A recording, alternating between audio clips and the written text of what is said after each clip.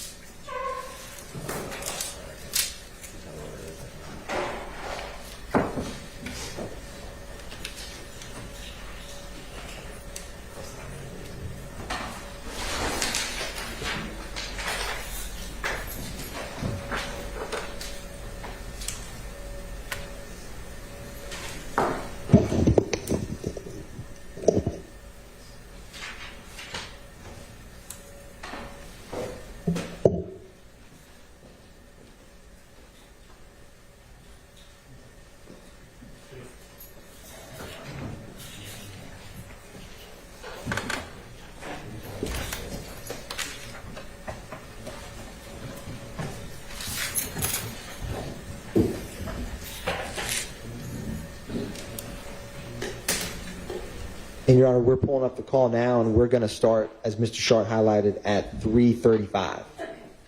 In the beginning portion, the state is agreeing to redact, but just so you can hear that preliminary conversation.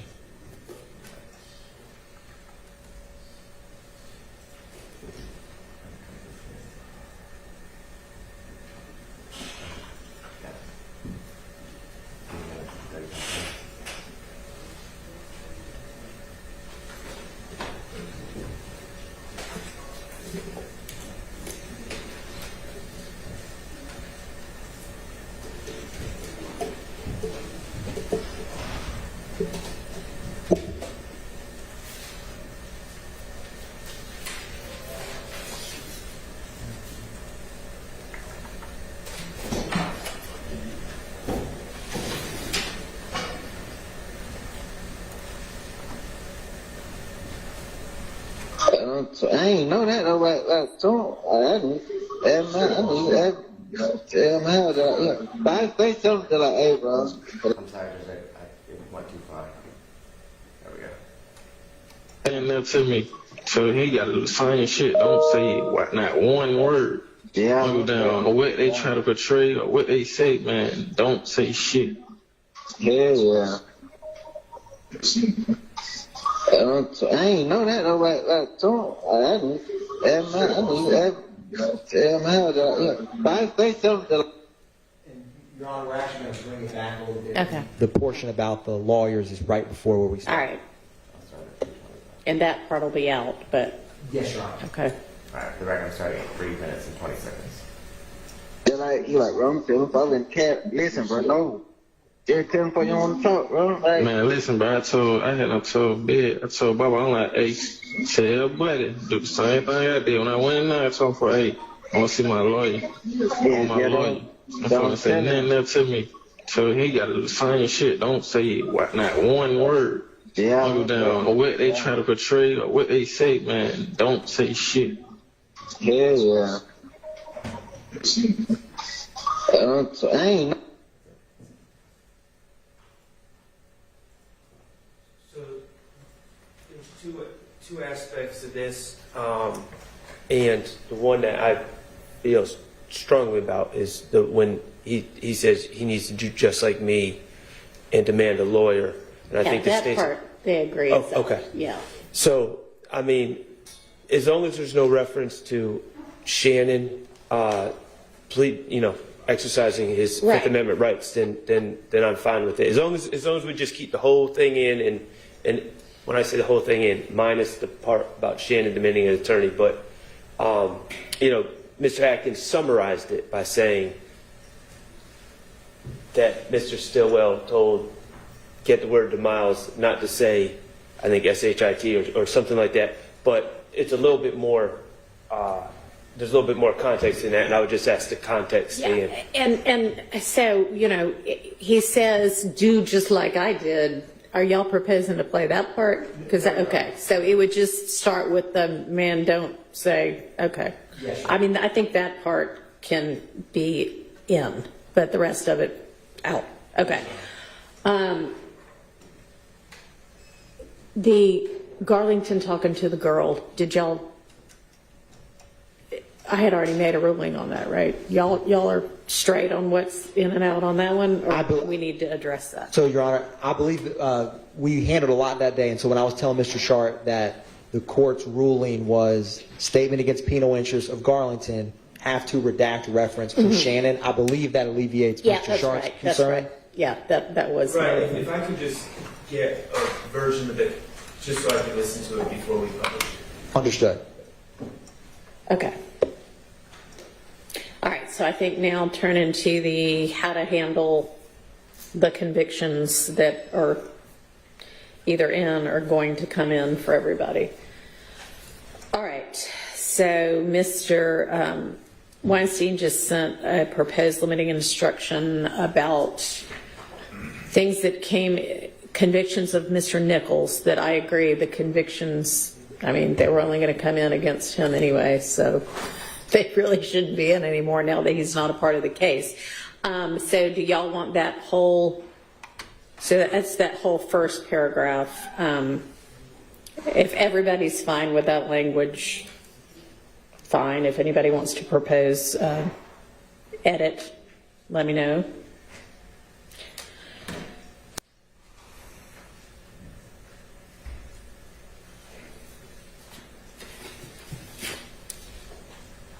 Does silence mean everybody's fine, or are you just still reading it?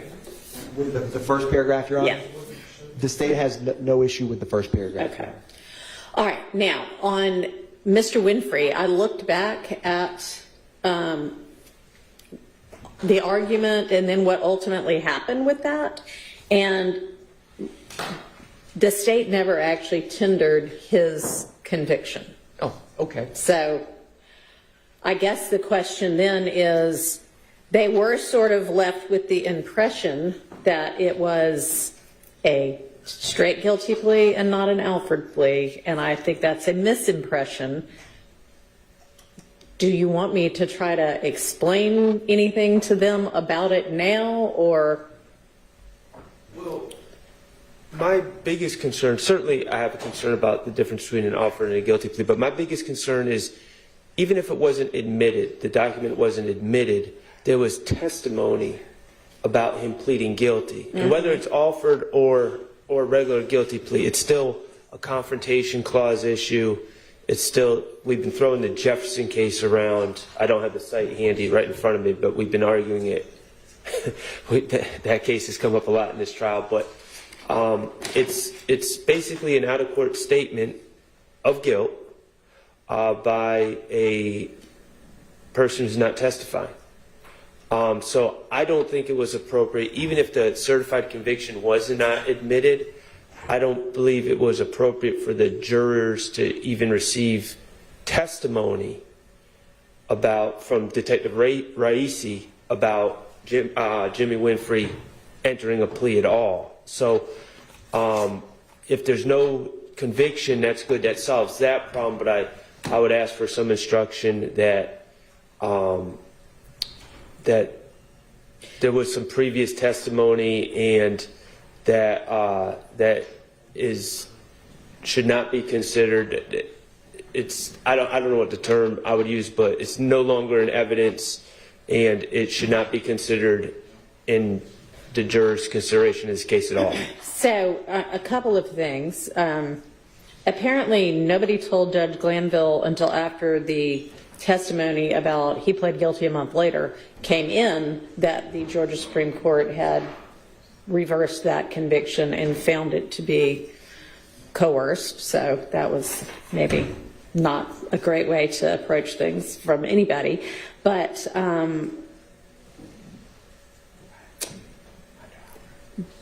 the fact that it was, I think it appeared from the context that the reason it was coming in that way was there was a suggestion that somebody had offered him like a car and a chunk of money.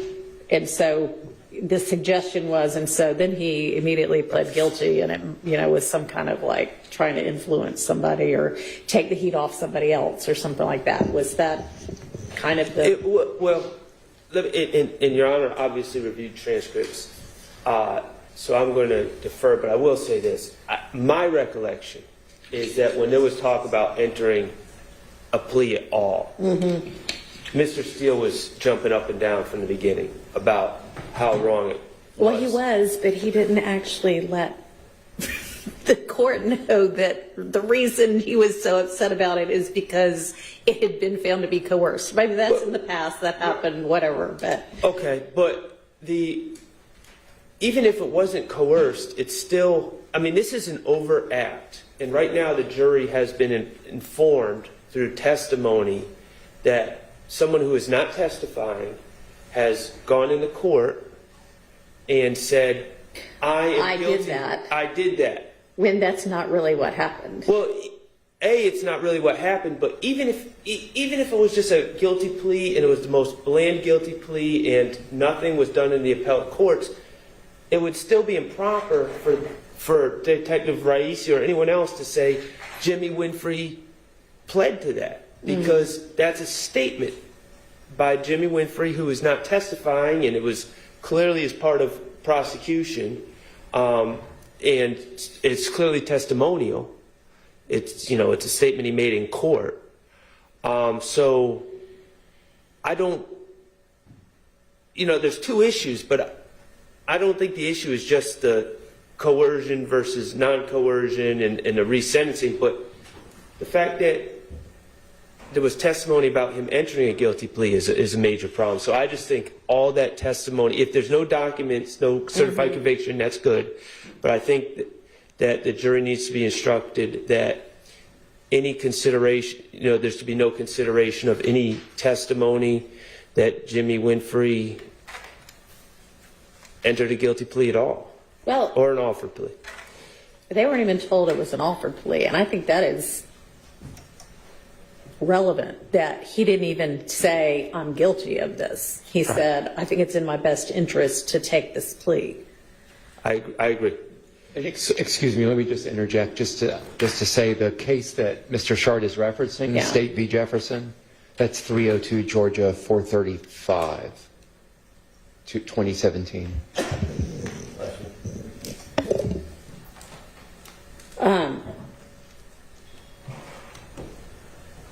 So, do y'all want me to, and I'd like to hear from the state as well if y'all have something to add.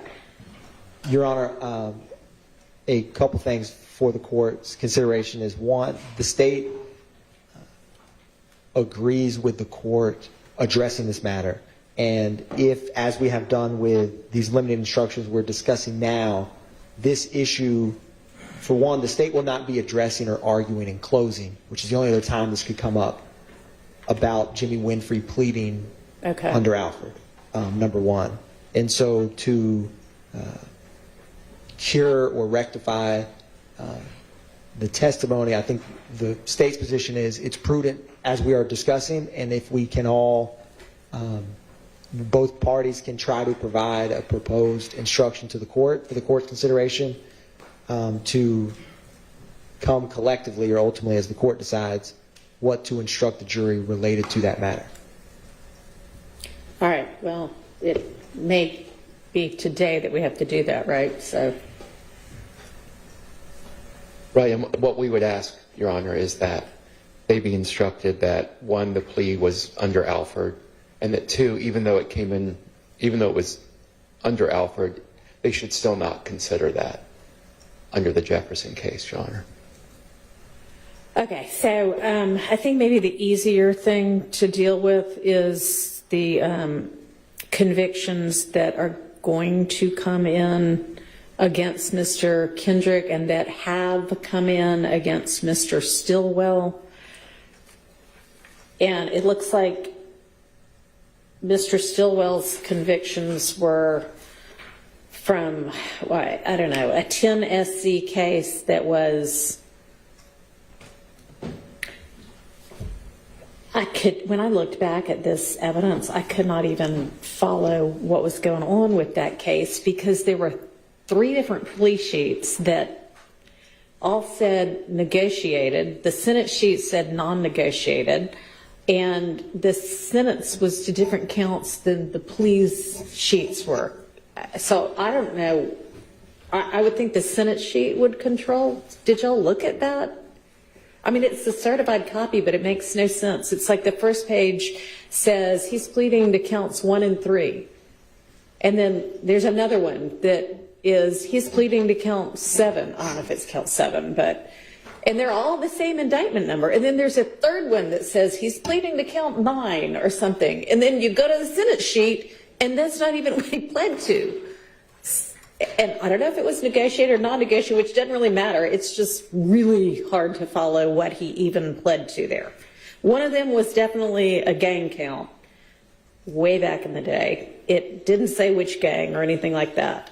Then there was an 11 SC non-negotiated to burglary, a 13 SC non-negotiated to possession of marijuana with intent, and then a 19 SC that was mainly a guilty plea, but Alford on one of the many charges that was also non-negotiated. And that was like possession of a firearm by a convicted felon, which I guess maybe he was saying I didn't know it was around. I don't know. And that's why it was Alford. But I don't know if we need an Alford explanation, given that maybe I'll just, I don't know if you want me to highlight what it was or just say he had some guilty pleas. It sounds like we have the explanation for Alford coming in. Anyway. Right. So I don't think we need to overly confuse the issues with that. So then I think it would read, certain guilty plea convictions are about to be admitted in this case, and we'll do it right before Mr. Kendrick's pleas come in. And how are they coming in? Are you just going to, is it going to be through a witness, or are you just going to tender them? Your Honor, I believe the state's going to just tender those into evidence. Okay. Is it one or more than one? I believe for it's Mr. Kendrick? I believe it's just one for Mr. Kendrick. Okay. Well, then it would be a guilty plea and not certain convictions. A guilty plea conviction is about to be admitted in this case. A guilty plea of Mr. Kendrick will be admitted for your consideration and may be considered by you only against Mr. Kendrick and only as to counts 1 and 63. And then we would roll into, in addition, guilty plea convictions of Mr. Stillwell have previously been admitted for your consideration, and those may be considered by you only against Mr. Stillwell and only as to counts 1, 52, and 64. You may not use the conviction of Mr. Kendrick in your consideration or deliberations against Mr. Stillwell. It is not evidence of anything against Mr. Stillwell. Likewise, you may not use the convictions of Mr. Stillwell in your consideration or deliberations against Mr. Kendrick. They are not evidence of anything against Mr. Kendrick. Each defendant has a right to have his guilt or innocence determined solely on the basis of the evidence presented against him, not by what may or may have happened with regard to a criminal prosecution of someone else. And then, would this be the time to also say, and hey, by the way, jury, earlier in this case, a guilty plea conviction was entered, or guilty plea convictions of Mr. Nichols were entered. They were Alford anyway, not guilty pleas. But, and then basically say those would only have been, you could only consider those against Mr. Nichols. And so given that Mr. Nichols is no longer a part of this prosecution, they're really no longer in evidence before you? Yes. Okay.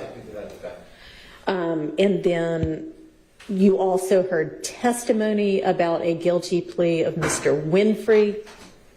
You should not consider that against these defendants either, and just not say much more than that, or what do you think? Your Honor, the state does believe to not highlight or revisit in the jury's minds that testimony. We're trying to tell them to disregard that. Keeping that instruction brief has merit for the purpose, and the state wanted to add, and I was trying to find, there was an older version that I believe Ms. Percifield or the court had sent where what the state wanted to include was a brief line, not that evidence has been admitted, but if there's something for the jury to know that if they find other evidence outside of the conviction for in any of those matters, they can consider that. It's the language you would put in for our various rights. Yeah. In preparation for his. Okay. Thoughts? My concern about that additional language, it just risks confusion of something that's already complicated enough, I think, for the jury. I mean, I guess they can always ask about it when they're deliberating if they are wondering. Take it up then. And I just need to add something important to the record. And Your Honor, I appreciate the attempts to craft a curative instruction. Yeah.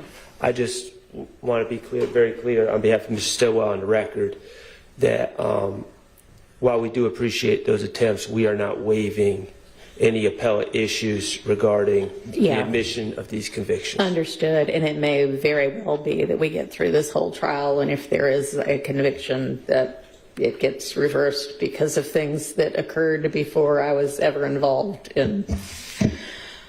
If that's what happens, that's what happens. I'm just at this point trying to, where there may have been something that could have been handled differently, try to the extent possible to remedy it now so that when they are deliberating, to the extent possible, they're deliberating, understanding what it is they can and can't consider. But I understand that, and your objections are reserved and preserved on that issue. I appreciate that, Your Honor, and also just as I know we have the Harvey rule, but just as a belt and suspenders, we have similar stances. Okay. Understood. Mr. Short. All right. Will you be introducing those convictions before lunch? No, Your Honor. Okay. They very well may not. Well, no, definitely not before Definitely lunch. not before lunch. Yes, Your Okay, Honor. so that'll give me time to try to get specific language and not just what I off the cuff said just now. But, Madam Court Reporter, would there be a way for you to give me a rough, like at lunchtime, of the two things I just said? Yeah. Okay, great. All right. Your Honor, Yes. there was one brief matter Okay. that from when I was speaking with Mr. Shaw about the wiretap, there was two calls, and by my notes, they were referred to collectively as the UNC calls, and the court's instruction from my review of when we argued these was the state intended to play these without redacting UNC's statement, but the court had mentioned a instruction about UNC's language in those calls is to give context to Garlington's response. And so the court had stated just a instruction when we play those calls that if these come in, there needs to be an instruction that it's only Garlington that you consider. Only Garlington's statement, only Garlington's whatever he's, Words or... words. Yes, Your Honor. And for everyone's notes, I have it as the first, there's only two. PDF page number 635, which is March 17th, 2022 at 4:10 p.m. and PDF page 820, which I will get the date of that call, but I didn't have it in my notes. Okay. So give me a heads up before those are going to be played so that I can give Yes, that Your Honor. limiter. All right, anything else before we get the jury in? Just one thing, Your Honor. You know, when we litigated the songs, I was obviously very gung-ho about keeping them out. But I understand the court's ruling, and after my review, I just think it would be a more appropriate, and I know I was arguing only his words should come in, Right. but I view them as works of art at this point, and I just would like to, if we're going to publish the songs, just publish the entire songs in context. The state has no objection to playing the entirety. All right. Thank you.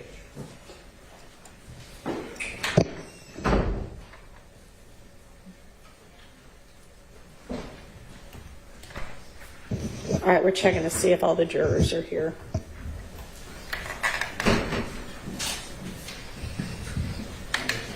Yes, okay, they are. All right, you ready with whoever your witness for the morning is going to be? Whomever your witness for the morning is going to be? Yes, Your Honor. All right, let's go ahead and get the jury in, and we can have that person making their way to the stand. Yes, Your Honor.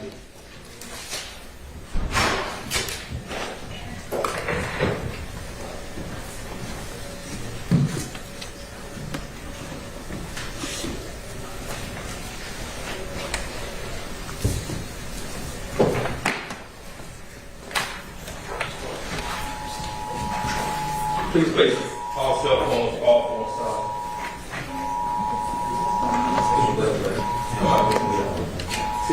Does that sound like Amber Alert? So I found out in court one day when I was still practicing attorney that even when you have your phone on silent, those will go off. And so I had to take the Amber Alerts off my phone entirely. So, yeah, whoever that was, that's not necessarily because they didn't have their phone on silent. Okay, all right, we're waiting on one.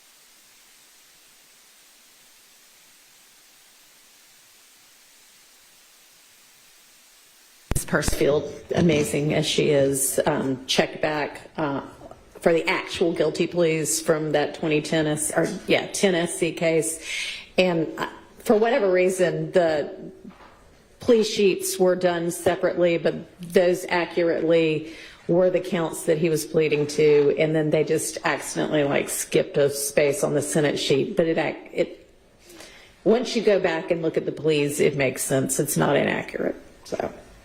Hello, good morning. So it sounds like we're maybe waiting on one juror. They might be going to the bathroom or something. I think they're there, they're just not ready. They might be in the bathroom or something.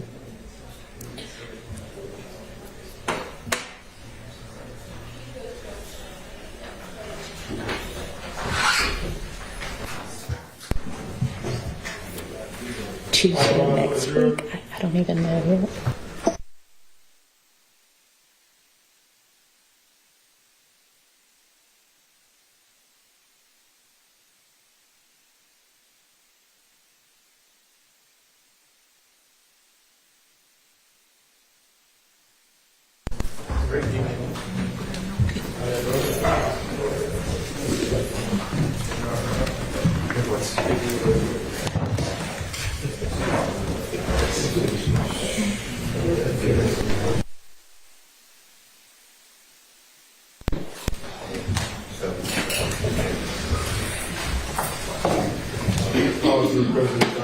Thank you. Good morning, ladies and gentlemen.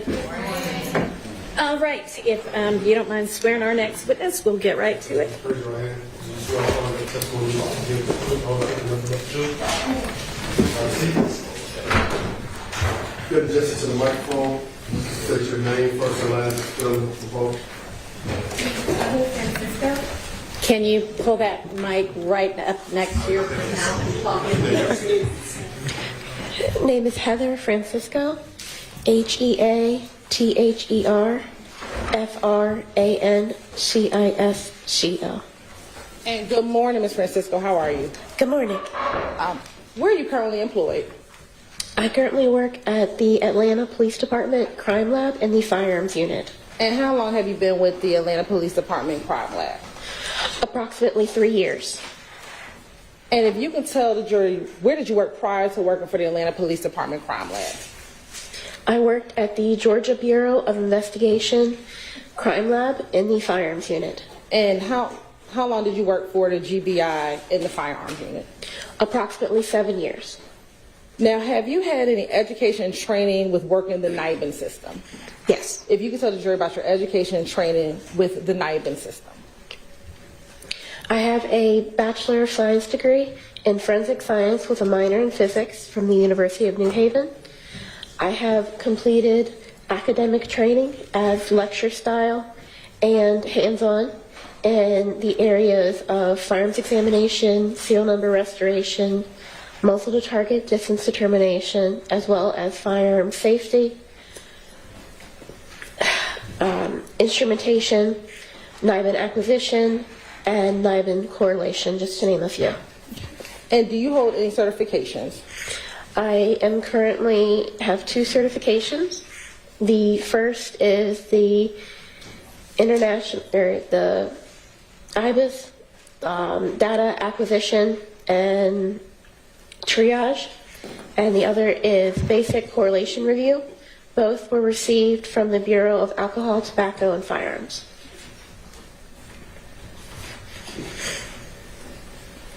And briefly, if you could tell the jurors your understanding of the NIBIN system. So NIBIN stands for National Integrated Ballistic Information Network. It's comprised of several parts. The first is data acquisition. So cartridge cases are entered as either evidence or test fires into the system via the brush tracks. These images are assigned a numerical value. That numerical value, along with class characteristics, which are similarities to a group, are compared against other images in the system, and a list of potential leads is generated. We then look at those leads on the match point system as images side by side to see if any have enough individual characteristics to warrant further investigation. Okay. I want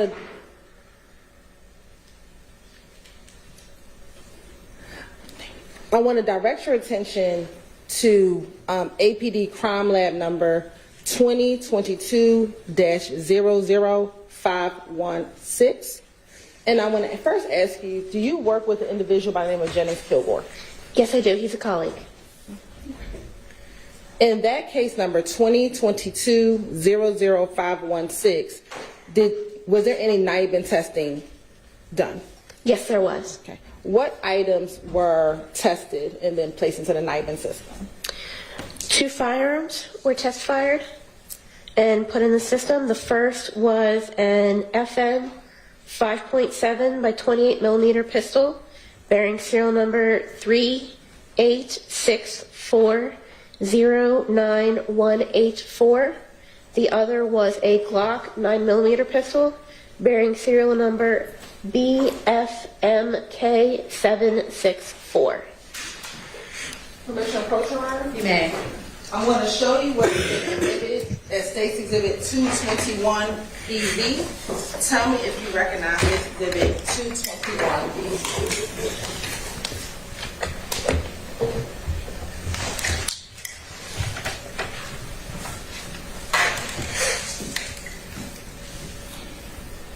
Yes, I do.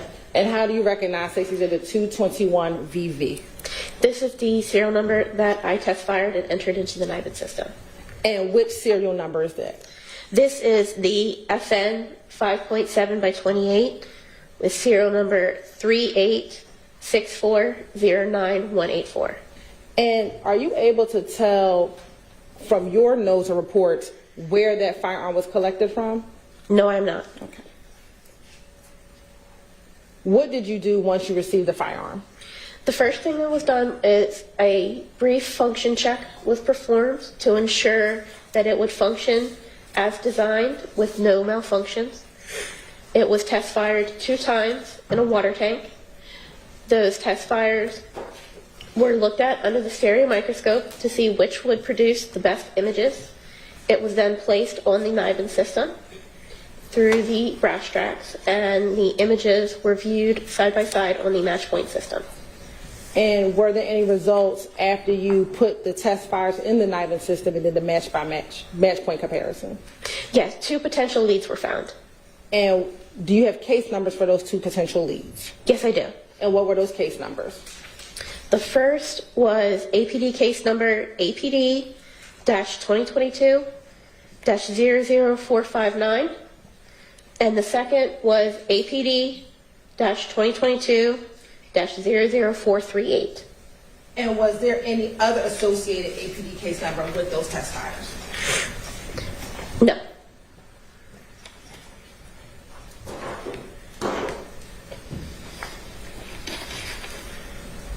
Is there a number associated with 220750015? Yes. Okay, what reference number is that? That is for APD 2022-00459. And that 220750015 number, is that the incident number associated with that case? Yes, it is. Okay. I'm going to show you this board. Do you see that 22-0750015 number present on this piece of paper here? Yes, I do. Okay. And do you know anything about that APD incident number at all? No, I do not. Okay. All you know is that when you test fired the gun, those test fires match shell cases that came from this case number? That's correct. Okay. Once you find out that there are test fires that match a case number, what do you do next? So once the images are viewed on the match point system and a potential lead is found, it is marked as a potential lead in the system. It is printed out, and that printout is signed by both myself and the laboratory crime director.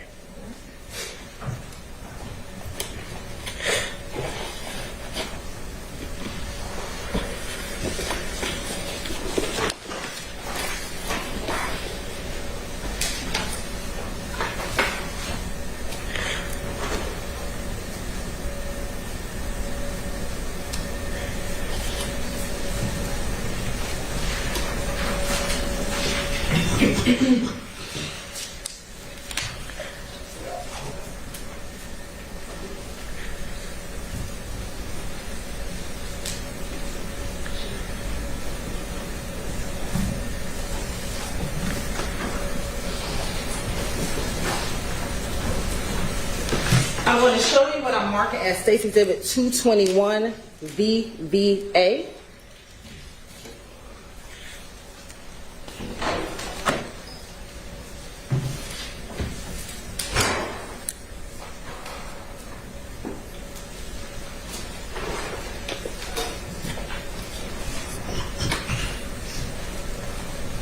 I want you to tell me if you recognize State's Exhibit 221 VVA. Yes, I do. And how do you recognize State's Exhibit 221 VVA?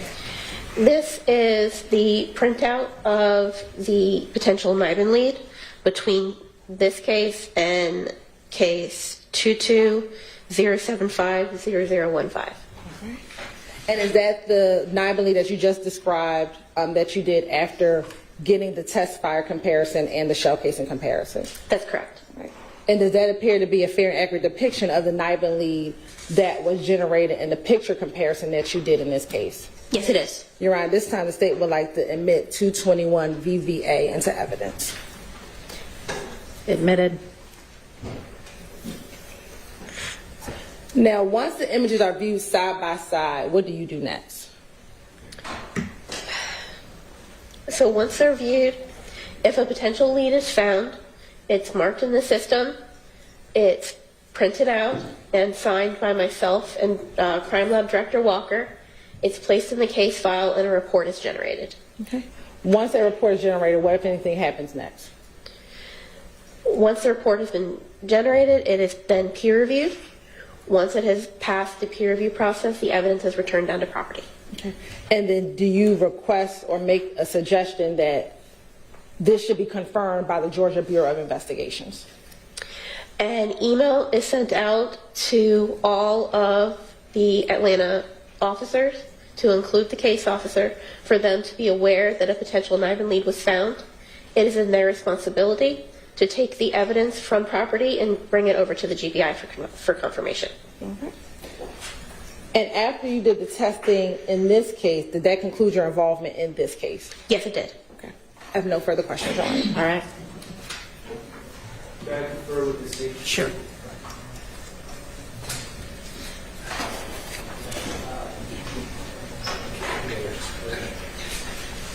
May we approach her? Yes.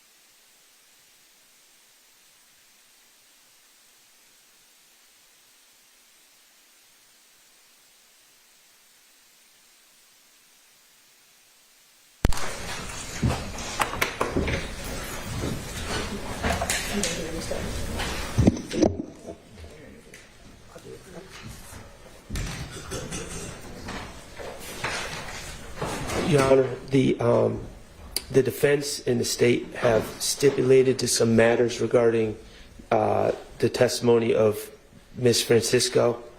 And the stipulation is that the shell casings from APD case number 2022-00459 are shell casings collected from 2830 Waters Road on the early morning hours of March 16th, excuse me, the evening hours of March 16th. Morning hours of March 16th. when police responded to that scene. And APD 2022-00438 is one shell casing collected, one FN shell casing collected by Detective Leon Packer when he returned to 2830 Waters Road to execute the search warrant on March 17th, 2022. Okay, thank you. And remember, jurors, when the parties stipulate to something, you can accept that as fact without any further proof. So, good morning, Ms. Francisco. Good morning. My name is Max Shard. I represent Shannon Stillwell, okay? Okay. And other than the shell casings from those two incidents that I just read the stipulation about, did you compare any other shell casings, or did you find any other 9-bin links to that FN gun, which is 221 VV, in evidence? No, I did not. Okay. And one other question. You've just testified about comparing a gun or shell casings and put them in 9-bin. Correct. Can you put a projectile, a fired bullet that's collected, into evidence? For instance, a .40 caliber bullet. Can you put that in 9-bin and seek hits through the 9-bin system for a projectile that has already been fired? We do not have the equipment to be able to do projectiles. We only have the equipment to do cartridge cases. When you say you do not have the equipment, does the equipment exist and it's just not at APD, or does no equipment exist in the world? It does exist. There's a system called bullet tracks, which is the same thing as brass tracks, only it deals with bullets. But for us at the Atlanta Crime Lab, we only deal with cartridge cases. Do you know in this case that you were working on, if by anyone 40 caliber projectiles were placed in this bullet track system? Do you have any awareness of that? I would not. Okay. All right, thank you. No further questions. All right, any redirect? No redirect. Okay, thank you for your time. Call your next witness. Yes, Your Honor. The state calls Detective Belnap to the stand.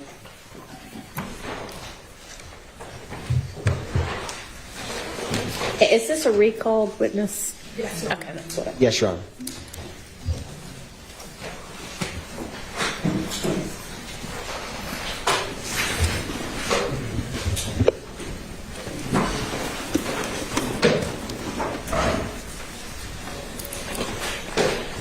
Is this a witness that is, the video is limited on? No? Yes? No? No. Okay. Thank you for checking. Yes, Your Honor. And Detective, I'll just remind you that you're still under oath.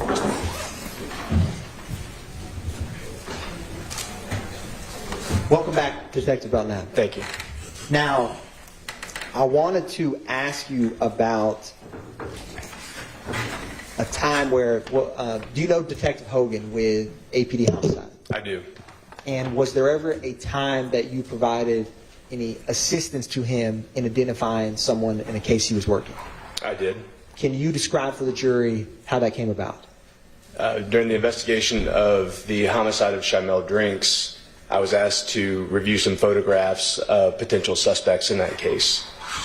And were you able to assist in identifying any of those suspects for Detective Hogan? I was. Can you describe for the jury how or what you did and how you were able to assist him on that? We had located some social media photographs of a potential suspect. The suspect looked familiar to me, but I couldn't recall a name for the suspect. I reached out to another law enforcement contact who was able to send back a photograph of Mr. Quamarvius Nichols, who I immediately recognized was, in fact, the person from the social media pictures. And did you share that with Detective Hogan for his case? I did. Now, turning your attention to March 17th of 2022, were you working that day at APD? I was. And you were still in the gang unit? Yes, sir. And so, can you describe for the jury, did you ever become involved with some arrest warrants that day. I did. Can you describe for the jury how you got involved with that? I was advised that 2 suspects in the Shimel Drinks homicide were arrested at 2481 Meadowlark Lane in the city of East Point. And I then responded to that scene after those arrests had been made. And when you responded, do you recall roughly around what time? I don't without reviewing the report. Would looking at a copy of your report help refresh your recollection? Yes, sir. I'm approaching you with a copy of your report. If your memory is refreshed, just look up at me before answering.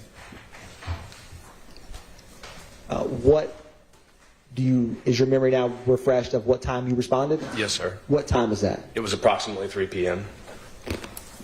Now, when you got there, can you describe for the jury what did you see, what did you do? Mr. Jackson and Mr. Nichols had already been placed in custody. The scene had been secured and some evidence had been recovered during that arrest, which was then transferred to my custody to be transported to property. Do you recall any other law enforcement agencies that you interacted with outside of APD? There were a number of law enforcement agencies there, including the East Point Police Department, Georgia State Patrol, and additional agencies as well. And when you arrived on scene, were the suspects already in custody or something else? The suspects were already in custody and I believe were being transported or has been transported by the time I arrived. And did you, when you arrived, without saying what they told you, speak with some of these officers that were on scene before you arrived? I did. Did you speak with an Officer Baker? I did. Did you speak with, or let me ask you this, when you got there, was that address an apartment, a business, a home?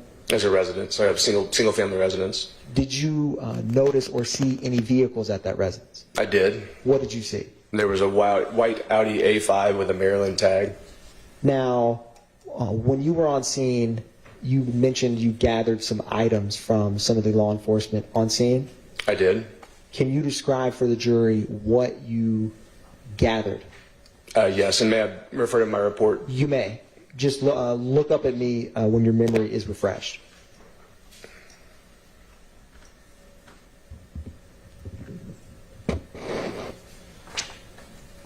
Okay. What were some of the items that you gathered? One of the items was a firearm, an FN Herstall 5.7 handgun. Another item was a pink beanie cap. Also a black backpack that was recovered as well. Now, I wanted to ask you about that FN Herschel. Is that a 5.7 by 2.8 firearm? Yes, sir. I am approaching you with what has been marked as State's Exhibit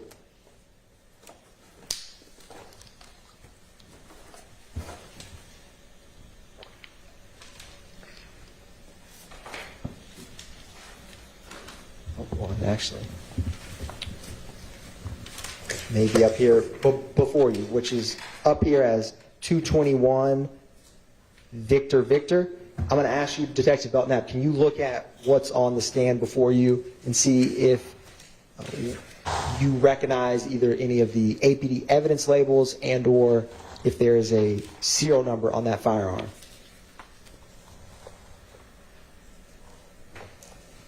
Yes, sir. What is the serial number? The serial number is 386409184. And I'm guessing you don't have serial numbers memorized. Is that fair to say? It's fair.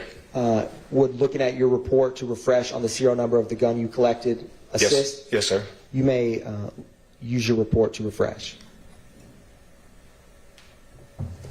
Is your memory refreshed? It is. And is that the firearm that you recovered at 2481 Meadowlark Drive? It is. Now, when you recovered it, was it loaded? It was loaded when it was recovered. At the time when it was transferred to me, I don't recall whether it had been rendered safe and unloaded. And my report, I don't believe, was clear as to the condition it was in when I took custody of it. And is that typical when you recover firearms to transport them to render them safe before moving them from a scene. Yes, it is. Now, you had also mentioned a pink beanie that you recovered. Yes, sir.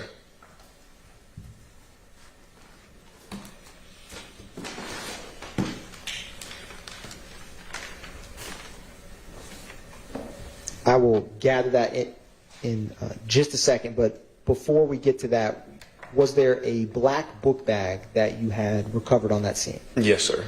Now, do you recall ever looking inside of that book bag? Yes, sir. And do you recall who it was that gave you that book bag? I need to refresh my memory with my report. You may.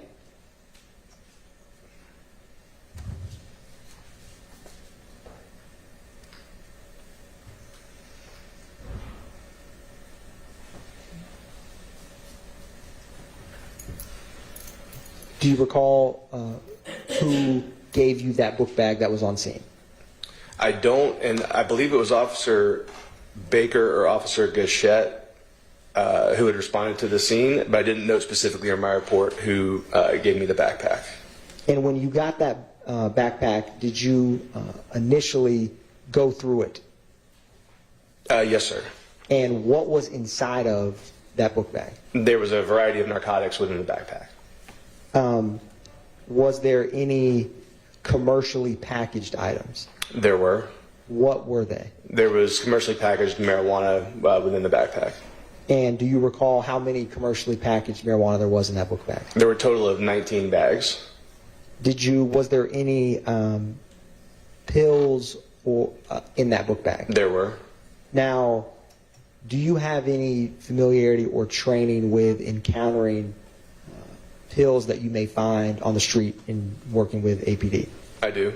And when you encounter pills, do you personally do any steps to try to initially see what they possibly may be?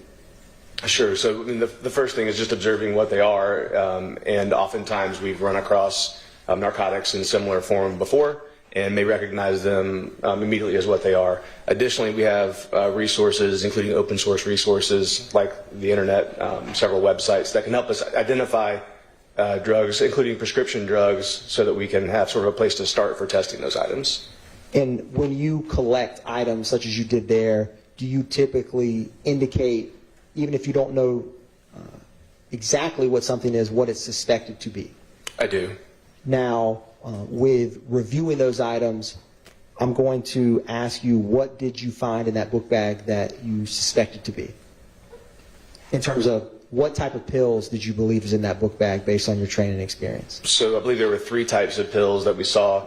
The first was a bag containing what I believed and identified as being MDMA.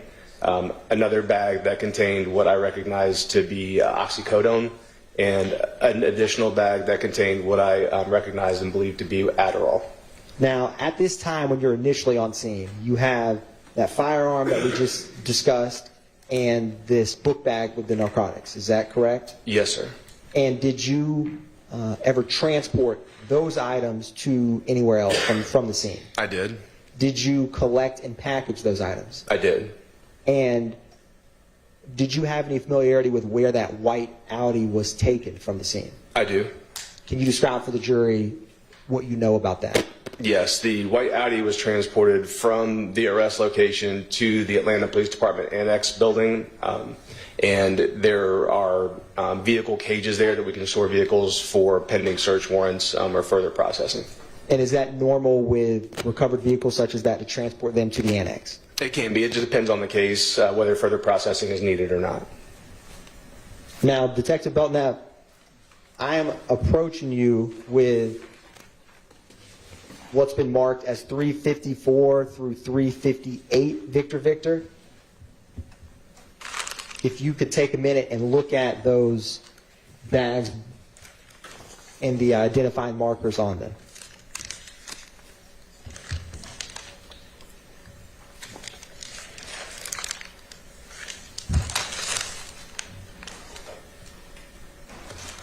Now, do you have is your name on any of those evidence labels?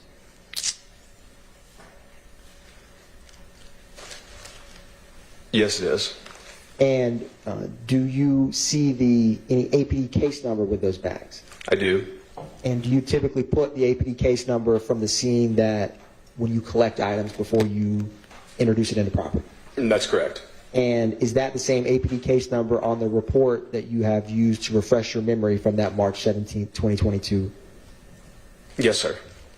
With looking at those items, are you able to tell the jury what those are? I can. Please do.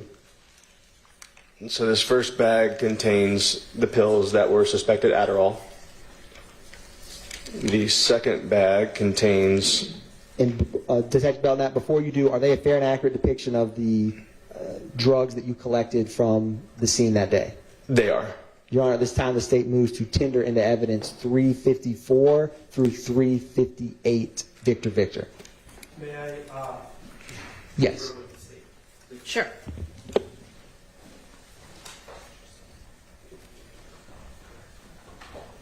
no objection. All right, those are admitted. Detective Belknap, now that they're in evidence, you may, and please do, can you tell the jury what you have before you?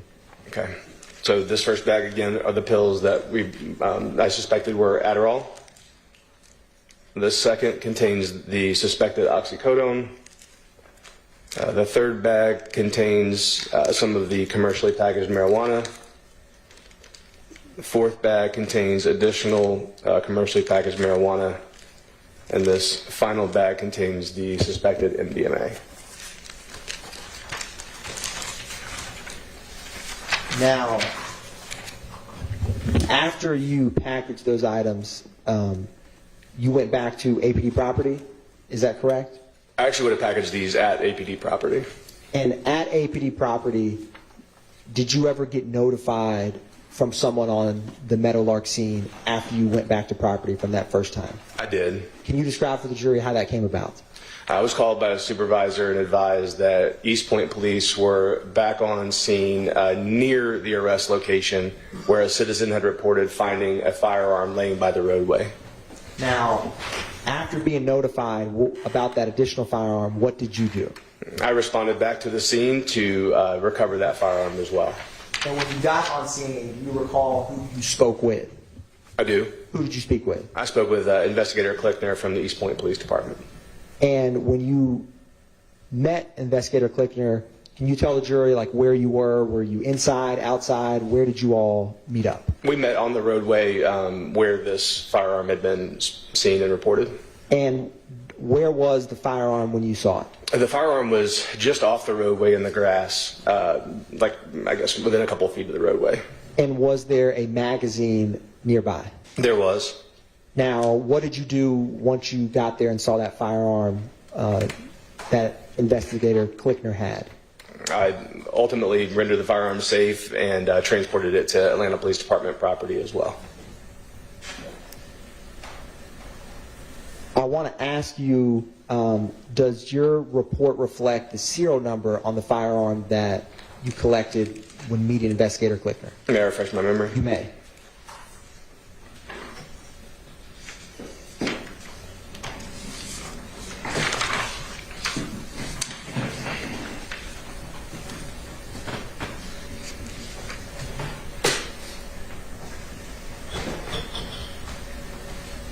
It does. And I'm going to approach you with 220 Victor.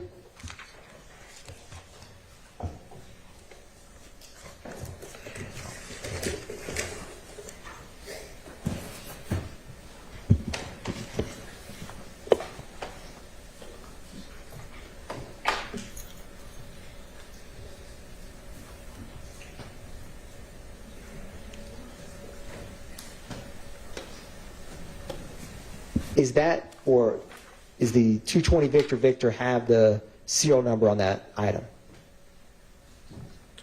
Is there a serial number on this? Yes. Yes, sir. And does that serial number match the firearm that you collected?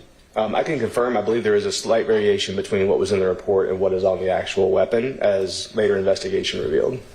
Can you describe that later investigation regarding the serial number? I can. So after this weapon was recovered, taken to Atlanta Police Department property, later on I followed up on the the E-Trace, the further investigation of the firearm, and was advised that the weapon had not been traced back to an original purchaser. I reviewed both my report and the photographs of the weapon and realized that due to some damage to the serial number on the weapon, which had been heavily scratched, that I had mistakenly identified one of the digits or one of the characters on the serial number from the weapon. I was able to go back, make that correction, and then complete the E-Trace report and locate the actual origination of the firearm. With that further investigation, looking at that firearm now, is that the firearm that you collected from Investigator Cliffner on March 17, 2022? Yes, sir. Your Honor, at this time, the state moves to tender into evidence 220 Victor Victor at this time. Okay. All right, that's admitted. And Investigator Belnap, was that firearm, when you mentioned the E-Trace, was that firearm, did you check it to see if it was ever reported stolen? I did. And what did you find? I contacted the original purchaser of the weapon, who advised that he had sold the weapon in a third-party sale to another party, but did have contact information for the purchaser. I then contacted that person, who advised that the weapon had been stolen from him, and an Atlanta Police Department report had been made at the time of the theft. And did you transport that firearm back to APD property as well? I did. At the time of recovery, I did. Now, after you come back to APD property, did you ever take out any additional arrest warrants? I did. What were the arrest warrants that you took out? I took out additional arrest warrants, if I may refresh my memory. You may. Additional arrest warrants for Mr. Jackson for possession of a firearm by a convicted felon, possession of a firearm during the commission of a felony, possession of a Schedule II controlled substance with intent to distribute, and 3 counts of Yes.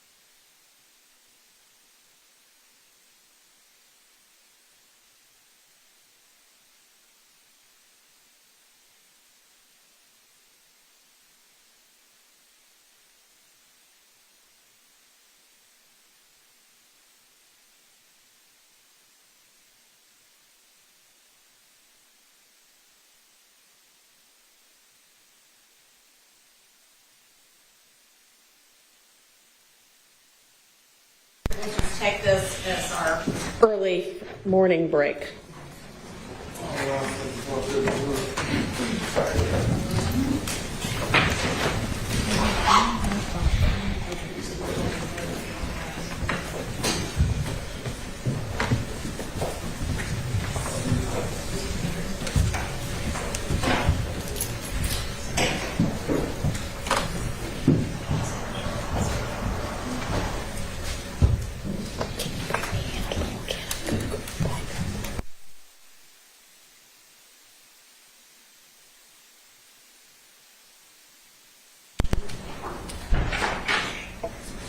All right, so we just need to get clear with the witness what he can and cannot say. Yes, sir. And if the court may permit, can I? Do y'all just want to Yes. talk to him Do you want us to do it together? on the record, or? I don't think it needs to be done on the record, just y'all both go talk to him.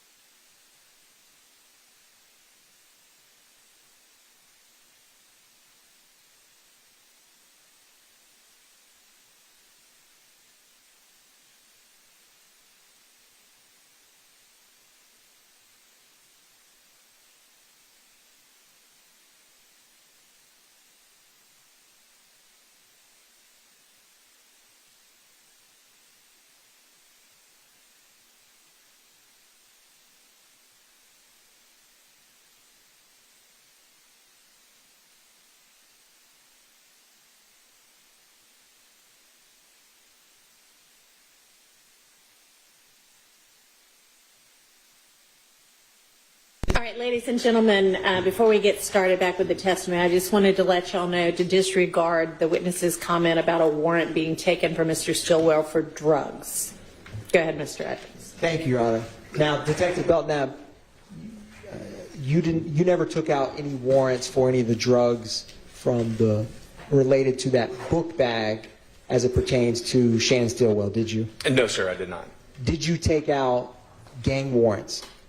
I did.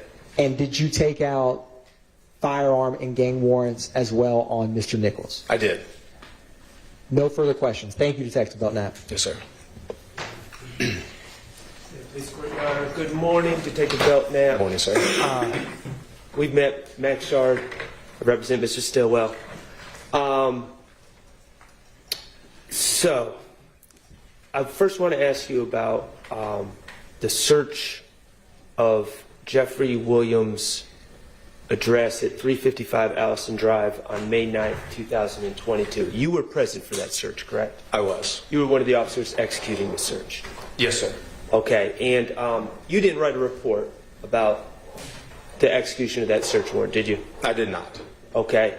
Investigator Storno wrote a report, correct? That's correct.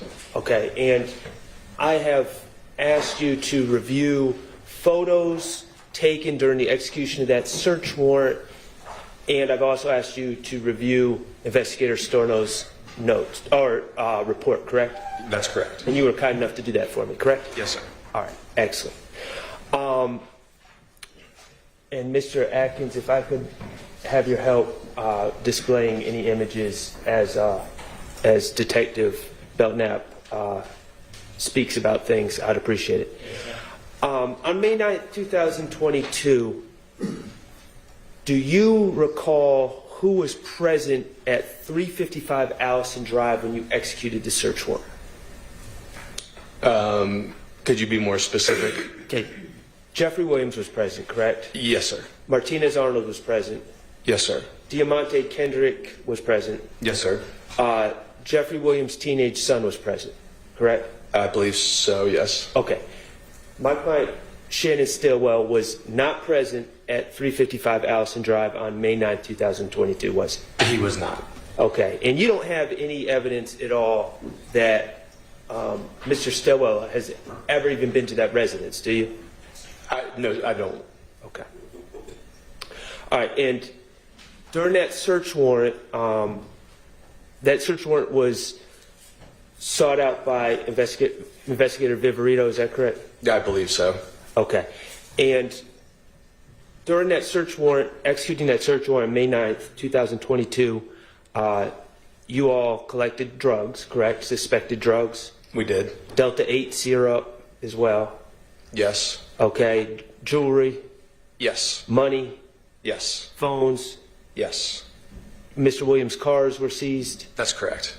And I'm not going to ask any questions about any of those things, but you also collected guns, correct? Yes, sir. Okay. In fact, there were 6 guns collected, correct? I believe so, yes. Okay.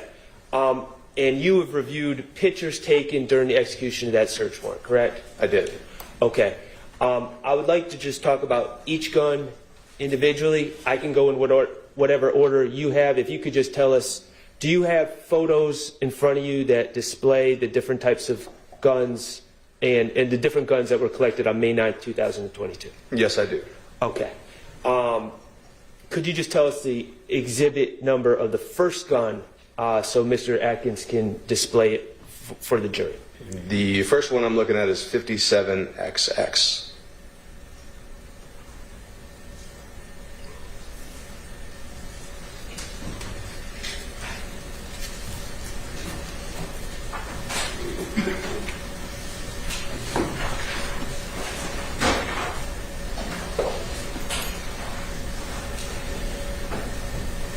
Okay, and that gun, from the pictures, can you tell us what type of gun, the manufacturer, anything that you can tell about that gun? It appears to be a Glock semi-automatic handgun. Glock semi-automatic handgun, okay. And do you have any other pictures in that sequence that reveal a serial number for that gun? I believe so. The next one is 58XX. Mr. Atkins, if you could display 58XX.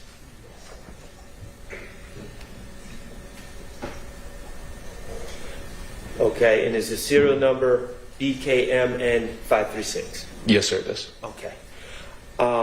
What is the second gun that was collected? The next one is 30XX.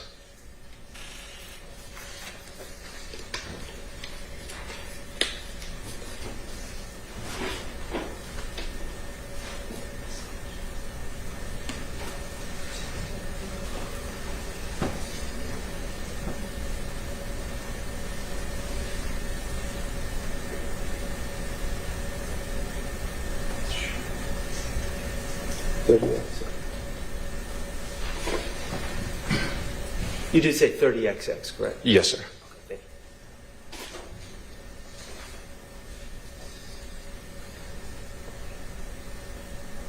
Okay, is there a close-up of that gun that would help describe what type of gun it is? I believe it's 31XX. Okay, 31XX.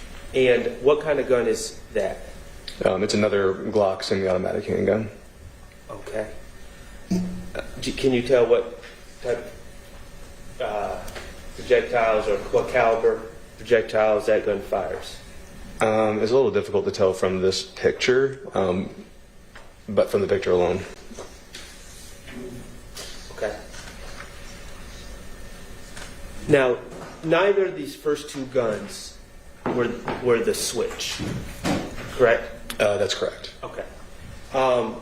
Could you tell us what about the next gun? What number we should display? Oh, sir, I apologize. There's actually another photo, I believe, of that gun we were just looking at, 32XX. All right. Mr. Atkins, if you could display 32XX. All right, thank you. And for that second gun, that's the serial number? I believe it is, yes. And it's BNU633. Yes, sir. All right. How about the third gun? The third is 21XX.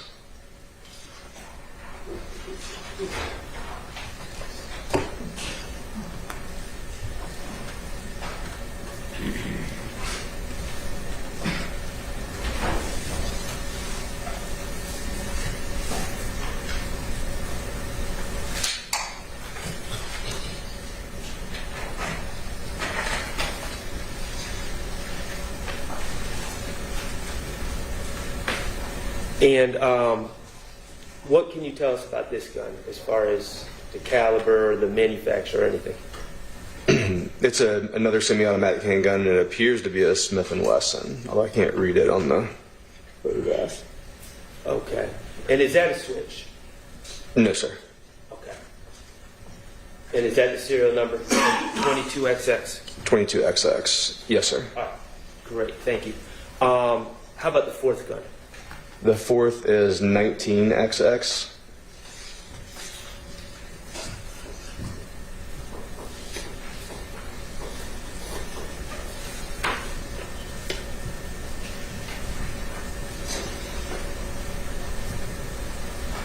Okay. And what can you tell us about this gun? And this appears to be a tan Glock semi-automatic handgun. Okay. Is that a switch? Does not appear to be. The fifth gun? That would be 15XX.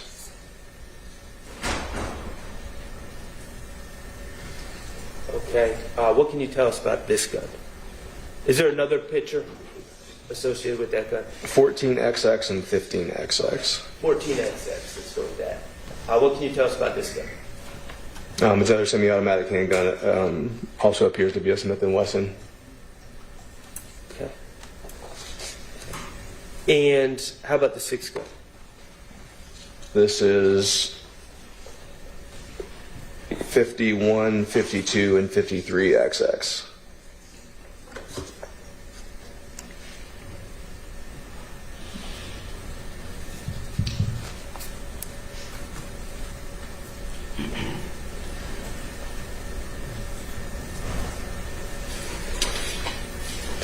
Now that gun, what can you tell us about that gun? This is another Glock semi-automatic handgun, and it does appear to have a conversion switch attached to the weapon. Okay, that is the switch. Yes, sir. All right, excellent. And those are the 6 guns that were collected from Jeffrey Williams' residence on May 9, 2022? Yes, sir. All right, great. Thank you. Thank you, Mr. Atkins. Okay, I just want to clear something up. And I'm speaking about, I'm not going to go through individually. I'm talking about all 6 firearms. Okay. Do you have any evidence that Mr. Stillwell has ever touched any of these firearms? I do not. Okay. Do you have any evidence that ballistically, any of these firearms were ever used in the Shamal Drinks homicide? I didn't conduct that follow-up investigation, so I don't know whether it was or wasn't, but I'm not aware of any evidence that it was. Or any of them were. And that includes the switch too, correct? It does. Okay. And do you have any evidence, ballistically or otherwise, that any of these guns were used in the January 10, 2015 shooting of Donovan Thomas? I do not. Okay. Great. Thank you. All right. I appreciate that, Detective Belnap. I'm going to move to your work on March 17th. When you arrived on Meadowlark Drive, you saw the white Audi, correct? Yes, sir. It was still in the parking lot. It was in the driveway, yes. Excuse me. Yes, sorry. The driveway. Still had the Maryland tags affixed to it. It did. Still had the tint. I don't recall noting the tint. Okay. I don't believe the car had been altered. Okay. You don't believe the car had been altered? What do you mean by that? I don't believe the car had been moved or processed at that time when I arrived on the scene. Oh, okay. Okay. You mentioned finding a beanie. Yes, sir. And that is an evidence that was just admitted through you. Correct. Okay. So that beanie would be a separate beanie from any beanie that was collected on March 17th at 2830 Waters Road. I don't know the answer to that question. I mean, it was collected on Meadowlark Lane. It was collected on Meadowlark Meadowlark Drive. Lane. Yes. Okay. So if there's a separate beanie, if there's a beanie that was collected and put into evidence from Waters Road, there's 2 separate beanies, correct? It would appear so, yes. And the beanie that you collected on Meadowlark Drive was, well, do you know who was wearing that prior to their arrest? Yes, sir. And was it my client, Shannon Stillwell? It was. And you collected that beanie because you had viewed the BP video that Detective Hogan had showed you already, correct? I had. And you had noted that Mr. Stillwell was wearing a pink beanie in that BP video. I had observed that, yes. And that's clear video as far as videos go. It wasn't grainy, it was clear. And you saw Mr. Stillwell wearing the pink beanie. Yes. And that's why you collected this pink beanie, because he was, in your mind as a detective, it was important to collect that pink beanie because it matched what's in the BP video. Well, I agree with that. Just to be clear, it was collected prior to my arrival and was given to me to transport to property. Okay. And you made sure you put it into property? I did. Okay. All right. The bag of drugs, did you recover that backpack? I did not. Okay. Have you seen the video from the Phoenix helicopter? I have. Okay, and you would agree that it was Mr. Nichols that threw that book bag into those bushes, correct? I would. Yes, sir. All right. And from that video, you can see Mr. Nichols exiting the white Audi with that book bag. That's correct. Okay. In your experience as an officer, you have seen people flee from the police because they have drugs in the car, correct? I have. Okay.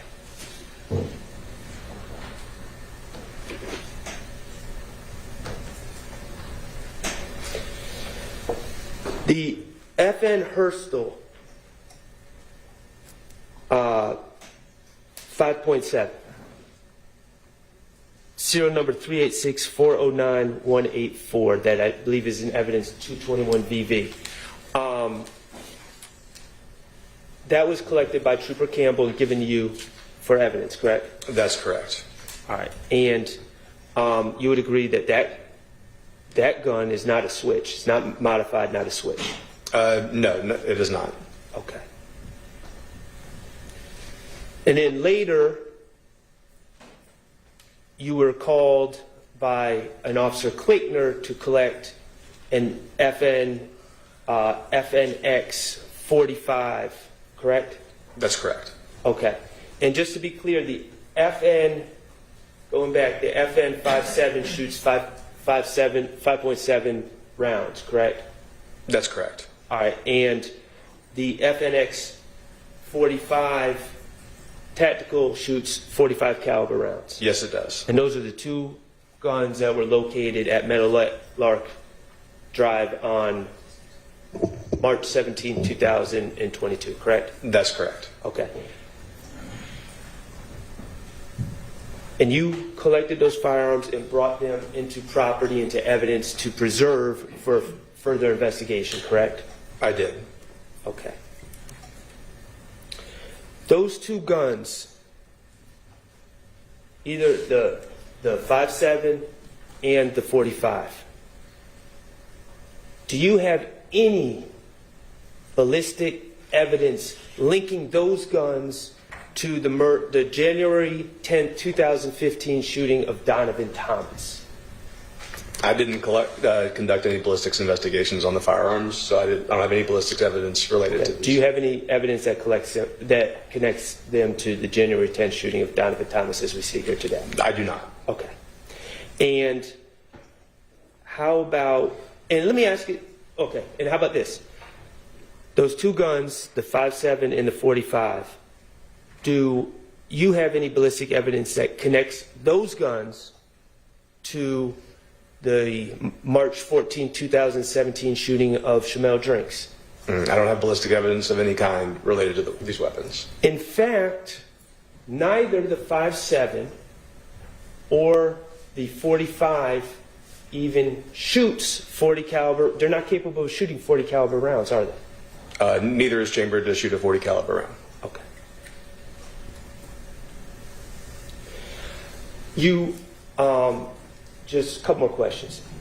You indicated that Detective Hogan had you look at the video for the FedEx to identify Mr. Stillwell and also Mr. Nichols, correct? I reviewed the video at some point. I believe that what I initially saw were some of the social media photos of Mr. Nichols. I don't remember what I saw initially. Did you review the BP video at some point? At some point, yes. Okay. This is what I want to know. Did you ever review with Detective Hogan or by yourself the FedEx video from March 14, 2017? Excuse me, March 14, 2022. I don't recall if I ever reviewed that video or not. Okay, so you're not even certain if you've ever seen that video? I don't know. I'm not certain if I have or not. Okay. All right, thank you. No further questions. Redirect. Oh, okay. Come on. I know I'm surprising the court, Sorry.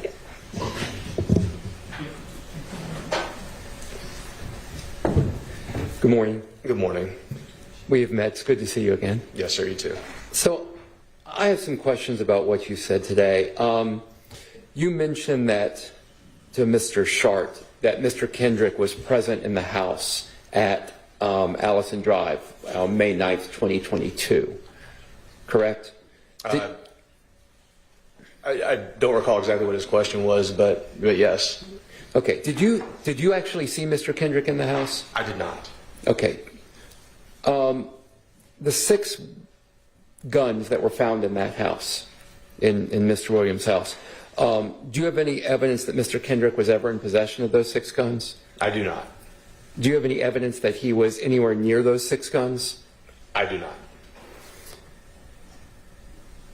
Did you take part in the inventory, possession, or transport of the jewelry that was found in Mr. Williams' home? My role during the search was to take photographs of evidence as it was recovered. Do you recall there being 2 Richard Mille watches in Mr. Williams' home? I don't know if I would know those if I saw them, so I don't know if there were 2 or not. Okay. Do you recall seeing it's a Richard Mille brand. I understand you don't know what that brand would look like, but do you recall seeing a white ceramic watch with a pink band in the jewelry that you collected, or that was collected in that home? I believe one was. Do I remember seeing it? I certainly don't. This, a couple years later. Okay. If a Richard Mille RM055 Bubba Watson white ceramic watch is not present in property today, do you know what happened to that watch? I wouldn't have any idea. Okay. Thank you very much. Yes, sir. All right, redirect. Yes, Your Honor. Detective Belnap, on cross, you were asked by defense counsel about the May 9th search of Jeffrey Williams' home. Do you recall that? Yes, sir. Now, you actually were the photographer of those crime scene photographs we walked through, weren't you? Yes, sir. Now, you remember being asked questions about, I believe it was the 6 firearms that you found in that house. Yes, sir. And if they have any ballistic evidence to the March 14, 2022 murder of Shamel Drinks. Do you Correct. recall that? Yes. Now, how many months later was this search from March 14, 2022? That'd be 2 months later. Was Demekion Garlington arrested on May 9, 2022 at Jeffrey Williams' home? He was not. Was Shannon Stillwell arrested on May 9, 2022 in Jeffrey Williams' home? No, he was not. What about Miles Farley? He was not. What about Quarmadius Nichols? He was not. Now, I want to also ask you as the photographer, I'm going to publish what's marked as 64 X-ray. It's going to come up on the big screen and on your computer. Is this one of the photographs that you took? It appears to be. I'm going to go to 65 X-ray. Is this one of the photographs that you took? It is. Why did you take this photograph? In documenting this scene, we saw this pamphlet for Mr. McMiller's funeral. Mr. McMiller was associated with YSL with Mr. Williams and had been shot and killed. What was the date that he was murdered? I believe it was March 11th of 2022. And do you recall if that murder was on, is that a house or on a highway? It was on the highway. Is it, I don't have pointer, but on this whiteboard, is that March 11, 2022 and I-75-85? Yeah, I believe so, yes. And was Shamel Drinks murdered how many days after March 11th? I believe it was 3 days later. Now, I also want to ask you about, thank you, Mr. Vadi. You were asked on cross by defense counsel about a watch. Do you remember that? I do. Now, I'm just going to come out and ask you because we've been dancing around it. Did you steal any watch or know of any APD personnel who stole any item from that house? Absolutely not. Can you tell the jury the protocols that are in place when you document, was everyone wearing body cam? They were. And can you describe for the jury the process y'all have when you go through that large amount of evidence on a scene like that? In terms of, do you video when you're putting it into property? Yes, usually our body cameras will be running during the search of the home, during the transport, and at property when submitting property. And were you all on scene or working that case for a short time or a long time? We were out there for several hours.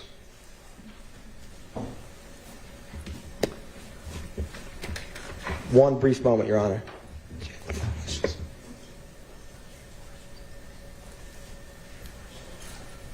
No further questions. Thank you, Detective Belknap. All right, any recross? Briefly.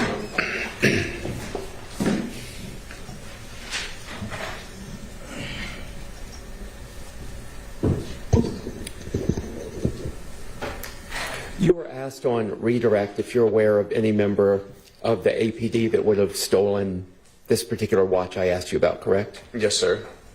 Do you have full and total knowledge of all the activities of members of APD? I don't.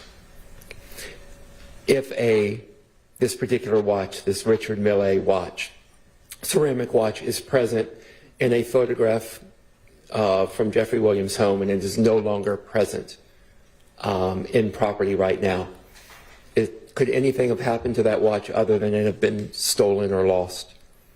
Well, no, not every item that we photograph is ultimately taken as evidence. And I think there are probably a broad number of possibilities of what could have happened to that watch other than it being stolen or lost.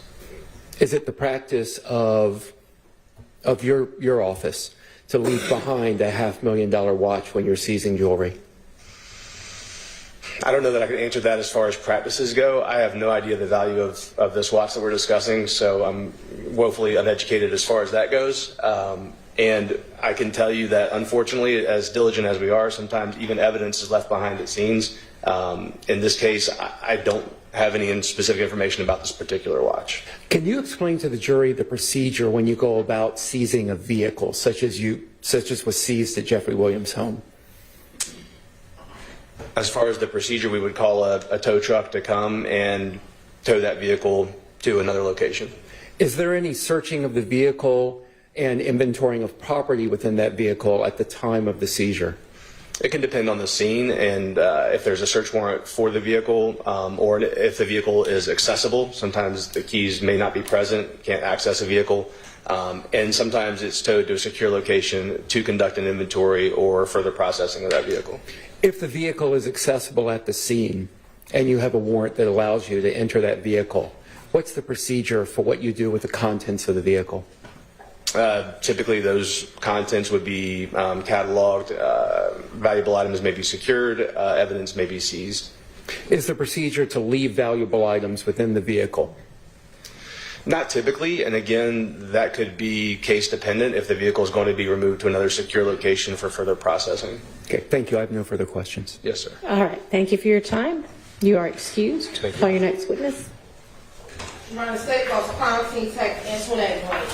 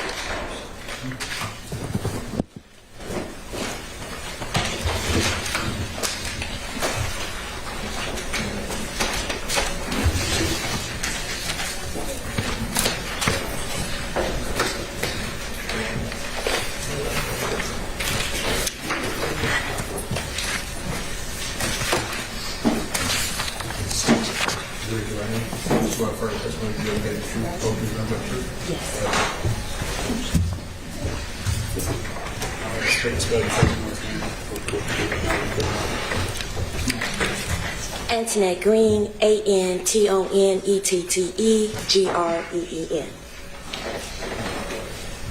And welcome back. You've been here before with us, haven't you? Yes, sir. I want to direct your attention to March 22nd, 2022. Did you have the occasion to respond to the homicide case to assist in a homicide investigation? Yes. And what is the APD number, do you know now, associated with the case that you were working? Do you know the APD case number? Not in offhand, I don't. We're looking at a copy of, did you do a report in that case? Yes, I did. We're looking at a copy of your report, help refresh your memory. Yes. All right.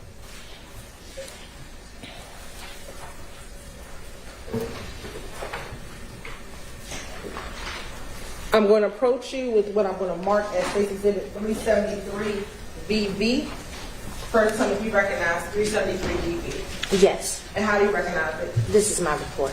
And will that help refresh your memory as to the APD case number for that case? Yes. What is the APD case number? The full case number is 220731882.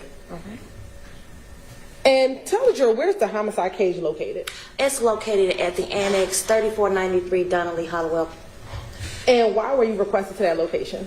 I was requested to do a follow-up with Investigator Hogan at the time. And what did Investigator Hogan request of you?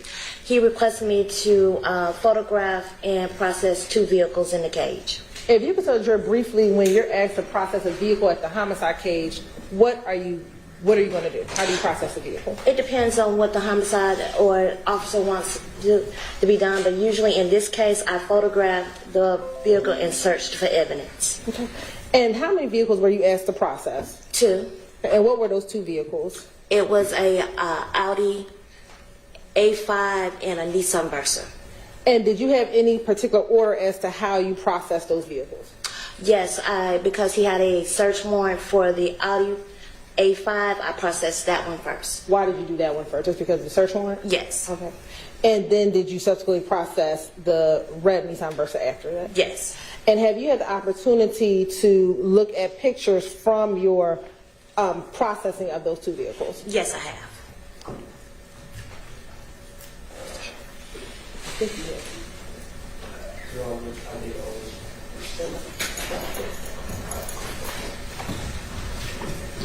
I'm going to show you what's been marked as 361 VV through 387 VV.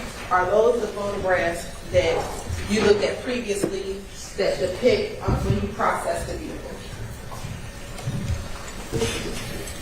Yes.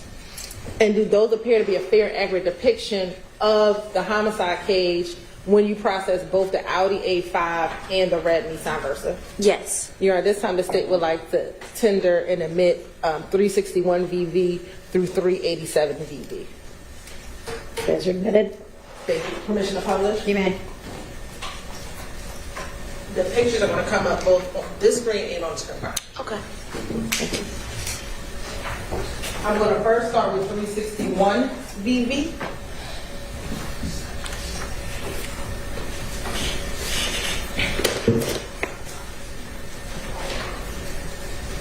And while it's coming up, tell the jurors when you, she's talking 361 VV. Sorry, 373 VV, I apologize. When you process the vehicle, tell the jurors how do you go, your steps in processing a vehicle. Okay, so my first step is the photograph of the vehicle 360. So I would do the rear, the passenger, the driver's side, and the front of the vehicle. And then from there I would go inside of the vehicle and photograph it as well, starting with the driver's side, going to the rear, driver rear, going around to the passenger rear, and then back to the passenger front. That's how I process the vehicle.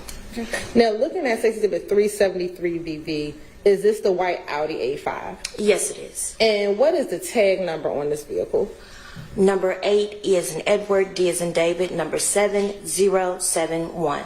And what is the tag number? I mean, where is the state issuing the license? Maryland. Okay. And in looking at State's Exhibit 373 VV, are you able, do you see tints on the front dashboard of the vehicle? Well, yes, it is dark. Okay. And can you, looking at this picture, look and see inside of that vehicle? No, I cannot. Okay. I want to look at 374 VV,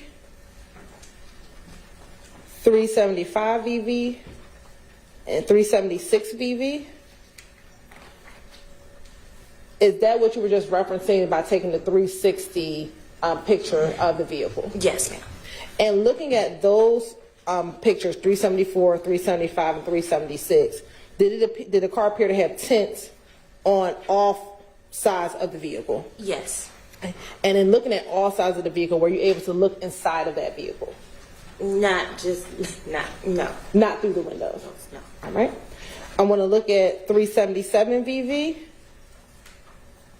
378 VV, 379 VV, 380 VV, and 381 VV. What were you depicting in those exhibits? Like I had stated earlier, those are the interior photos of the vehicle from all sides. Mm-hmm. And just showing me what's in the vehicle. And looking at 382 VV, what, if anything, were you trying to depict in 382? That's just showing me, I always show part, like, all the photos are not here, but I always show, like, opening that door in the interior side of the door. And there's,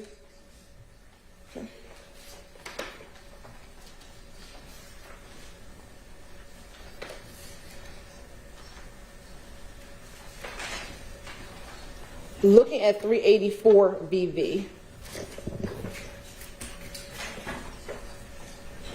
Excuse me, 385 VV. What were you depicting at 385 VV? All right, this is a cell phone that was collected from the center console, and so I have marked it with marker number 2. Okay, and I want to zoom in.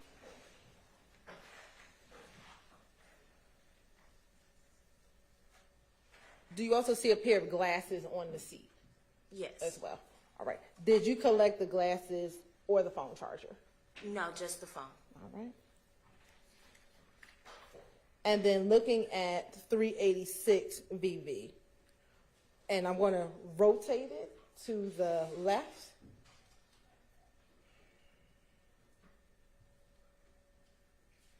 If we can. But if not, what is depicted in 386 VV? That is the inside roof headliner that I was requested to collect. And who requested that you collected the headliner? Investigator Hogan.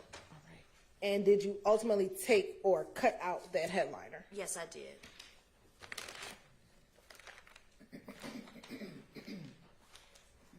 I'm going to show you what's been marked as Stacy did the 388 VV. Tell me if you recognize 388 VV.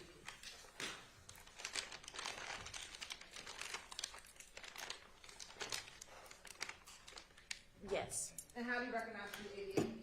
This is the bag that I collected the liner in. Okay.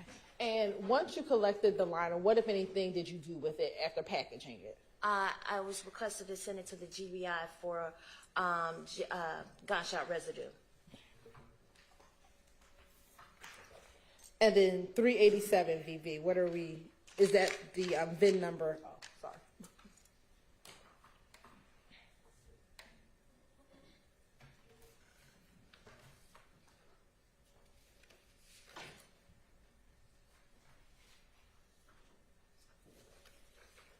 Okay.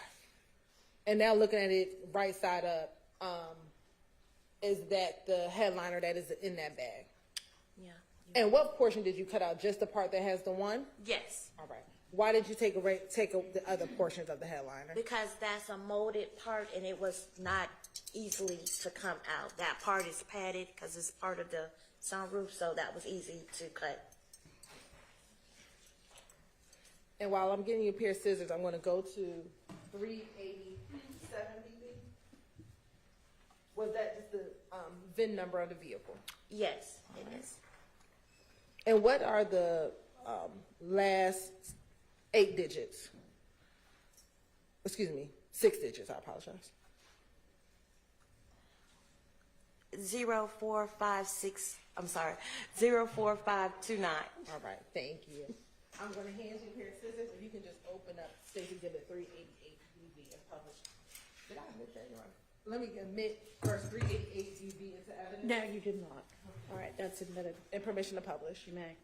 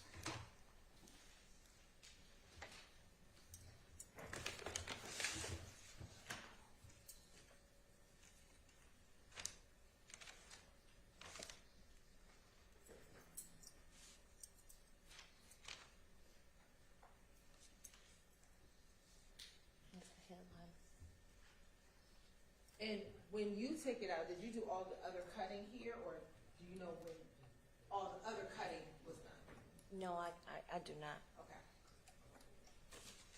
And you can put it back in the bag. Thank you.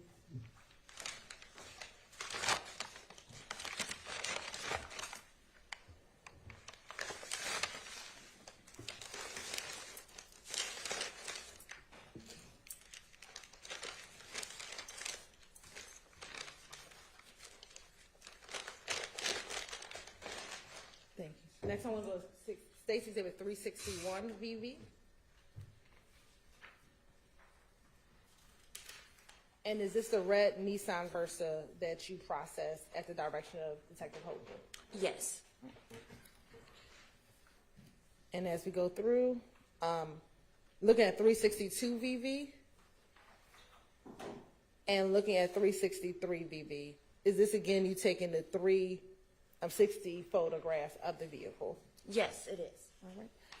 Now, for the Nissan Versa, were you able to enter into the vehicle on the on the passenger side? No, I was not. Why not?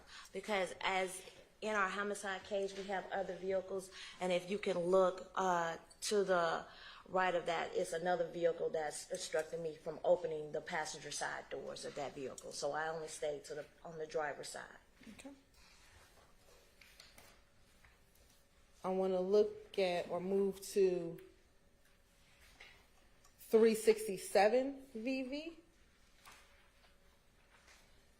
And looking at 367 VV, what were you depicting in 367 VV? This is just showing the overall interior of the vehicle in the front. Okay. And looking in the driver's side of 367 VV, what, if anything, is this reddish brown staining? Yeah, those are reddish brown stains in the seat. All right. And then looking at 368 VV, what were you depicting at 368 VV? All right. As I was saying, I couldn't get to the passenger side door, so that is just a overall of the passenger side door. It does have some type of defect or damage in it. And looking at 368 VV, what is the defect or damage that you're referencing? It's the small in the interior door, the little white slit in there. That's what I was trying to photograph.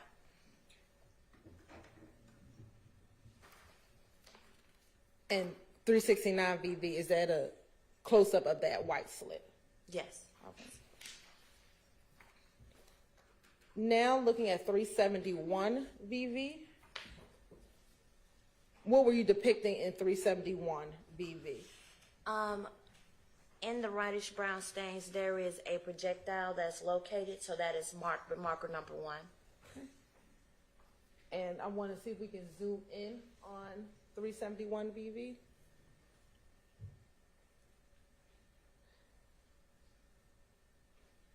And is it the copper item with some white material around it that you were looking at? Yes. Okay. And is that where it was found, right where you have the first, that one? Yes. Right. Now looking at 372 VV, did you take it from where it was initially and pull it out a little further to take the picture of it? Yes, so you can clearly see what it was. Okay. And did you collect that projectile? Yes, I did. I'm going to show you what's been marked as 389 VV. I believe admitted as 389 VV. Can you look at 389 VV and tell me if you recognize 389 VV? Yes. And how do you recognize it? This is the bag that I sealed it in and has my initials on. Okay. And I won't ask you to publish it, but do you feel inside of the bag the projectile? Well, yeah, I filled the envelope that it was in. Feel to the bottom corner. Oh, yes. Oh, yes. Okay. And do you want to open it and confirm? You want me to open it? And just look inside of it.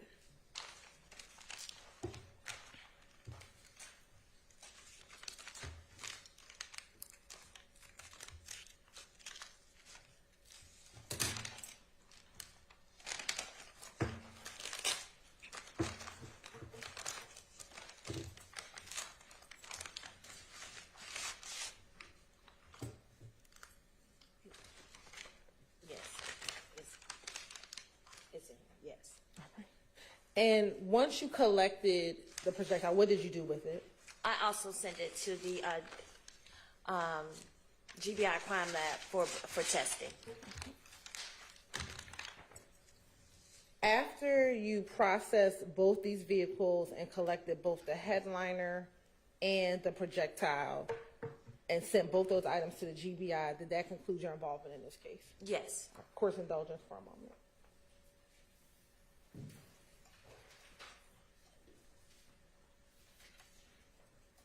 No further questions, Your Honor. Cross.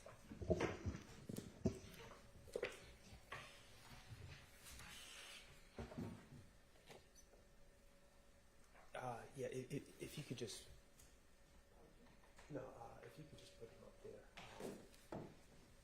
I'm sorry. I'm sorry. Thank you. Thank you, Ms. Miller. Just going to put these here in case I need to ask any questions. Okay.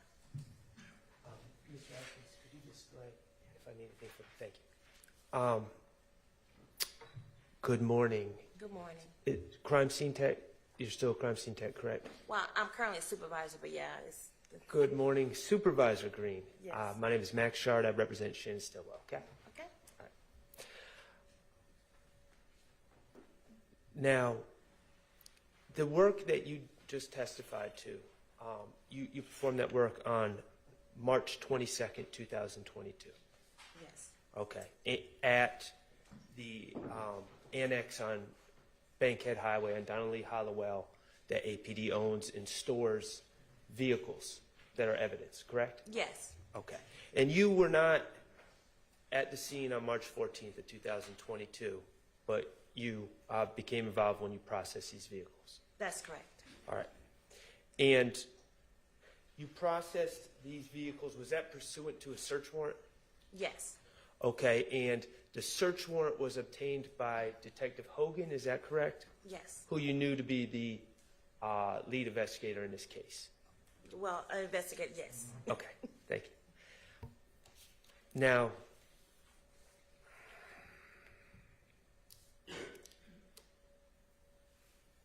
when you were processing these vehicles, you were looking for any projectiles, correct?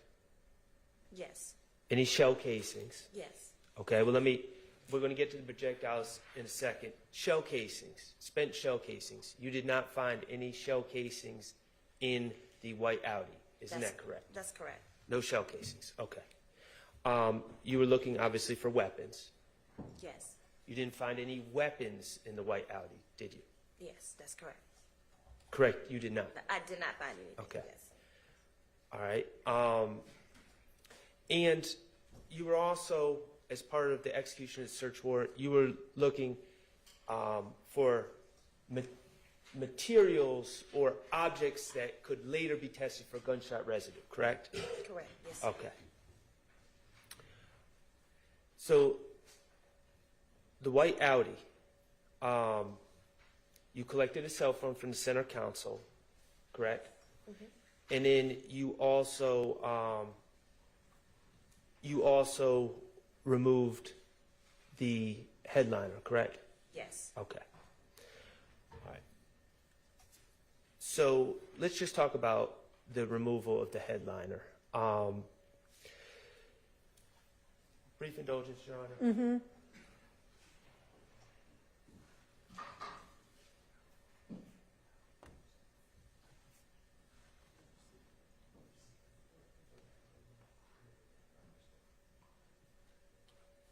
Okay. As a crime scene technician with the City of Atlanta, certainly now as a supervisor, you are trained in evidence collection, correct? Yes. And forensics, correct? Yes. Okay. And you are trained in gunshot residue, what it is, correct? Yes. Okay. And you know it to be microscopic particles that are expelled from a handgun when the gun is fired, correct? That's correct, yes. And it spreads in the immediate area of wherever that gun is fired. Yes. Okay. And you were trained in the collection of potential objects for testing for gunshot residue, correct? Yes. Okay. In this case, you collected the headliner from this white Audi. Yes. Okay. Now I'm showing you 183 VV. This is already in evidence. Is this a fair representation of what the white Audi looked like after you collected the headliner? Yes. Yes. Okay. And the part that you collected, is it the square on top where the sunroof is, or is it also the surrounding area that forms the border on the top of the car? Yeah. It's been so long. Yeah. So I'm assuming that, well, I did that where I put number 1. I collected that.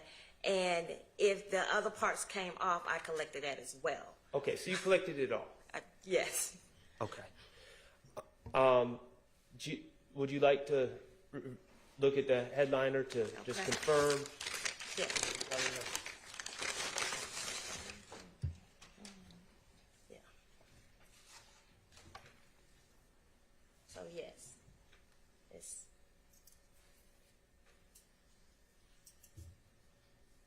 Yes, all the headliner, yes.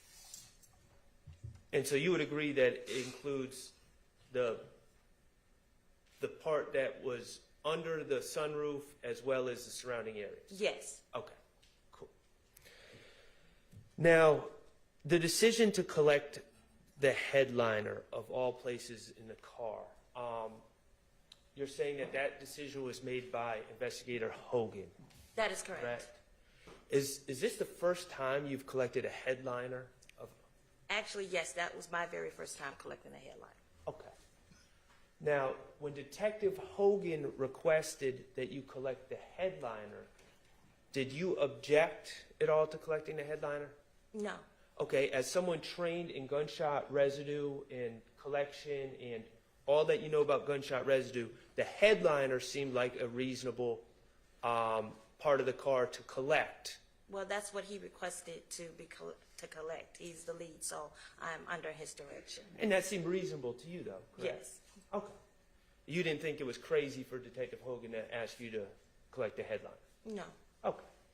And the headliner would be, the reason you didn't think it was crazy, because the headliner would be in the area where gunshot residue would be dispersed if a gun was shot inside that Audi, correct? Correct. Okay, and the headliner and that cloth is different than hands, correct? That is correct. Okay, the cloth material, based on your training experience, would be more likely to collect and maintain gunshot residue particles than someone's hands, correct? That is correct. Okay. So that seemed like a good idea to you to collect the headliner, Yes. if we wanted to get to the truth. Yes. Okay.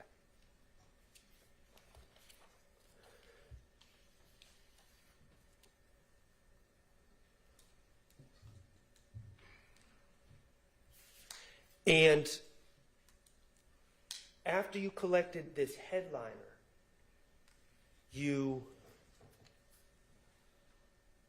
packaged it carefully, correct? Yes. In accordance with all the training and experience and guidelines that you follow in the collection of evidence. Yes. And you submitted it to GBI, correct? That is correct. And GBI being the Georgia Bureau of Investigations. Yes. Okay. And it would be someone from the Georgia Bureau of Investigations that I would have to talk to about whether, what the results of that gunshot residue testing is, correct? That is correct. You would have to talk to them. All right.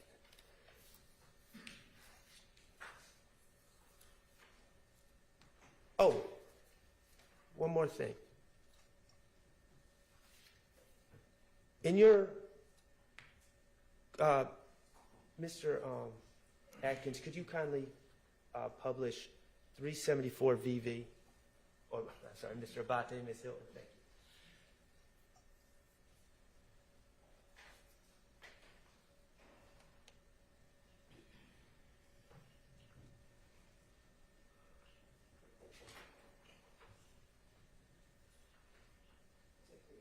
you. $374.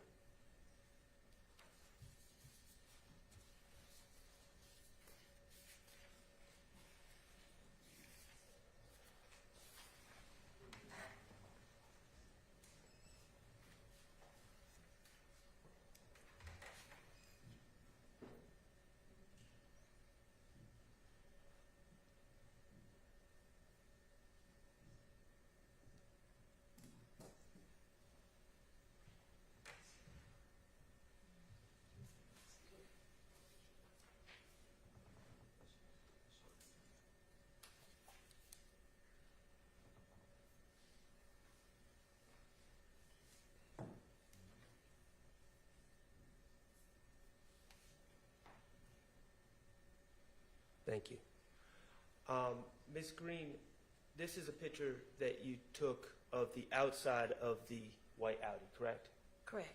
Okay, and you noted that there was tint on the windows and the front and back windshield, correct? Yes. All right. From your inspection of this car, did you notice any damage to the tint of the front driver's side window? No. Did you notice any bubbling or scratches on the tint of the driver's side window? No, I did not. Okay. Thank you. I have no further questions. Mr. Weinstein, No, Your Honor. any redirect? No redirect. All right. Thank you for your time, and you are excused. Call your next witness. The state calls Alexander Coleman to the stand.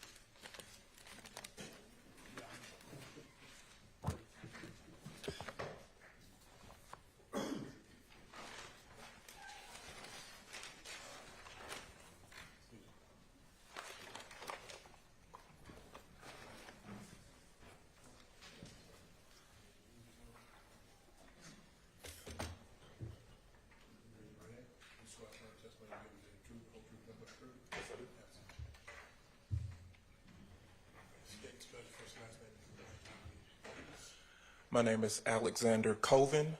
Last name is C-O-V as in Victor, I-N. And good morning, Mr. Coleman. How are you? Good morning. Where are you employed? I'm currently employed at the Georgia Bureau of Investigations, Division of Forensic Sciences, commonly known as the State Crime Lab. And what do you do for the Georgia Bureau of Investigations? I am a microanalyst or scientist in the trace evidence section. And if you can tell the jury about your education and training. I received a Bachelor of Science in Chemistry from Albany State University. And upon being hired at the GBI Crime Lab, depending on which area of analysis they will be employing you in, you will begin a training program. So for me, when I was promoted to a scientist position, I started off in the Gunshot primer residue program. And the training lasts about 6 to 8 months, was consistent of practical exercises, written and oral exams, a competency test at the end, which is like a mock case that I had to get the correct answer to, a mock trial phase, and then about a 3-month-long supervised casework phase where I was doing real casework, but my trainer was also going through some of the technical processes with me. And have you had any training outside of your training with the Georgia Bureau of Investigations? As it pertains to gunshot primer residue, no, I have not. While at the GBI, how many cases have you dealt with concerning gunshot residue? Concerning gunshot residue, over 1,000 at this point. And have you ever been qualified to testify in the state of Georgia as an expert in gunshot residue? Yes, I have. About how many times? About 82 or so times. You're right. This time the state would like to tender Mr. Colvin as an expert in gunshot residue and trace evidence examination. All right, he's qualified and may testify as an expert in those matters. If you could tell the jurors as a microanalyst, what are some of your job duties and responsibilities? So as a microanalyst in the trace evidence section, I perform casework in the areas of gunshot primer residue, or GSR, paints and coatings, plastics and polymers, or tape, fractured materials, and some questioned materials or general materials cases. And if you could tell the jurors, what is gunshot residue and how is it formed? Gunshot primer residue, or GSR, is a collection of microscopic particles that are formed when a firearm is discharged. These particles contain all 3 of the elements, lead, barium, and antimony, and are molten in morphology, showing that they've been exposed to a lot of heat and pressure during the discharging of that firearm. And when the gunshot residue or the gunshot powder comes out of the firearm, what direction does it generally go in? What happens with? The GSR particles form a vapor cloud when the firearm is discharged. So I liken it to maybe baby powder in the way it behaves, kind of a cloud or a plume around that firearm in all directions. And then also some of that GSR, the GSR particles traveling with the bullet as well. How do you test for GSR on items or materials? Typically,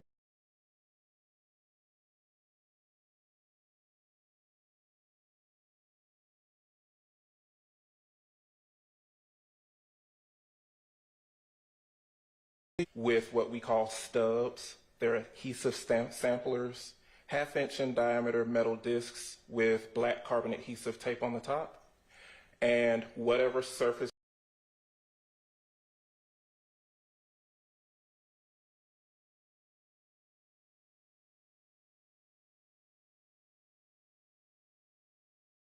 randomly to pick up any particulate matter that is there.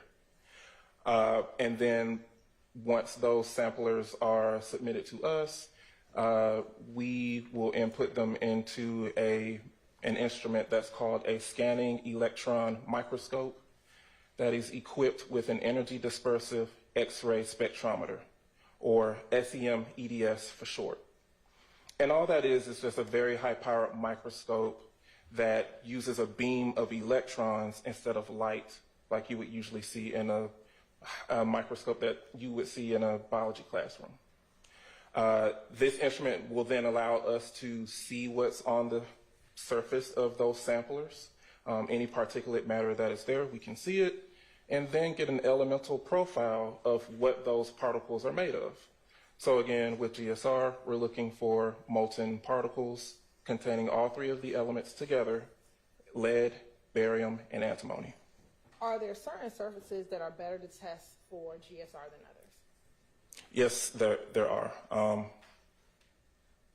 As far as like, so typically the best evidence as far as GSR is concerned is a person's hands.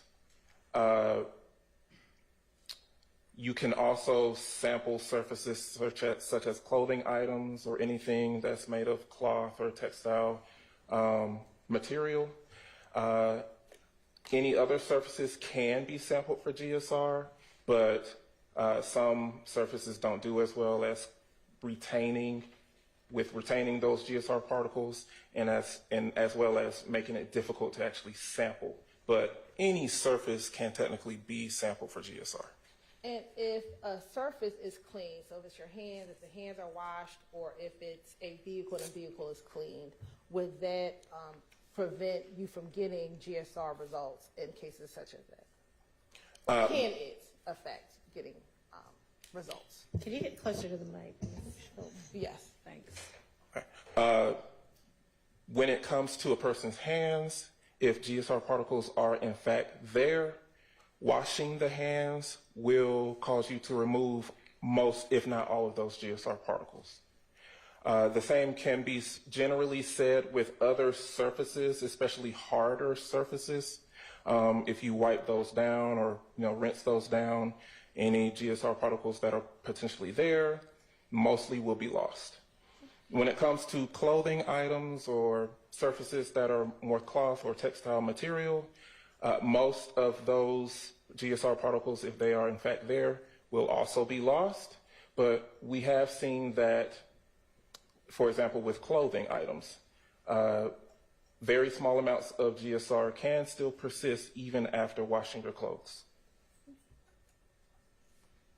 And in a vehicle, are there certain places that as a scientist with the GBI, that you ask law enforcement to get samples of for you to test? Are there other parts of a car that are better to test for GSR than others? We would prefer that the headliner of a vehicle is either submitted or sampled for GSR.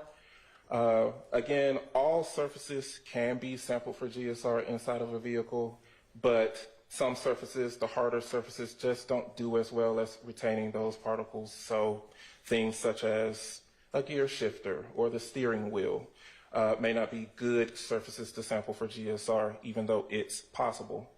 But the headliner, maybe the headrests of the seats would be your best areas to sample for GSR.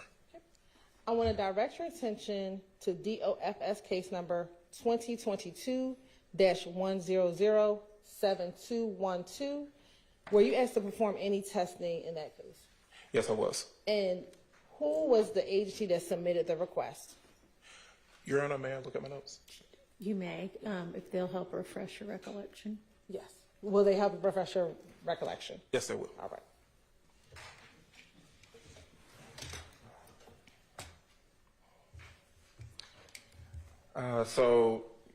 And I'm sorry, it was which officer? Which agency? Agency, the Atlanta Police Department. And what was the agency reference number? The agency reference number was 2207-31882. And who requested the testing to be done? An investigator, A.E. Hogan. And was there a named victim on that case? Yes, there was. And who was that? Mr. Shamel Drinks.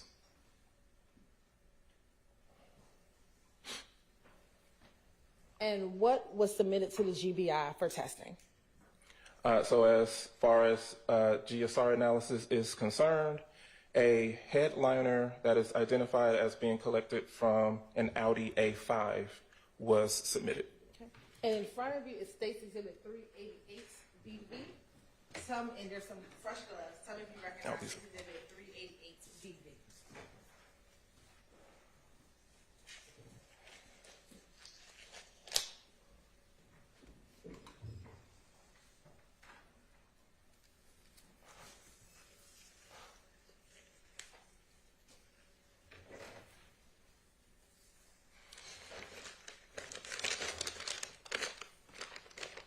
Okay, so this is item number 1, which is containing the headliner from the Audi A5.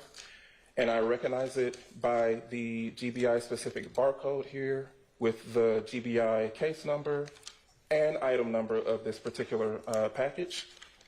I also recognize this package by the seals, where I initialed the seals here when I completed the analysis, and my initials and date when I started the analysis. And can you walk the jury through what you did with that particular piece of evidence in order to test for GSR? Okay, so once I am assigned this particular case, I will then go and retrieve this item of evidence out of the trace evidence evidence storage location, and then begin my analysis for GSR. So for this particular case, I was tasked with actually sampling the headliner before beginning my examination. And so I took this item of evidence into a clean processing room and began sampling this headliner using those stubs or adhesive samplers that I mentioned earlier. And when you look inside 388BV, do you see the adhesive stubs that you use in this case? The adhesive stubs are not here unless they've been put inside. Oh, they're inside actually. So the adhesive stubs are a separate item that I created once I was finished sampling the headliner.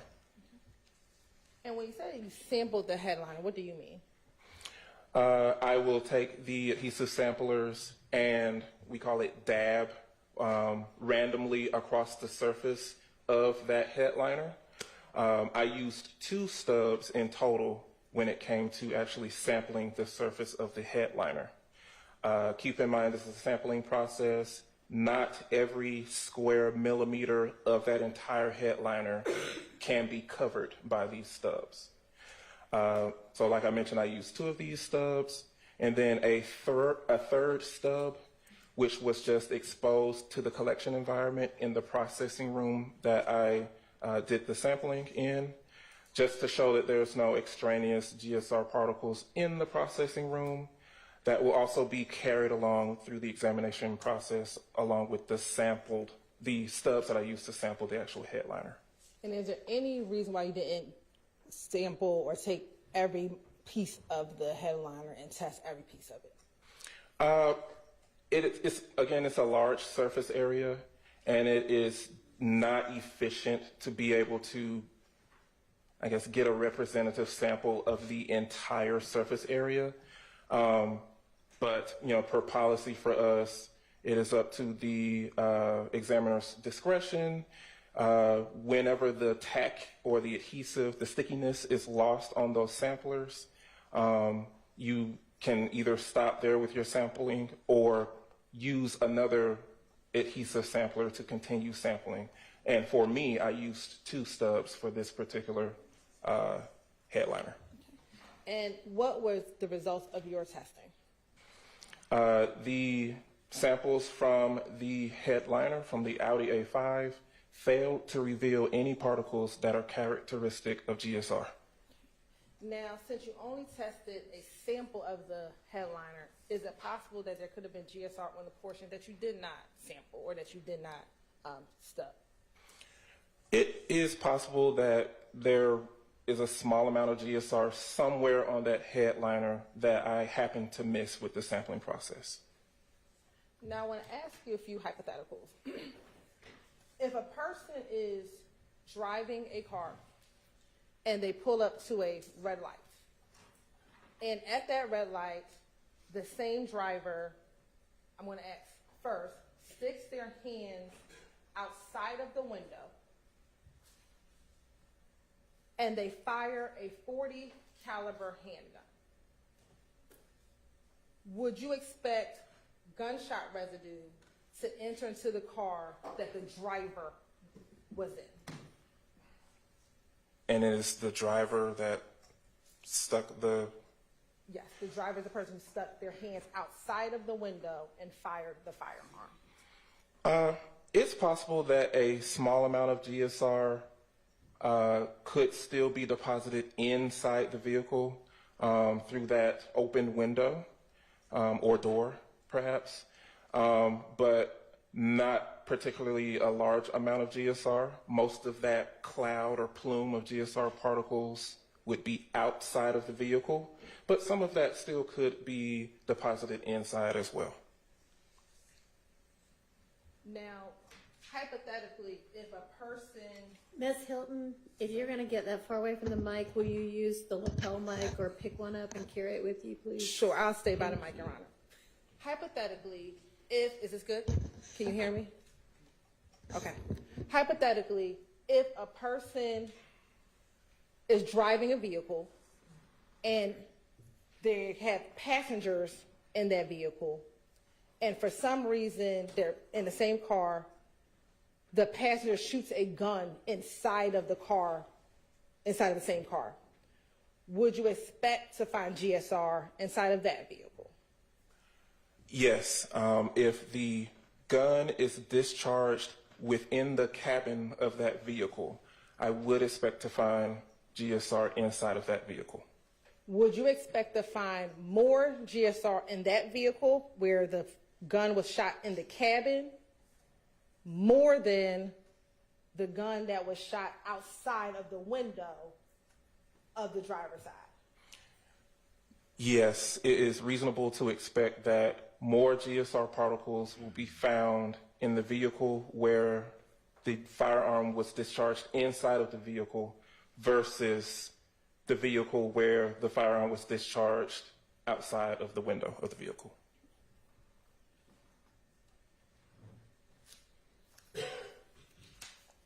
And in this case, outside of testing the headliner, do you know anything about where that headliner came from Outside of knowing that it came from an Audi A5, do you know anything else about that vehicle? No, I do not. Court's indulgence for a moment.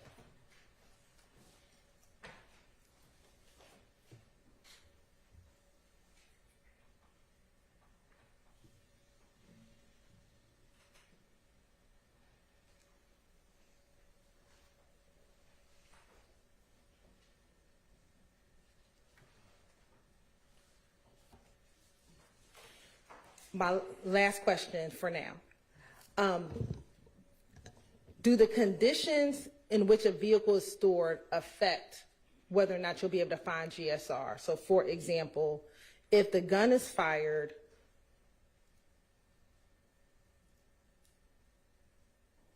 outside of a vehicle and the windows remain down, or the sunroof is opened, or the sunroof is opened and closed multiple times, does that at all affect whether or not you will find GSR inside of the car?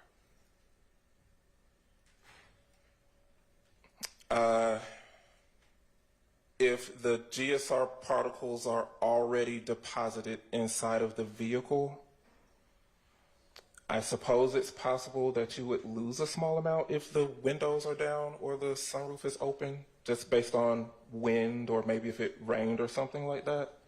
But I wouldn't expect for there to be a huge difference based off of that alone. Thank you so much. No further questions. All right. Mr. Coven, good morning. Good morning. My name is Max Shard. I represent Shannon Stillwell. I appreciate you being here today. I'm going to ask you, let's play the hypotheticals first, and then I'm going to get into the work you actually did in this case, okay? Okay. All right. So you were just asked about some hypotheticals. Let's just be clear.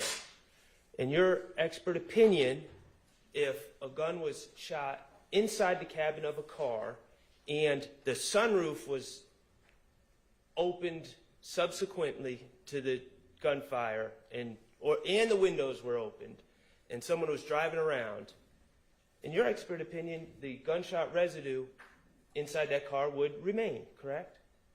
And this is after the gun was already discharged and the GSR was deposited? Yes.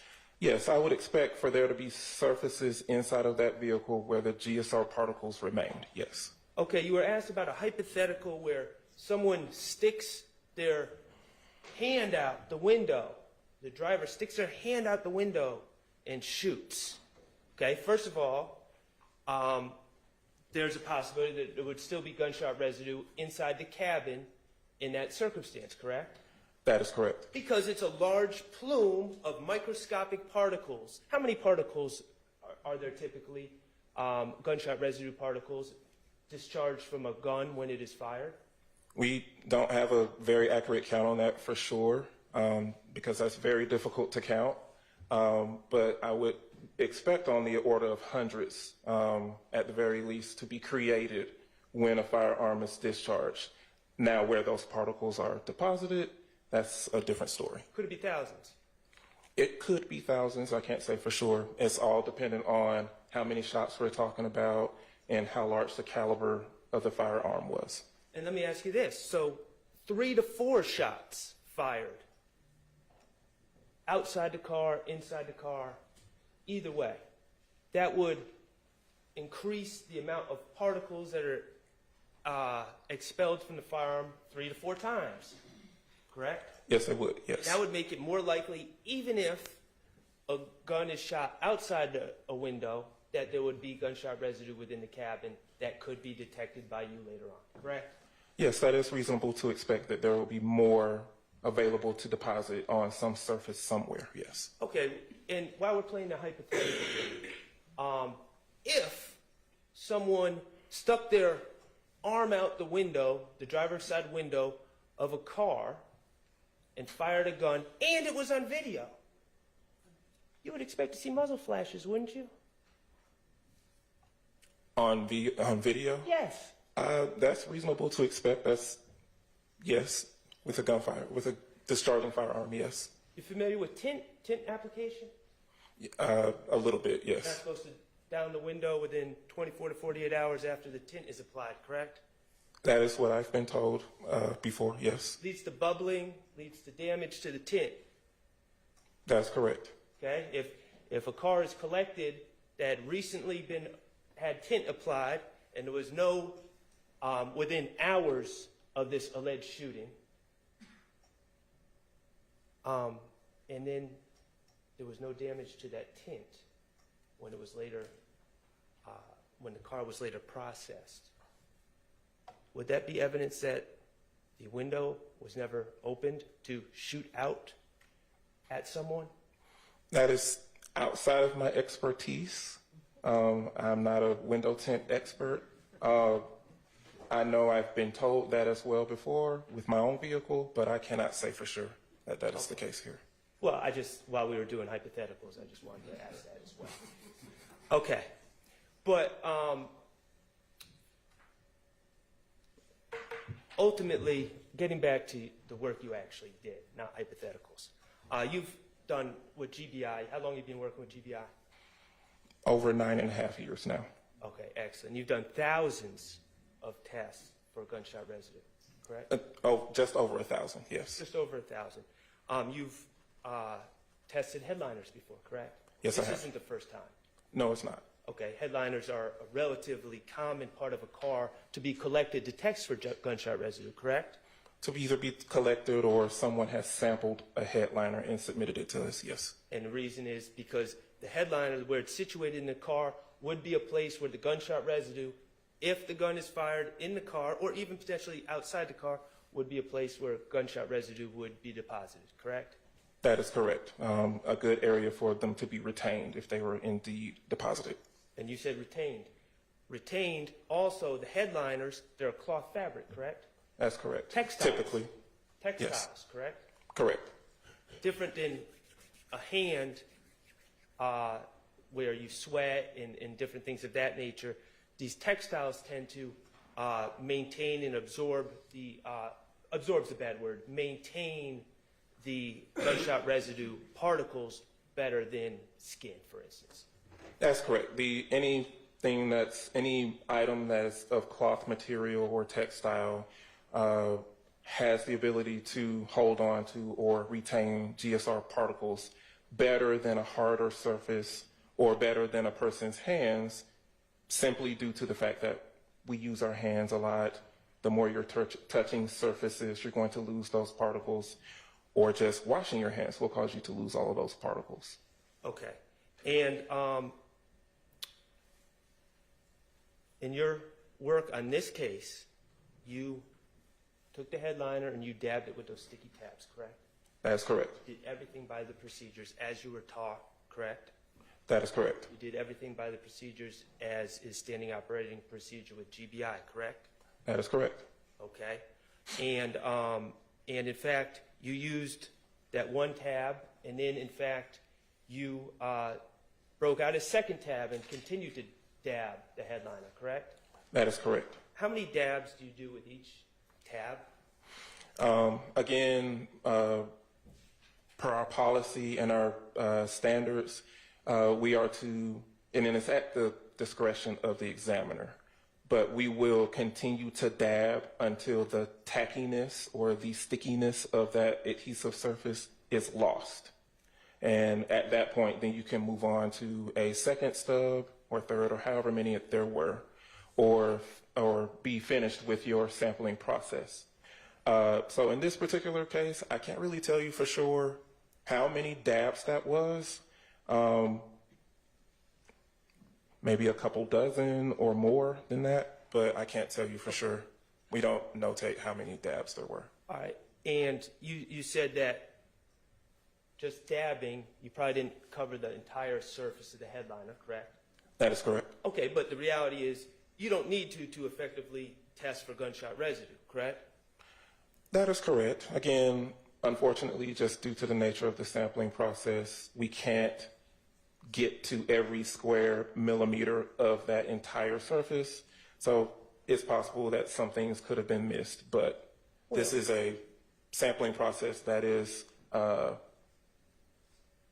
recognized throughout the forensic community and is standard for us when it comes to sampling any items for GSR.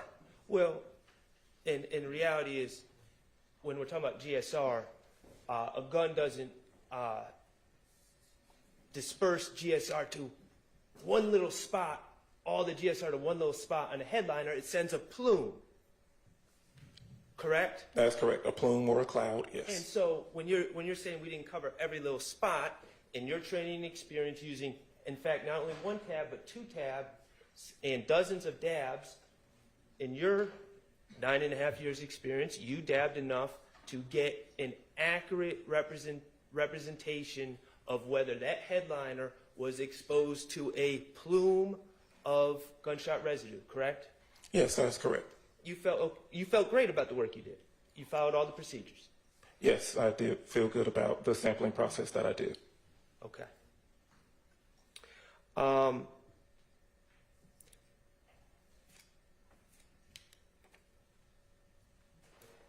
Let me ask you, you've said you've been called to testify 82 times. When it comes to GSR, yes. Is it fair to say that the majority of those times you came to testify in court, the GSR was positive? Is that the majority of the time? Potentially. Potentially. Okay. Has the state called you personally as an expert in gunshot residue at times when the result was positive? Yes, they have. Okay. And when the result was positive, you came and shared with the jury about what the results were? That is correct. And it was the Fulton County District Attorney's Office, just be clear, Fulton County District Attorney's Office has called you to testify about positive results before, correct? Objection on relevance? Overruled. You can answer. I cannot say for sure, remembering my results from testifying in Fulton County, but it is reasonable to expect that there were some that were positive, and I was asked to testify to my results for them here, yes. Okay. So when the results were positive, the work was done well according to the prosecutors? I can't really speak to... Sustained. Okay. All right, now, I want to ask you, going back to another hypothetical that I left out. The hypothetical of washing. Hypothetically, you can wash your hands, correct? That is correct. And that can remove gunshot residue. Correct. And you've talked about clothing and textiles and the potential to wash textiles or clothing, correct? That's correct. And you also said that there's studies that show even textiles or clothing, even if they go through the wash, still have gunshot residue, correct? That is correct. All right, but here's the thing. I want to talk about this case. Do you have any evidence, is there any evidence that you noted in your report, any evidence that this headliner had been washed? There's no evidence that was noted or given to me that would indicate that it had been washed, but I would never really know for sure. Based off of what I am given to examine for the GSR analysis. Well, I want to talk about the premise of the hypothetical. You do not have any evidence that this headliner was washed? No, I do not. Okay. All right, and ultimately, the results, well, we talked about hundreds or thousands, or you said maybe thousands, of particles. What is the threshold? I know that you said it's negative. The headliner was on each and every one of those tabs. When you looked under the scanning electron microscope with the beams, the electron beams, the result was negative. But what I want to know, what is the threshold for a positive? We don't really use the word positive. It's just, is the GSR there or not?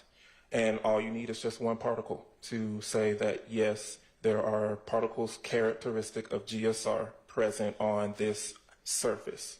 So all you need is one particle under that scanning electron microscope with the electron beams to be a positive result. That is correct. And in this case, the result of that headliner was negative, meaning you did not even see one particle of gunshot residue on that headliner. That is correct. Thank you. I have no further questions. Redirect.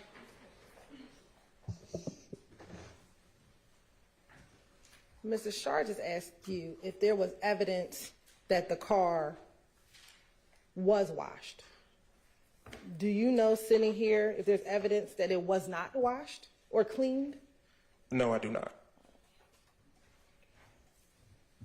Mr. Shar asked you about muzzle flashing on a video. Do you remember him asking about that? Yes. If the video is grainy, would you expect to see muzzle flash?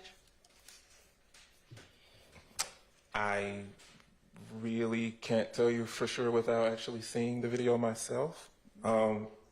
I suppose the graininess of a video could impact that, but I can't say for sure.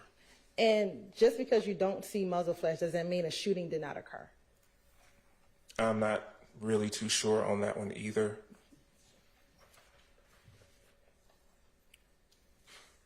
You talked about a plume, the smoke or the cloud that comes out. The direction of the cloud, is that in the direction of the projectile of the bullet? Is that the direction of the plume that we are talking of? So the plume or cloud is formed around the discharging firearm. Yes, the plume could have a more dense population of GSR particles in certain areas, depending on the environmental factors or what type of firearm it was. But it is a cloud or a plume of GSR particles that is created. And then you will also have some GSR particles traveling in the direction of the bullet with the bullet itself.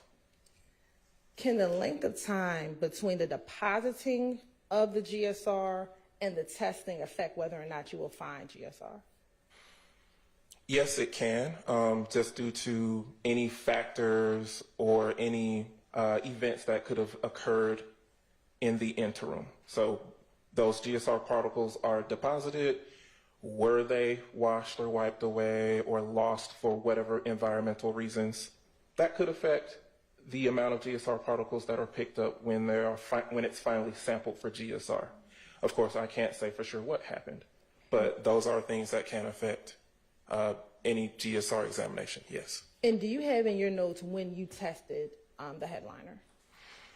I sampled the headliner on June 1st, 2022.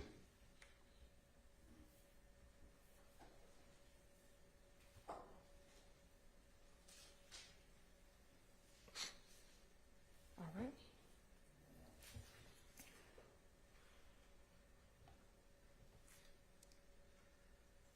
And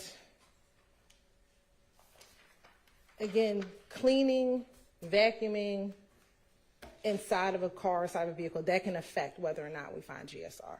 Is that fair? Yes, Sorry. I'm sorry. Yes, that will affect the amount of GSR particles that are there.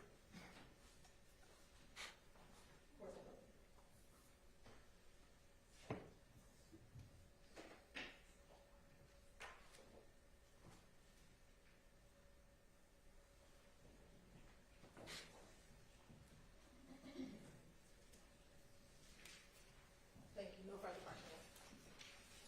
So now we're dealing with a hypothetical about vacuuming. Do you have any evidence that this headliner was vacuumed? No, I do not. Okay. And when I understand that you collected the samples on June 1st, 2022?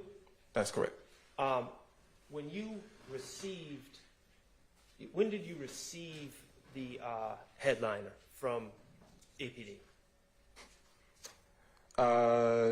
APD submitted the headliner on March 23rd, 2022. Okay, between March 23rd, may I approach? Mm-hmm. And this is the headliner? Yes. Okay, between March 23rd and June 1st, did the headliner,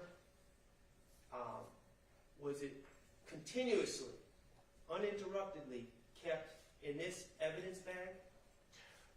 Based on the notes that I have and the records that I have, yes, it was. And this evidence bag was sealed? Yes, it was. So no one from GBI took this headliner between March 23rd and June 1st and slipped it in the laundry?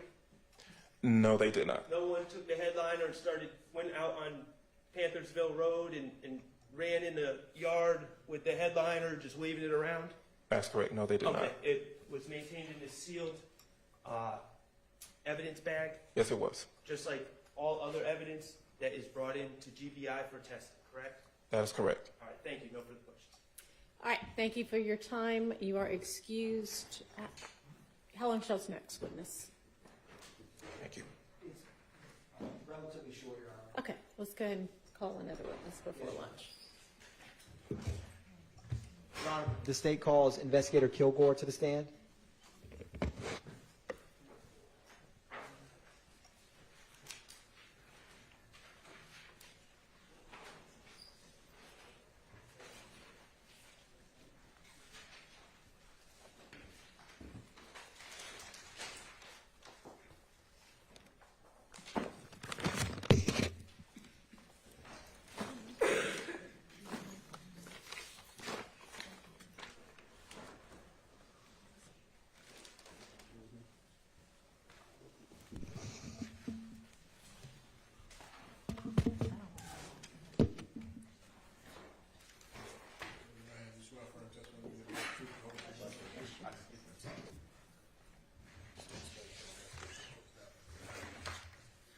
It's Investigator Jennings Kilgore, Jennings Kilgore. Welcome back, Investigator Kilgore. How are you doing, sir? Good, sir. How are you? Doing well. When you had testified previously, you explained that you work for the APD Crime Lab Yes. and discussed NIBIN. Yes. So I wanted to ask you about some additional NIBIN testing that you performed. Okay. So I wanted to ask you if you analyzed any NIBIN 9mm cartridge cases related to March 2022 in this case. Which case number is that? So I'm going to start with APD case number 220841-701. Okay. Yes, on that particular case, we received 15 9mm cartridge cases, 140 cartridge case, and a metal jacket fragment. Now, with that case, when did you get those items? We received those on March the 30th, 2022. And after you received those, did you submit them into the NIBIN system? We did. What did you get, if any, as any results? On those particular 9mm cartridge cases, we came up with 4 potential leads to other cases in the system. And when you get leads, do you yourself keep like an Excel spreadsheet of a NIBIN lead?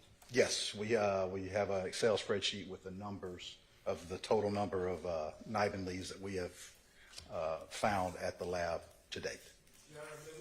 Yes.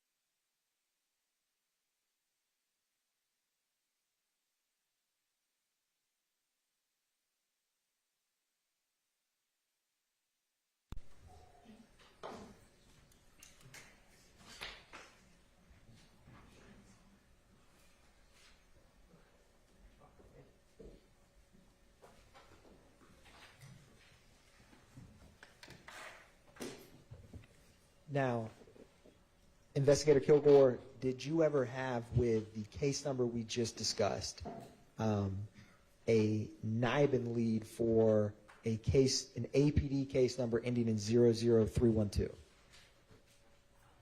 Yes, we did. And you see that whiteboard to your right shoulder? Yes. Is that top case number 2207-00312 one of the NIBIN leads? Yes, it is. And, Your Honor, subject to stipulation by the parties, this is related to the March 11, 2022 murder of Darius Ford and Christian McMiller. Now, Investigator Kilgore, did the 9mm cartridge cases that were tethered to the case we just discussed on March 11, 2022, did they ever have any connection to the second APD case number, that whiteboard beneath you, 220750015? Yes, there was an additional lead to that case number also. And so, essentially, those two case numbers and the second one that we just discussed pertaining to via stipulation, 2830 Waters Road, shell casings collected, the 9mm cases from those two incidents matched one another per your system. Yes, there was a potential NIBIN lead between the three of those. And as you have discussed to this jury before, once you got the NIBIN computer system match, did you conduct your own review of those images? Yes, once the matches come back on the computer system, we review the images. We look to see if we see enough similarities between them to send them to the GBI lab for confirmation. And at that point, we do a report saying we have a NIBIN lead on it and disseminate it to detectives. And what was the day that this initial NIBIN lead came to your attention? Our print off from the day that we got these leads was April 7th, 2022. I need to stop y'all for just a minute. Yes, There's Your a Honor. juror that really needs to use the restroom. Understood, Your Honor. And I don't know who it is, but how much longer do we have with this witness? I have one more question. Okay. Can 2 more minutes, or is it a right now situation? Go ahead. Go ahead. Thank you. Investigator Kilgore, after you did that match, did you transport those 9mm shell casings to the GBI? Yes, they go to the GBI after that for confirmation. Thank you, sir. No further questions by the state. All right. We'll break for lunch. Let's plan for y'all to be back at 1, please. All rise for the pledge of allegiance.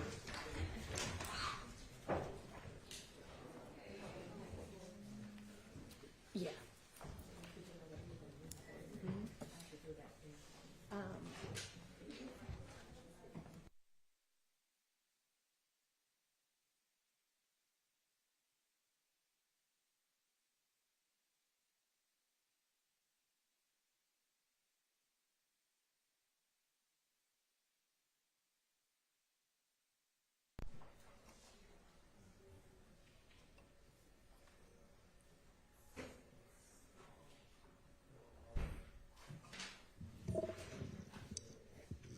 All right. See y'all back at 1.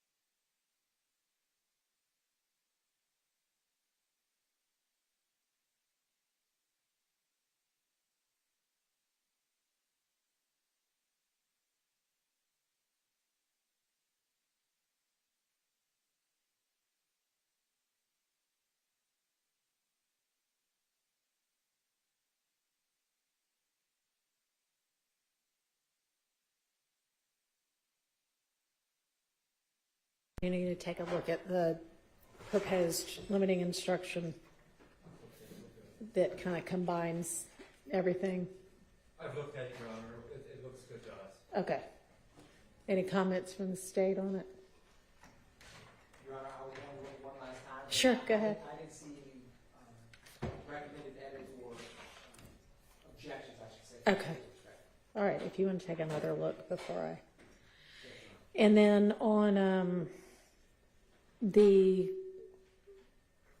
couple of times where they're going to hear, I guess, the conversation with Mr. Garlington and somebody else, and you'll tell me when that's coming up. I'm planning to say you may consider only Mr. Garlington's words as evidence. You are not to consider the other speaker's statements against anyone or as substantive evidence in this trial on any count. Sound good? Yes, Your Honor. Okay. All right, any other matters? Not from the state, Your Honor. Okay.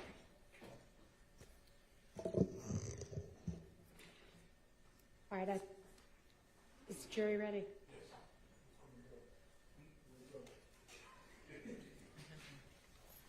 All right, we'll get out the jury. And you want to get your next witness headed this way? Yes, Your Honor. This, yes. As long as me and Mr. Sharp, he's discussing a very similar topic to our previous witness. Okay. So we have a stipulation about what case. Great, thank you.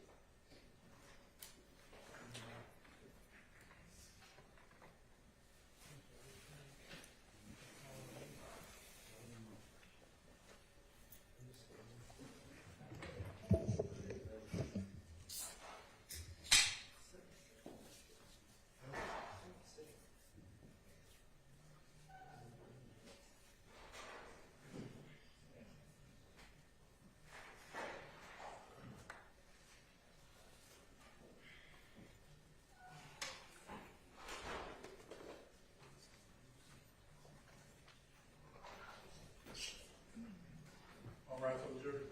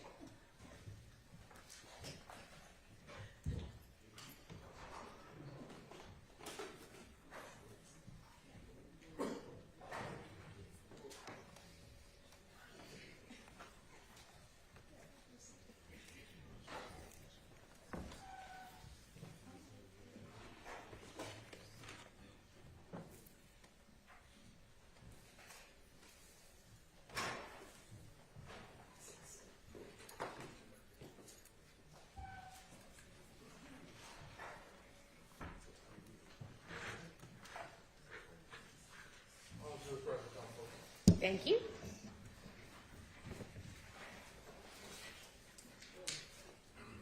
Raise your right hand. You swear affirm testimony to give things truth, the whole truth, and nothing but the truth. I do. That's it. Take first and last statement to the mic, please. Good afternoon. My name is Mark Tanner, MarkTanner. Good afternoon, Mr. Tanner. Good afternoon.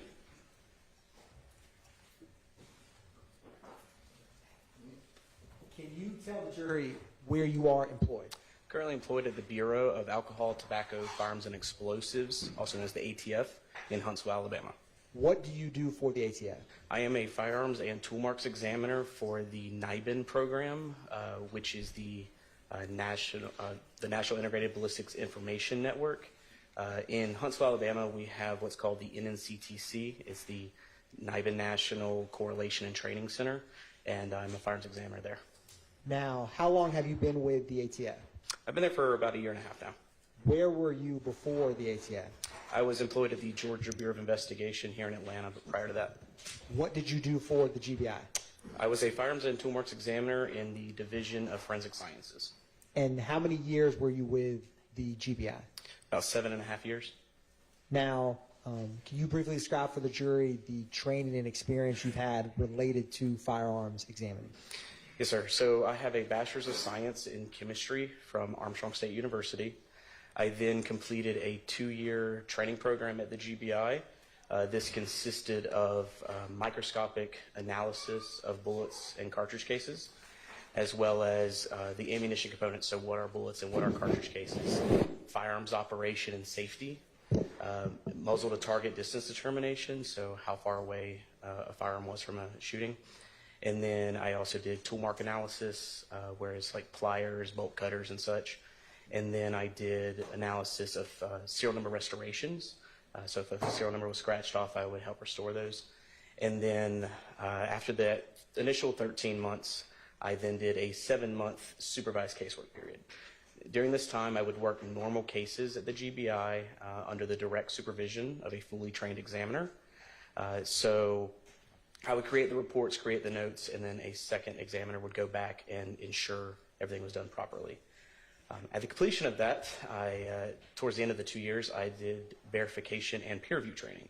So verification is where we will examine other analysts' work and ensure that the findings are what they should be. And then peer review is ensuring that all policies and procedures are followed properly. And that concluded my 2 years, and I became an independent examiner where I worked normal cases. Now, have you ever testified in court before? I have. And have you been qualified as an expert? I have. What were you qualified as an expert in? Firearms examination. Your Honor, at this time, the state moves to tender Mark Tanner as an expert in firearms examination. All right, he is so qualified and may testify as such. Thank you, Your Honor. Now, I wanted to turn your attention to ask you if you ever had the opportunity to do some firearms examination for the DOFIS case number ending in 1001777. Yes, I have. And can you describe for the jury what you obtained for that case in terms of what were you examining? So for the DOPS case number, or Division of Forensic Sciences case number, 2023-1001777, I received 5 cartridge cases. So that's actually cartridge cases that have been fired from a firearm. Most people call them spent shell casings. But they're actual cartridge cases that have been fired. I received 5 under that case number, and then I received others under different case numbers. In total, did you have 4 separate case numbers? I did. And did what you receive, where did you get that from? What agency? So there were 4 different cases submitted by the Atlanta Police Department, and they wanted me to do analysis of those cartridge cases. Now, I wanted to ask you, you see that whiteboard over your right shoulder? Yes. Is the APD case number at the top ending in 00312 one of the agency case numbers that you examined? Yes, it is. And is the 0015 underneath that tethered to the 2830 Waters Road one of the incidents that you examined? It is, yes. And in total, did you receive 34 cartridge cases between 4 different cases? 15, 20. If I did that math right. 34? Yes, sir. Correct. And can you tell the jury when you have a situation such as this with different cases and cartridge cases, when you do your analysis, does each cartridge case get compared with every other? Yes. So whenever I have 34 cartridge cases, I'm going to examine all of those to each other to just ensure I'm being thorough through the evidence. And was it Investigator Kilgore with the APD Crime Lab who reviewed these initially before you began your examination? Yeah, it's my understanding that Investigator Kilgore did the NIBIN analysis of these cartridge cases.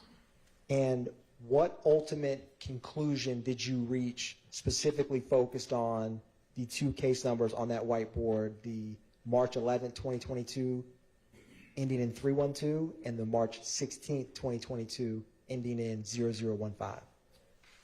So the agency number 3 ending in 312 from March 11th contained 8 9mm cartridge cases and then the 0015 from March 16th that contained 5 9mm cartridge cases determined that all 13 of those were fired from the same firearm, and they are consistent with being fired from a Glock 9mm pistol. Is there anything unique about a Glock when you analyze their cartridge cases? Yes, sir. So Glock makes their firearms a very specific way. They've been doing it since they began. The hole that is punched out of the slide of the firearm where the firing pin protrudes through, it's called the aperture.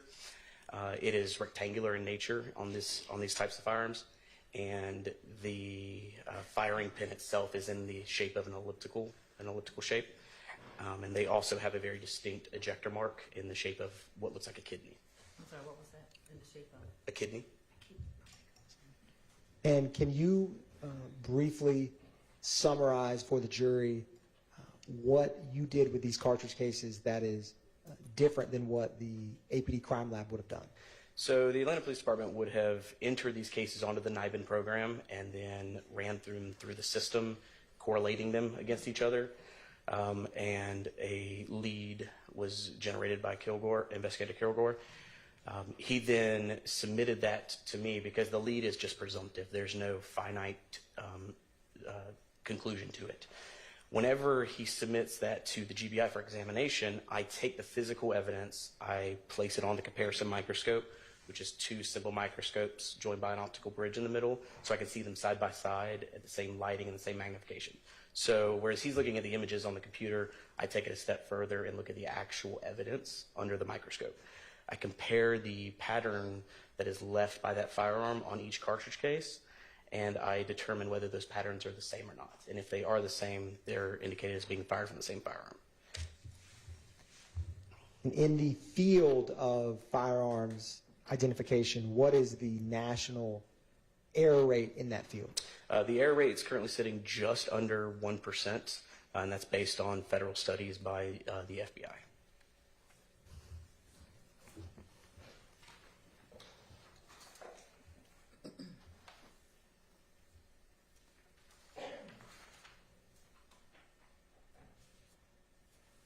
And just to conclude, the March 11, 2022 cartridge cases and the March 16, 2022 cartridge cases, from your determination, were fired from the same firearm? Yes, sir, they are. One brief moment, Your Honor.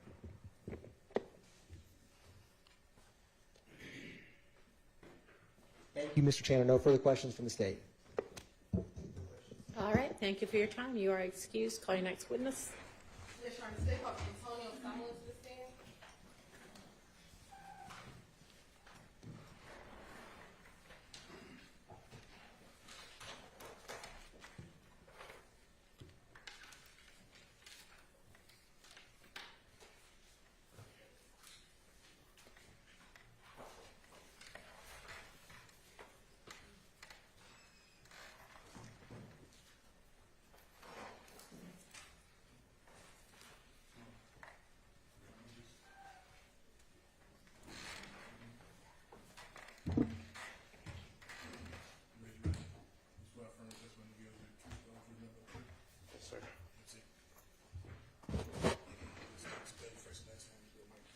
Antonio Sumner, ANTONIO SUMLIN. And Mr. Sumner, how old are you? 34. Okay. And are you employed? Not right now. Where are you from? Atlanta, Georgia. And what part of Atlanta? The Cleveland Avenue area. Okay. And if you're going to swing the shot, you speak in your mic. So are you a little nervous? A little. A lot. Okay. Well, don't swing in your chair just so that the jurors can hear you, okay? Did you say you're from the Cleveland Avenue area? Yes, ma'am. And you just yes, ma'am. And You can move that mic and pull it closer to you if you want, or if that would help. And what part of the Cleveland Avenue area were you raised? I mean, like the Mount Zion area. Okay. And do you have a nickname? Yes. What's your nickname? Obama. And how did you get the nickname Obama. How'd you get the nickname Obama?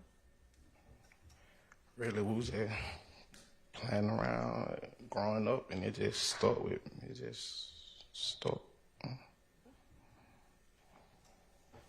As you were growing up in the Cleveland Avenue area, did you ever hear of a gang called Rock Crew? Yes, I heard the Rock Crew. Okay. And how did you know about Rock Crew? I mean, it was just a little, it was popular where I was from, like where I was growing up at.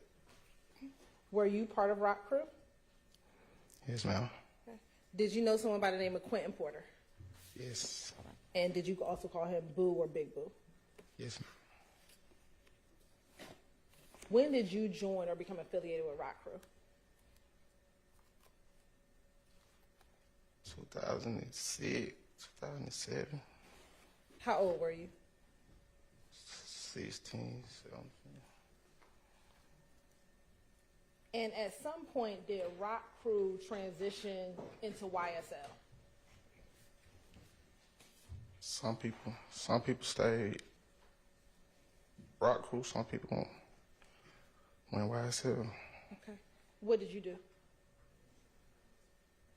I mean, both of them from the area, so I mean, I never really picked a side. I really just. Did you ultimately just claim both? I'm Rock Crew and I'm YSL. I mean, yeah, okay. Yes, ma'am. Okay.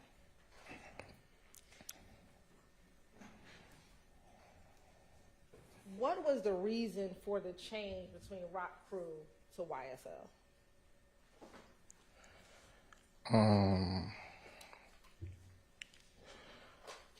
I really think, like, from my speculation. Sustained. Do you know why there was a change from Rock Crew to YSL?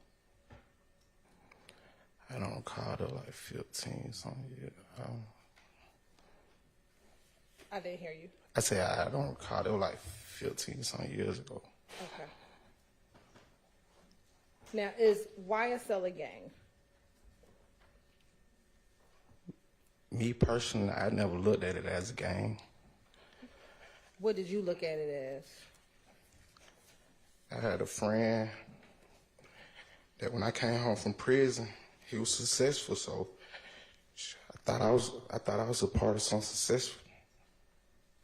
When did you go to prison? 2013. Was YSL formed before you went to prison? Yes, yes. And the person that you're saying, a friend who was successful, who are you speaking of? Mr. Williams. Is that Jeffrey Williams? Yes. Now, you went to prison in 2013. Before going to prison, was he successful? He had a buzz. I wouldn't say successful, but he most definitely had a buzz. Like, his name was getting out there. And was YSL formed before he had the buzz?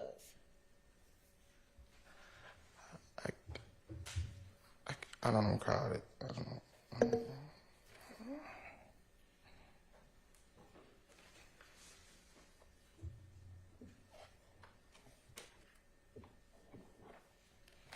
What does YSL stand for?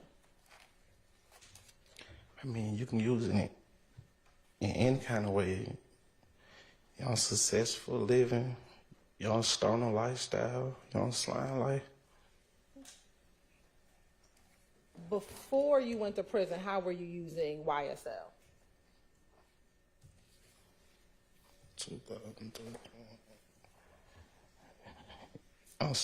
Before, when I went to prison, it was young slime life, 2013. And do you actually have YSL tattooed on your body? Yes, ma'am. And do you have Slime Life tattooed on your body? Yes, ma'am. Permission to approach? You may.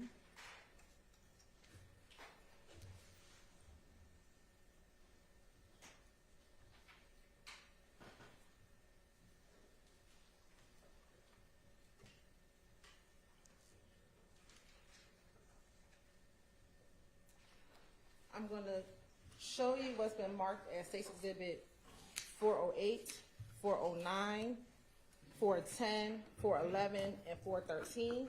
Have you had an opportunity to look at this before you came and testified today? Yes, ma'am. And did I show those to you earlier? Yes, ma'am. And without saying what's in the picture, well, strike that. What are you looking at in those pictures? Myself. And does it appear to be yourself in all of those pictures? Yes, ma'am. All right. Your Honor, this time the state would like to tender State's Exhibit 408, 409, 410, 411, and 413 as evidence. Admitted. And Mr. Summer, I'm going to take those back from you, and you can look either on the TV, on the screen in front of you or the screen behind you. These pictures are going to come up on this.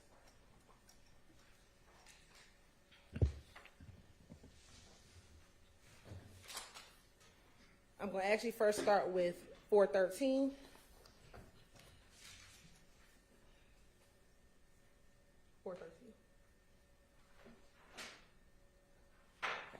Looking at State's Exhibit 413, is this an Instagram post? Yes, ma'am. Okay.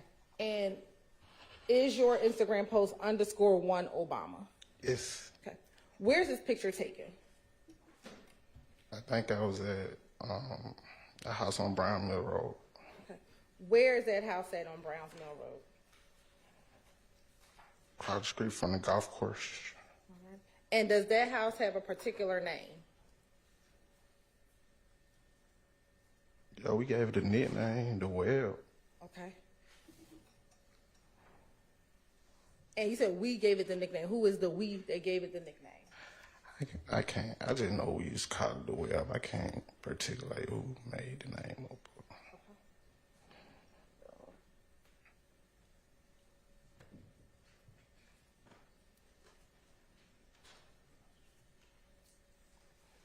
Commissioner, approach again, Your Honor. You may. I'm going to show you what's been marked as Exhibit 426 and 427. Tell me if you recognize what's inside of 426 and 427.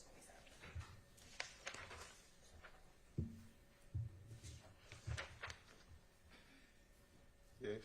How do you recognize 426 and 427? That's the living room. Of where? The house on Brown Mill. Is that the living room of the web? Yes. Okay. Your Honor, this time the state would like to admit 426 and 427 into evidence. They're admitted. Now, Mr. Sumlin, I'm looking at State's Exhibit 408. Is that the YSL tattoo that we just talked about earlier? Yes, ma'am. When did you get that tattoo? In prison. Okay. And about what year did you get it? Probably 14. I don't. All right. Now, looking at State's Exhibit 409. And I'll zoom in, please. What is that tattoo of on your, and which arm is that? My right arm. Okay. And what is depicted on your right arm? Slime life. Okay. And is there a snake on top of Slime Life? Yes. What does that snake symbolize?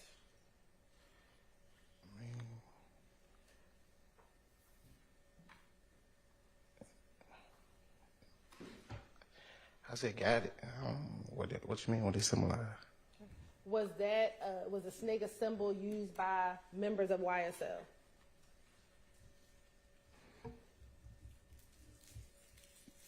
Yes. Okay.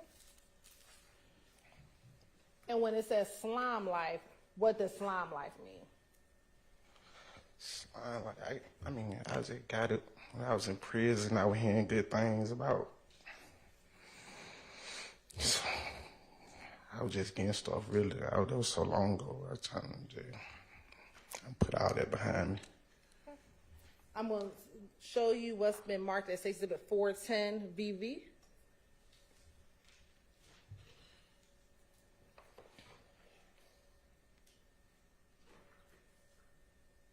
And I'll zoom in a little.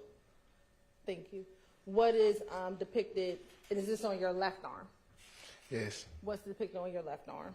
It's a street sign. Okay. And what is your street sign? Cleveland Avenue and Macon Drive. Does that say Cleveland Avenue? It say Bleedland Avenue and Macon Drive. Why did you put Cleveland, not Cleveland?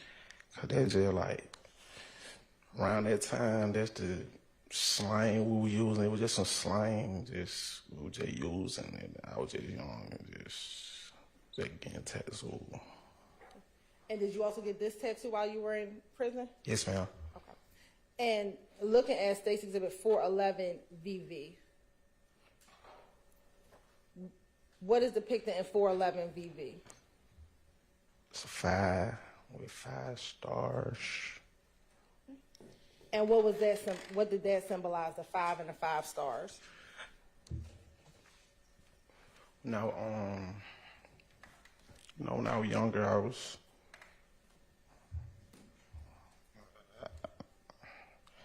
when I was younger, I was claiming blood. When I was younger, like 15, 2000. I had it before I went to prison, so they like 2010. And you said when you were younger, around 2000, you claimed the blood. I claimed blood. Okay. Was there specific blood set that you claimed? No, I don't even think I was real blood. And I just know it came to Atlanta, and I was just saying I was a blood. Okay. How many 5-point star tattoos do you have on your body? On my body? On your body. I don't know how many on my body. Do you have more than what's just depicted in this picture? Yes. Do you have some 5-point stars on like your stomach area? Yes. Do you have 5-point stars on your other arm? Yes, man. 5-point stars is really like fill-in work. And was the 5-point stars significant to your affiliation with claiming the blood? Not all. I ain't gonna say all of them. Some of them just really fill-in work just to make the tattoo look full. What made you choose 5-point stars over something else? I don't call. Now, do you have any tattoos with Stoner Life? Stoner Life? Yes. No, ma'am. What about any tattoos with Successful Life? The one on my chest can stand for all of them. You don't say none in particular. Do you have anything similar to your Slime Life tattoo? Do you have anything similar like Successful Life spelled out? No, ma'am.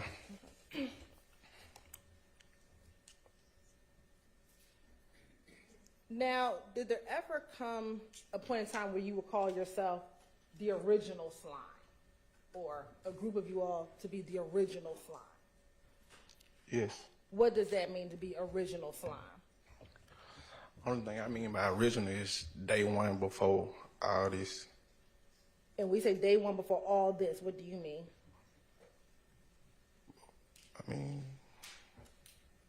Like before, like day one back. I was just saying like before the fame and stuff.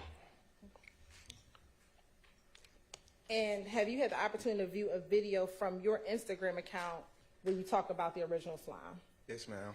Right. I'm going to show you what's been marked as 415 BB. Tell me if you recognize 415 BB. Yes. And how do you recognize 415 BB? I signed and dated earlier. Is that the video that we watched? Yes. All right. And did that appear to be the post that you put on your page? Yes.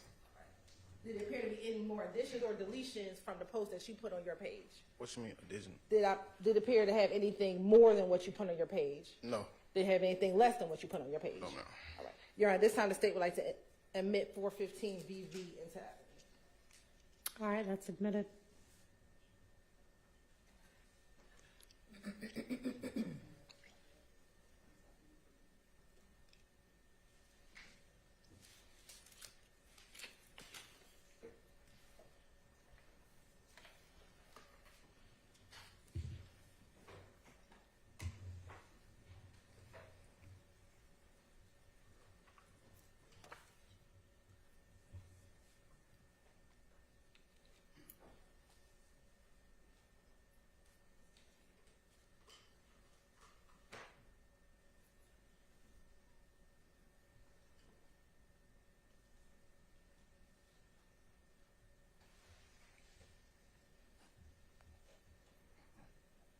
And before we play, what does the caption say on this IG post? God bless you. Original slime shit. And are there emojis? Yes, it's heart, snake heart. All right. And then who are some of the people that are tagged inside of the post? Ocean Drive, Slim, say, no snitching, slime the grape, and Thugger Thugger. Who is Ocean Drive Slim?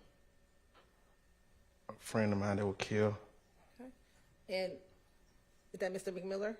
Yes. All right. And then no snitching. Is that who? Do you know who that is? Nah, I forgot. It was 2017. I can't hear you. I think that was 2017. I don't remember. Who is Slime the Great? He in the video. He was also killed. Okay. And then it's Thugger Thugger. Who is Thugger Thugger 1? Mr. Will. All right. Where is this video filmed? On Cleveland Avenue. Where on Cleveland? In some apartments. Where are the apartments? I think we're behind the checkers. And is that behind the checkers that's near I-75 and Cleveland Avenue? Yes. All right.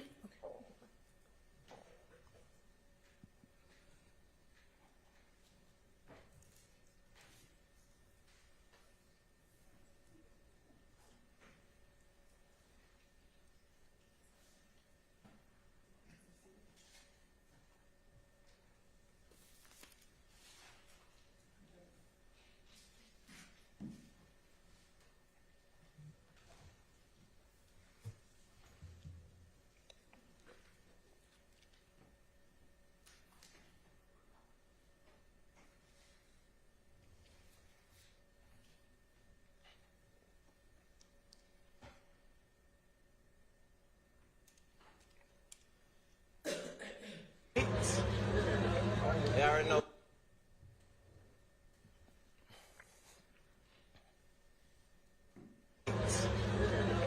They already know YSL was dead and pale, bitch. Murder gang, bitch. Yeah. Slick. Original. No cap. No cap. And we actually free. You know that. Niggas always free. Original shit, bitch. And is that Mr. Williams right there throwing up the YSL sign? Yes. And is Mr. McMiller in that video prior to his death? You said prior to his death? Yes, that him in the video. Yes. All right. Is that him kind of behind Mr. Williams, behind the Y and the YSL? Yes. All right. And are you the one video recording the video? Yes.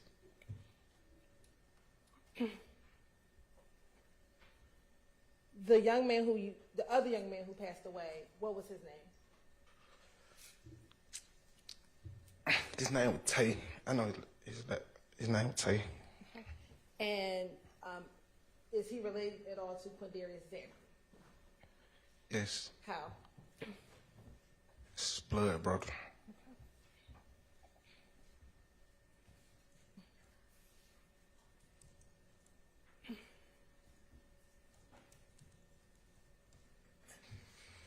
Now, Mr. Williams, back in 2017, or even up to 2022, what did you call Mr. Williams?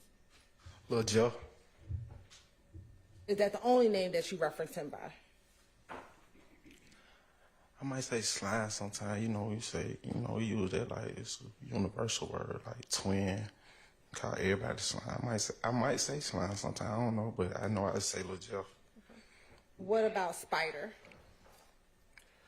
I ain't never called him Spider.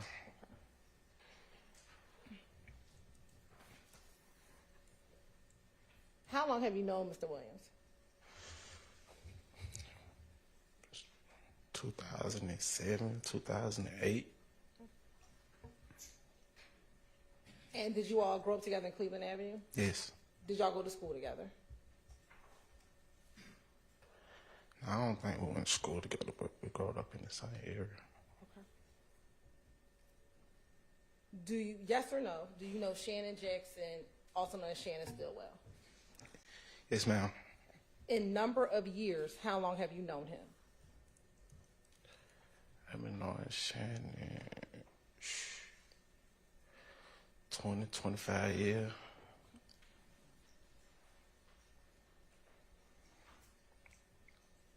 Yes or no, did you all grow up together?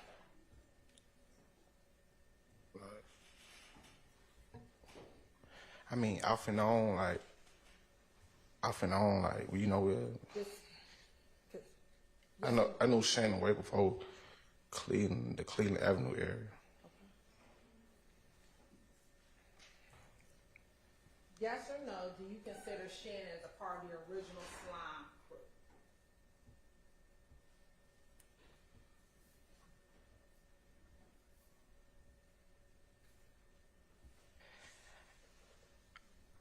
I can't, 2000, I can't say, like, 'cause before I went to prison, I was on house arrest for 15 months, so I don't know who was outside. I had to be in the house at 7 for 15 months. I didn't know who was outside with who.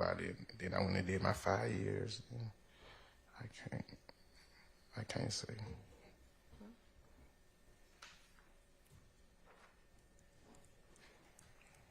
I'm going to show you what's been marked as Sex Exhibit 414 BV. Do you recognize Sex Exhibit 414 BV? Yes, ma'am. How do you recognize 414 BV? It's a picture with me in it.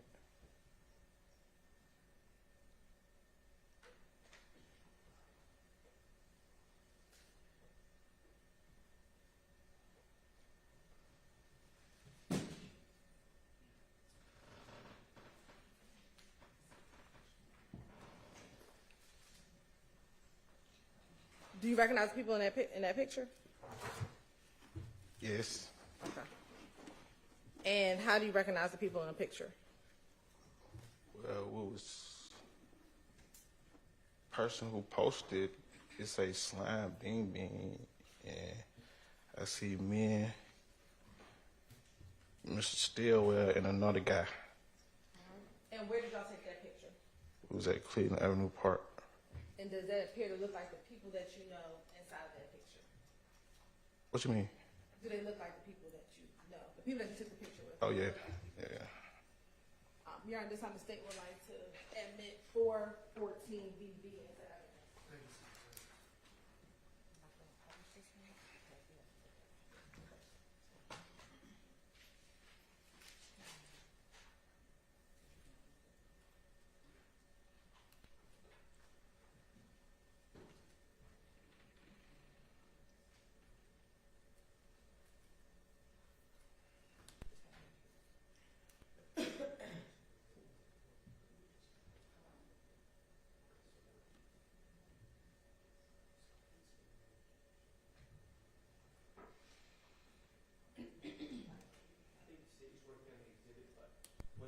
I have no objection. All right, it's admitted.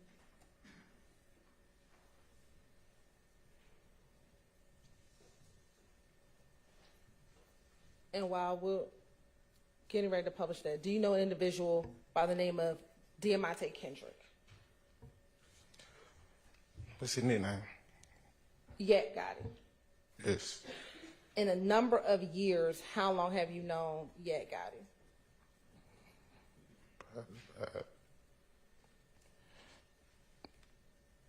Probably about 3, 4 years, something like that, like 3, 2, 3.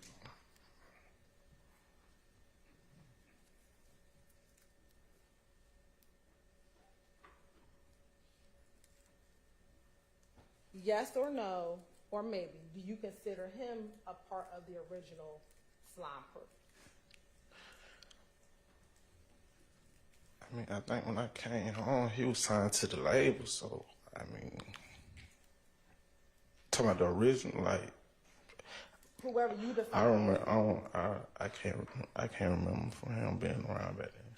Okay. Do you know Trontavia Stevens, Tick or Slug? Yes. Okay. And how long have you known Tick? 15, 20 years, something like that. And is he considered for you someone a part of the original slime crew? Yes, he growed up with us.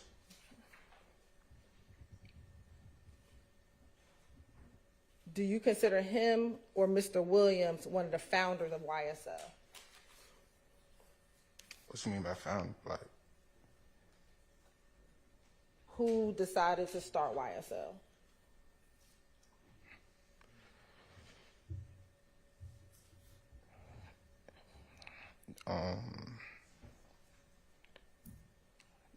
yeah, they wanted to, yeah, yes. What about Walter Murphy or DK? Yeah, DK was around too. Would you consider yourself a founder? A founder? I was around. I never looked at it like that. Like, I never looked at it like that. I just know we was just hanging together and we were young. I can't even remember that far. And we talked about Christian McMillan, Darius Ford. Did you know Darius? Yes, And what was your relationship like with Darius? a friend. And how long have you known, when he was alive, how long did you know him? I met him when I got out of prison. He died in 22, so like 4 or 5 years. And then what about Demikion Garlington? We just know each other through past.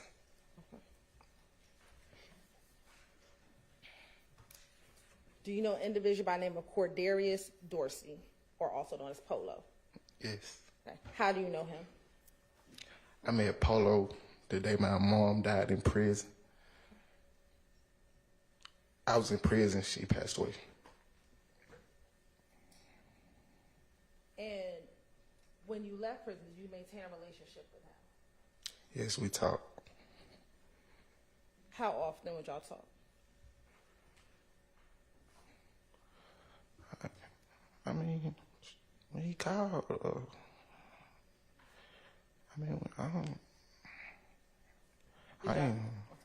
I ain't talking to, not every day, but I'm saying we communicated.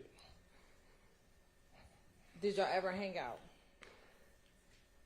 Yeah, we hung out a couple times. I want to take you back to April of 2022. Was Mr. Dorsey incarcerated in April of 2022? Yes, ma'am.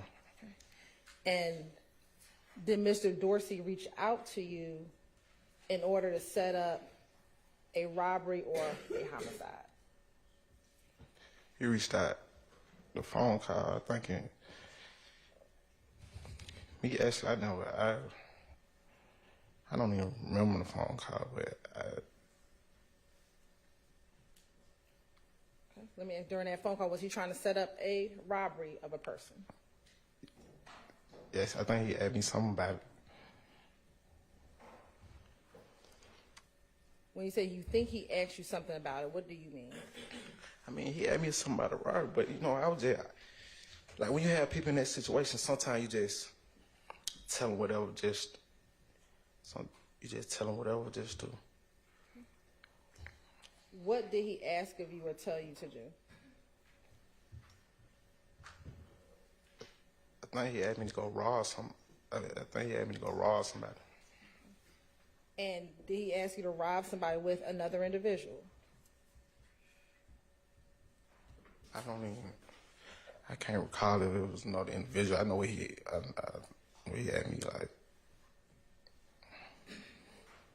Did he ask you to put you in touch with a person by the name of Boule? What you mean? On that phone call, did he want you and Boule to go rob somebody? I remember he wanted me. I don't even remember Boule even being on the phone. I don't even remember. Did he give you some information for the person that he wanted you to rob? Yes, he gave me information, but that's all it was. Like, I definitely did that. Like, when I hung up the phone, it was what it was. I never took the further step to do anything else. I never contacted or nothing. Did he give you the phone number of the person? Yes, he provided the phone number. Did he discuss with you a plan on how to lure the victim to a location so that you could rob him? I don't recall all that. I don't recall all that. Did you agree to do it? Yes, I agreed, but once I hung up the phone, it was over with. I was just having idle talk. And as a part of the indictment in this case, did you plead to that charge? Yes, I pled guilty.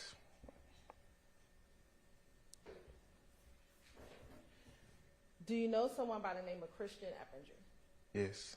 And what do you call Christian Eppinger? Call him Big Briss. Big what? Big Briss. Okay. How do you spell Briss? You spell it Chris, but you just substitute the B, I guess. You substitute the C for the B? Yeah. How long have you known Mr. Eppinger? Including this year? Including this year. Probably about 3 years. Are you older or younger than him? Older. Do you know about how much older you are? No. How did you meet him?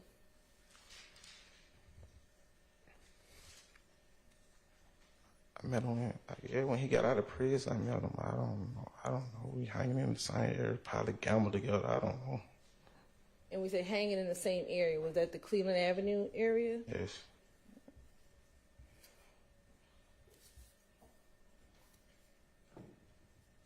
How often would you see him in the Cleveland Avenue area? I mean, whenever I decide to come outside, whenever he decided to come outside, I ain't just coming outside looking for nobody. Like, if I seen him, I probably seen him, and then, you know what I'm saying? Did you ever hang out with him?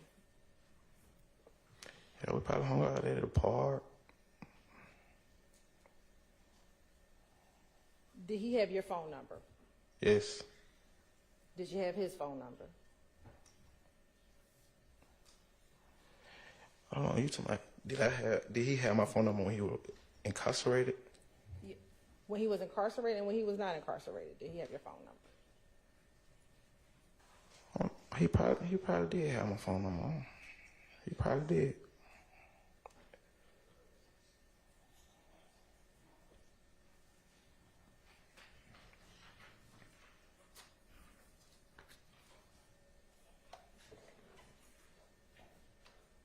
Now, we talked about the web. You said it was on Browns Mill Road across from the golf course? Yes. Okay. Who owned the web? I don't know who owned the web. Whose home was it? What you mean, like who? Whose childhood home was it? Mr. Williams growed up in that house. In 2021, did you spend time at that location? Yes. Who acquired it for you in 2021?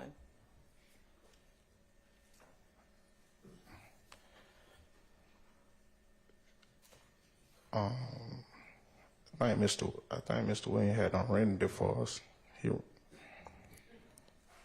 And would people sell drugs outside of the web? Sell drugs at the web? I mean, I sold drugs, but I don't know. Like, I don't know if nobody was selling drugs. Like, I can't say nobody was just selling drugs outside the web. Like, I wasn't even selling drugs at the web. Like, I go to the store, but like, he got that house for people who didn't have nowhere to go lay their heads, and like, you get what I'm saying? Like, if you get into it with your girl, you got somewhere to go. You want to have some extra company, you got somewhere to go. Did he also provide the web so that you would stop selling drugs at the gas station? From my understanding, He secured the spot so we can have somewhere safe to be. Cause they kept shooting up our store. Who kept shooting up the store? I mean, I don't know who robbed y'all. Didn't never go get them. So I'm gonna ask you again, did you sell drugs out of the web? Like, I never really just sold drugs out of the well. I can honestly say that. Like, I never. I didn't ask about you. I asked, well, did they sell drugs You out of? actually just said you, so. Oh, You wanna ask a different excuse question? me. Did YSL members sell drugs out of the web?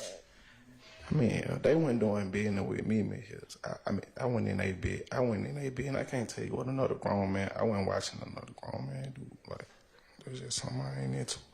Do you remember taking a plea in December 2022 in this case? Yes, I remember. All right. And as a part of your plea agreement, do you remember going over certain factual acknowledgments? Yes. Okay. And have you had the opportunity to look at those factual acknowledgments prior to your testimony here today? Yes, ma'am, I did. All right. Permission to approach? You may.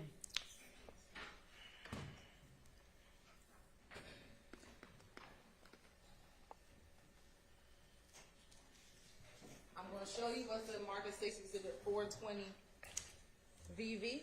Do you recognize 420 VV?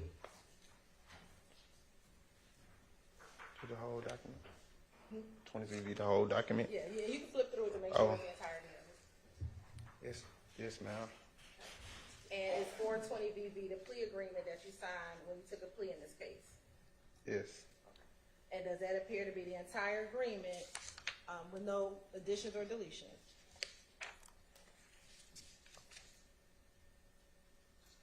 Yes. Looking at 420 VV,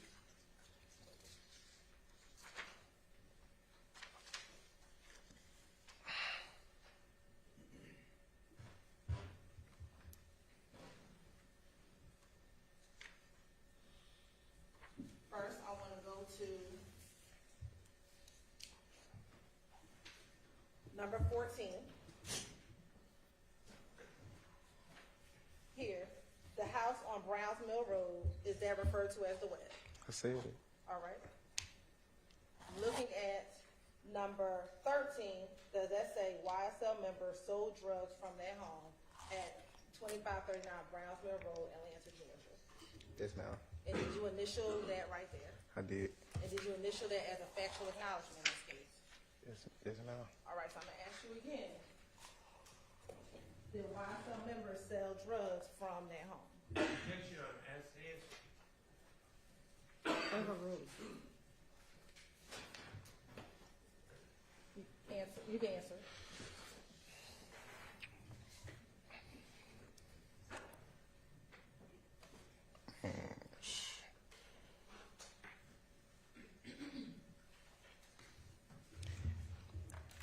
Like, even though just it wasn't just YSL member allowed there. Like, it just like what you saying? Have I ever seen somebody sell drugs out of the web? I just asked, did YSL members sell drugs from the web?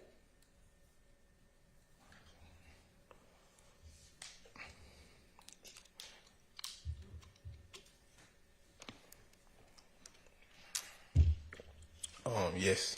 Okay. And I'm going to publish what we just admitted. Read it. Oh, the pictures? Yes, Your Honor. All right. 426 VV.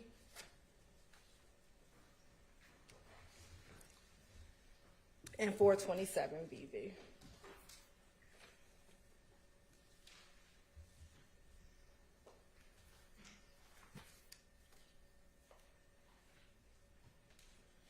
Right.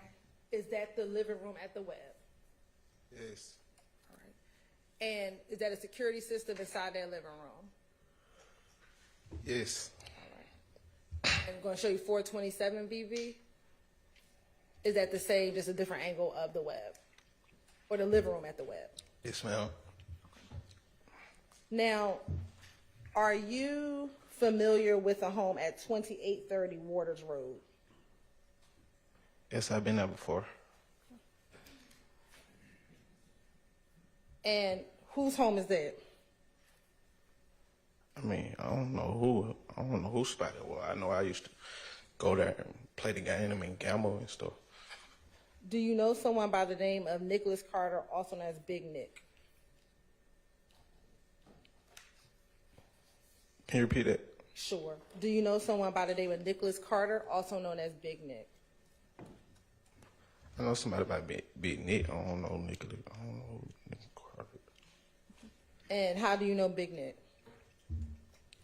Just from around the area. Do you know him to stay at 2830 Waters Road?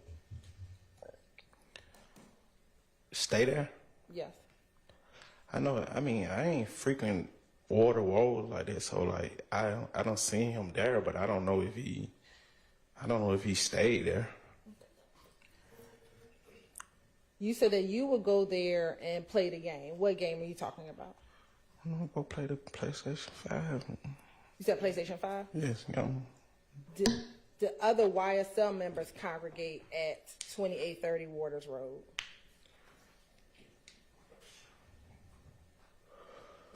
Like they just, like, yeah, I used to see some people like visit, some people come there, but there wasn't no YSL, like there wasn't no YSL like spot, like it wasn't no YSL spot. Did members of YSL congregate at 2830 Waters Road? Yes, we used to meet up before shows and before we go out and perform. Yes, yes, we don't. Is 2830 Waters Road another location where drugs are sold out of?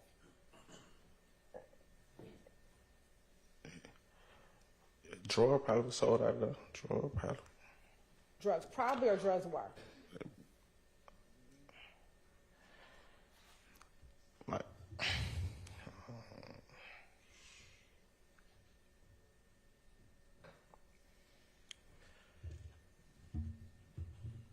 I mean, they probably were. Like, I'm not watching nobody. Like, Did YSL members sell drugs out of 2830 Waters Road?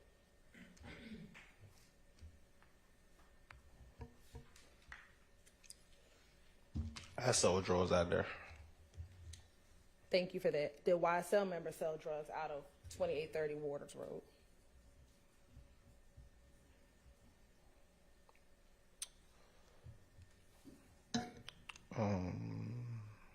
Yes.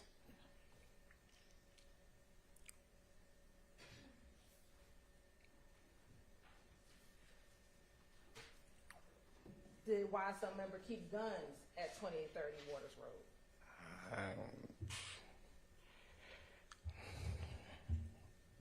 I don't know nothing about no guns. I don't know nothing about no guns.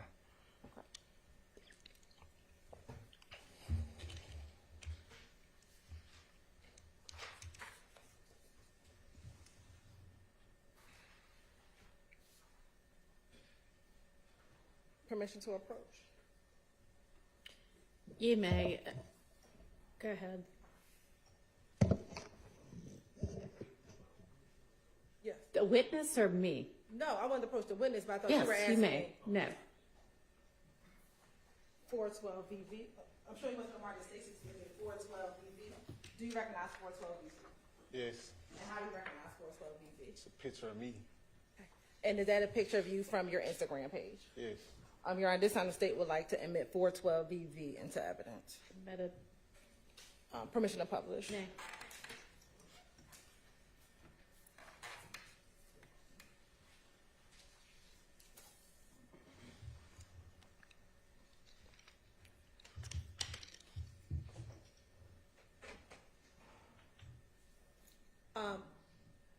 First, where is this picture taken? Cleveland Avenue Park. And the clothing that you're wearing, what is it? What does massa, does that say massa on your pants leg? Yes. What does that stand for? I think Make America Slime Again. And is that a snake on the right-hand side of the pants leg?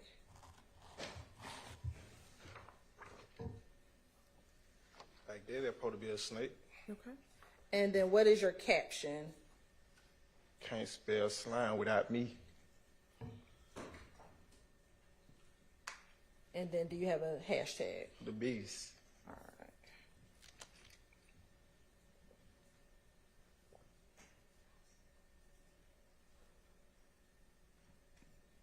Now, with YSL, does the YSL gang have a rivalry with the YFN gang? I mean, a couple guys from both sides probably have some personal issue, but like as in whole, I don't. They probably have some personal issues, but as in whole,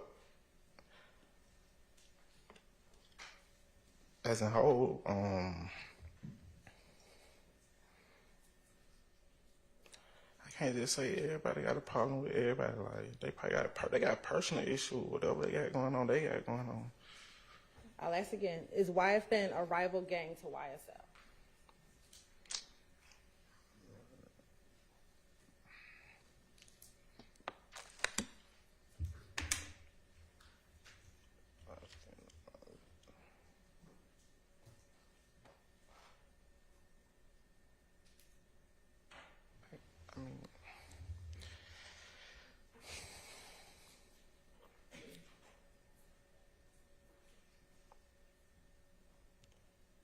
I mean, we done been known to go back and forth, so like.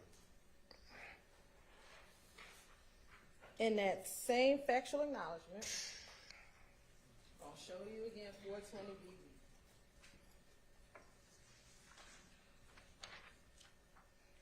On page 2, what does number 3 say? YFN is a rival gang to YSL. And did you initial that with your initials on Yes. this document? Yes. All right. And did you also sign this document? Yes. So,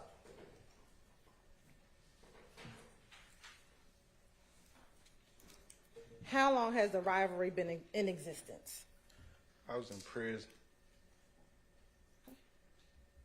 So did it start when you were in prison? Yes. Do you know what year it started? No. How long were you in prison? 52 months.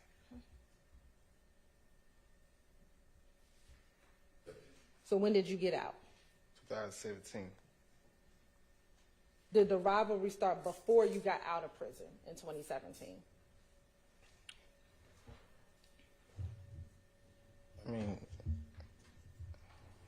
I hadn't heard some stuff, but I guess, yes. Do you know an individual by the name of YFN Lucci or Rayshawn Bennett? Yes. How were you familiar with him? He a rapper. Do you know him outside of being a rapper? Personally? A person? I said personally? Yes. No. Back in February of 2022, specifically February 9th, 2022, were you aware of him being stabbed in a Fulton County jail? No. Do you know someone by the name of Jaden Myrick? No. Well, I heard about him when this case came about, but I don't know him. I don't know him at all. I want to take you to February 22nd of 2022. Did you get a call from Christian Eppinger while he was in the Fulton County jail? Yes, ma'am. And did he reach out to you to get permission to harm Lucci, YFN Lucci? Yes, he reached out to me.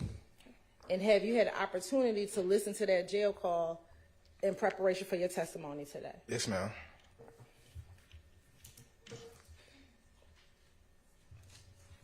I'm going to show you what's been marked as State's Exhibit 418BB. Do you recognize 418BB? Yes. How do you recognize it? I mean, you showed it to me earlier. Is that the jail call? I mean, you showed me 3 discs. I think, yeah, you say jail call. Have you heard the jail call? Yes, early. All right. Yeah, and this time the state would like to tender and admit 418 VV into evidence. All right, it's admitted without a question. Permission to publish, your name.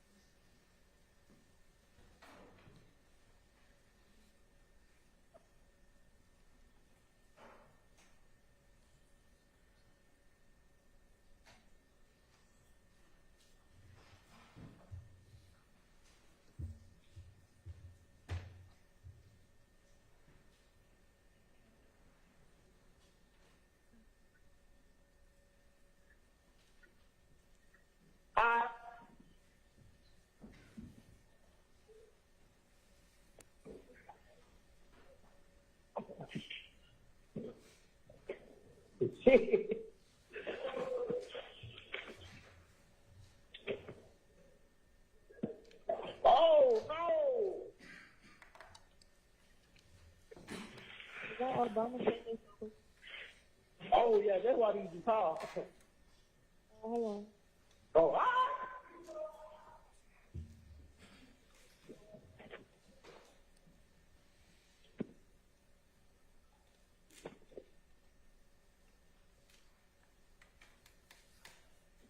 Yeah, I'm fine. Yo, what's up, man? What's up? What's going on? What the hell you got going on, my brother? Shit, just popped out. I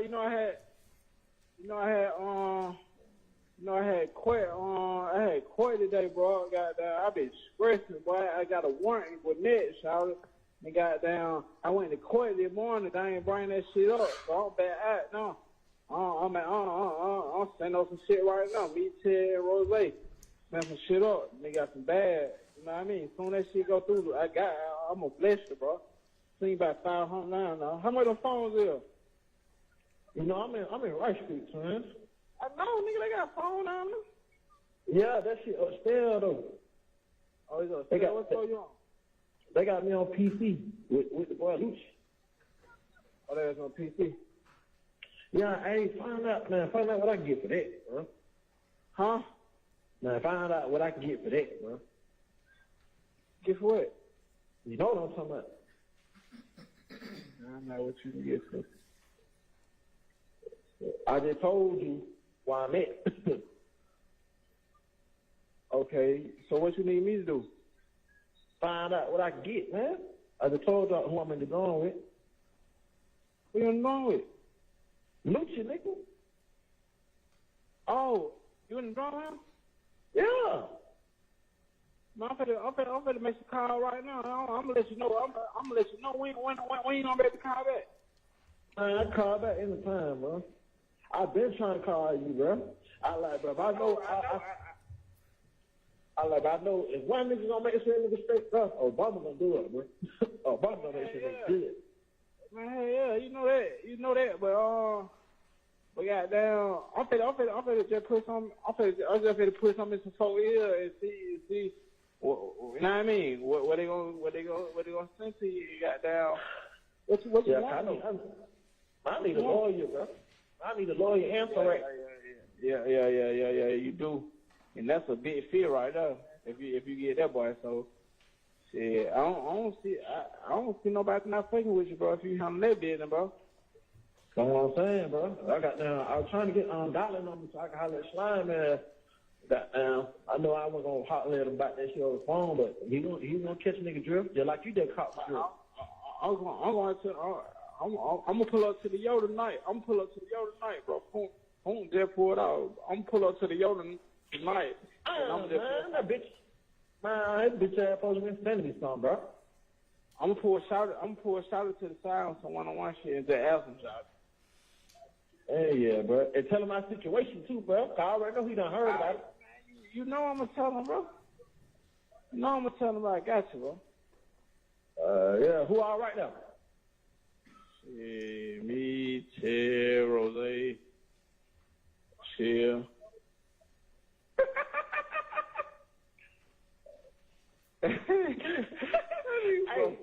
Look, hey, tell Rose, be on the phone.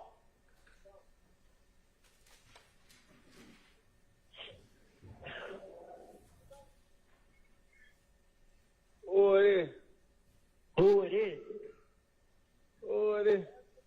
That big bread lane, man, nigga. Man, stop playing on me, boy. What's going on, boy? What's up, nigga? What you doing, man? You good? Yeah, you know, just nigga trying to make it. I ain't complaining. I'm alive, nigga. I'm gonna get some for you. Give me like Monday. I got you. Hey, yeah. What they going? I'm good too. If you can cash up to my baby mama. But goddamn, if you want to like drop it off, it's my girl staying in Lakewood. All right. Obama got the number? Yeah. All right, my phone there. I'm gonna get my Obama. I got you. Hey, yeah, man. Just hold your head, nigga. Oh, yeah, you know, I'm good. Huh? You ain't talking nine? Nah, they got me on PC with the op boy. On PC? Yeah, they got me right here with Lucci. No.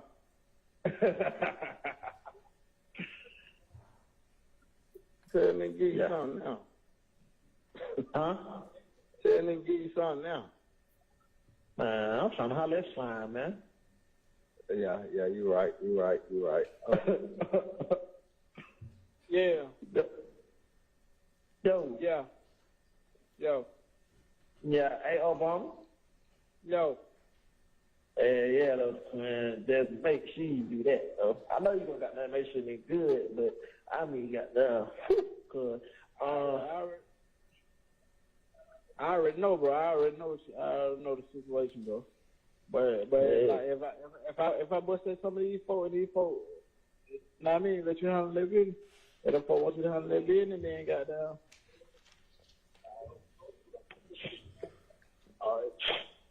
Yeah. So you know. Hey, when you get a chance, call me back, bro, so I can talk to you one-on-one. I got a lot of ears around. All right, goddamn, yeah, that's so. Hey, who right there with the cash up, man? One day I got cash up. I got cash up. I ain't got nothing on it right now, baby, bro. Oh, This your girl? Yeah. It's your girl? Tell her to lock me in. As soon as I get some on cash up, I see some. So. All right, bro. Love y'all, I mean. I love you back, bro.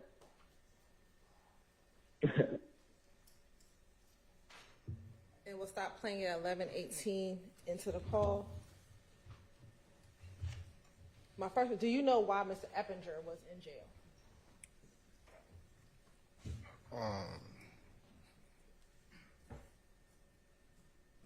Allegedly.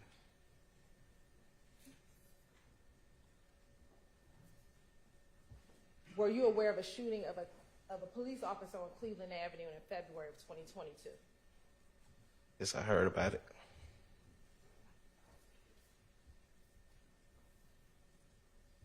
And did you have any knowledge if Mr. Eppinger was a part of that shooting? I know he was arrested for it. Now, on that call, Mr. Eppinger reached out to you to get permission to stab Lucci? I mean, yeah, he called me. Yes, he called me. Do you know why he would have to call to get permission to stab Lucci? I mean, that's another conversation. I left where it was. I never took the next step to reach out to nobody to try to hurt nobody. I was just idle conversation. I was just talking to be talking. I didn't. I understand. My question is though, do you know why he would have to get permission to go stab Lucci? He ain't got to get permission. He a grown man. He can do what he want to do. So why was he calling you to get permission? Sustained.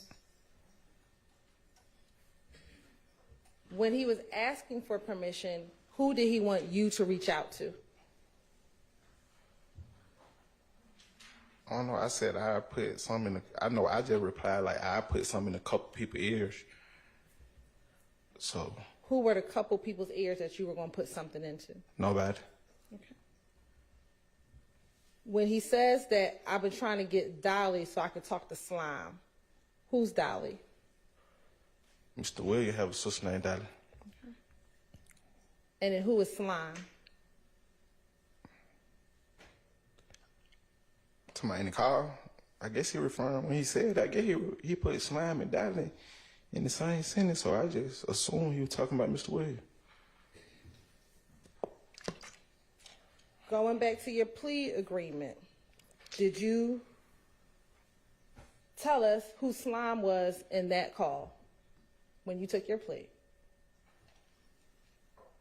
Can I see the plea? Sure.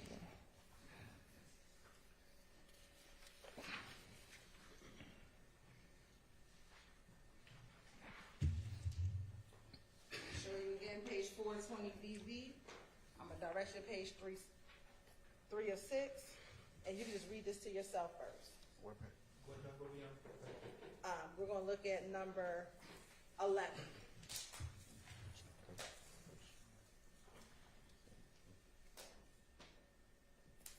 I just said it. You said probably, I assume. I'm asking you, who was it?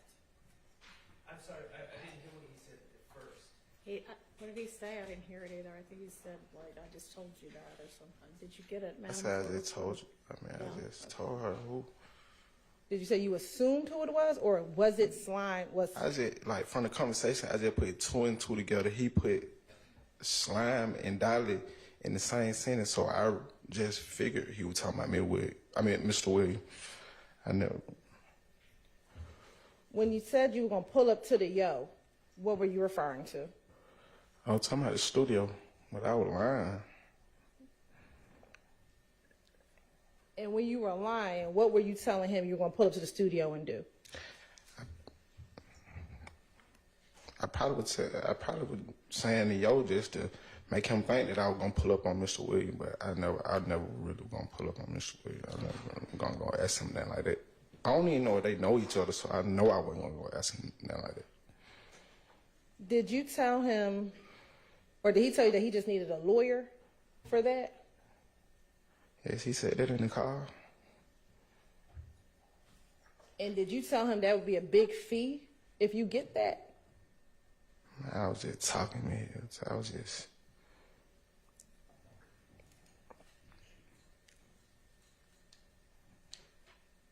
Now, in that call, did you also say that Funk just pulled off? Yes, I think I said that in the car. Who is Funk? Who is Funk? Yes. Funk. Okay. And is Funk also Mr. Williams' brother? Yes.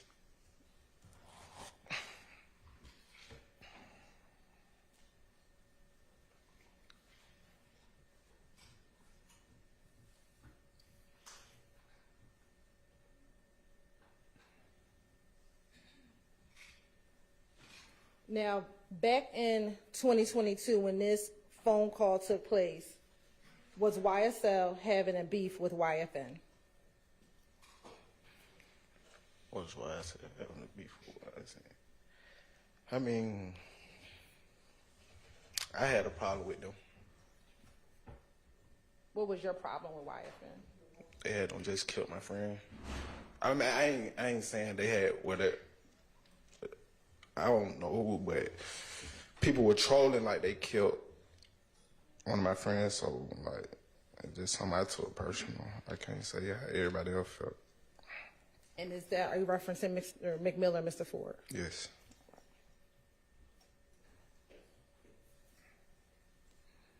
Now, do you know someone by the name of Kenneth Copeland?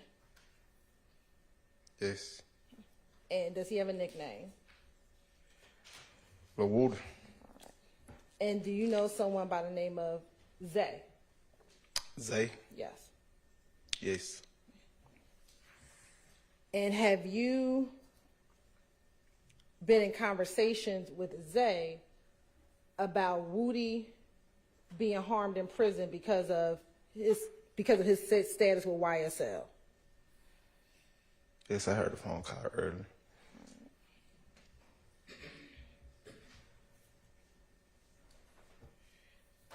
And have you had the opportunity to listen to that phone call? Yes. All right. Showing you what's been marked as 422 VV. Do you recognize your initials on 422 VV? Yes. And how do you recognize it? I signed it. And is that the call that we were just referencing with you and Zay? Yes. Around this time, the state would like to admit 422 VV attack. Admitted. And permission to publish. You may. And while that is getting loaded, were you arrested for the charges in this indictment, 22 SC 183 572? Yes. All right. And where were you arrested at? Not an address, but a location. In the cab. Was it a house, an apartment, or something else? A house. And when you were arrested, did the officers who came arrest you, did they take pictures inside of your home? Yes. Okay.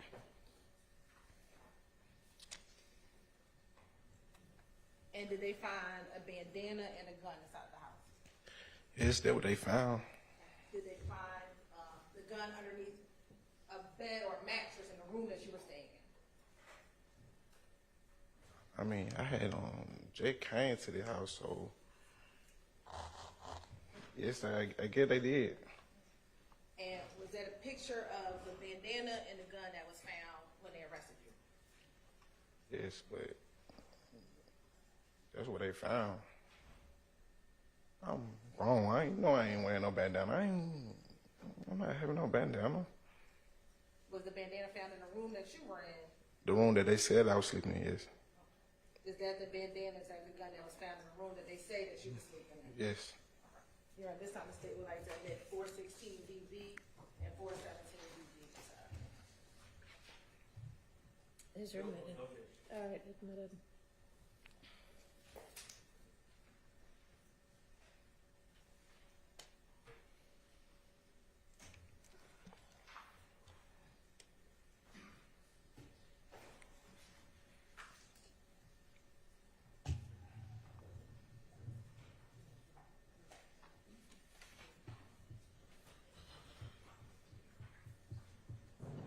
Yo, gang.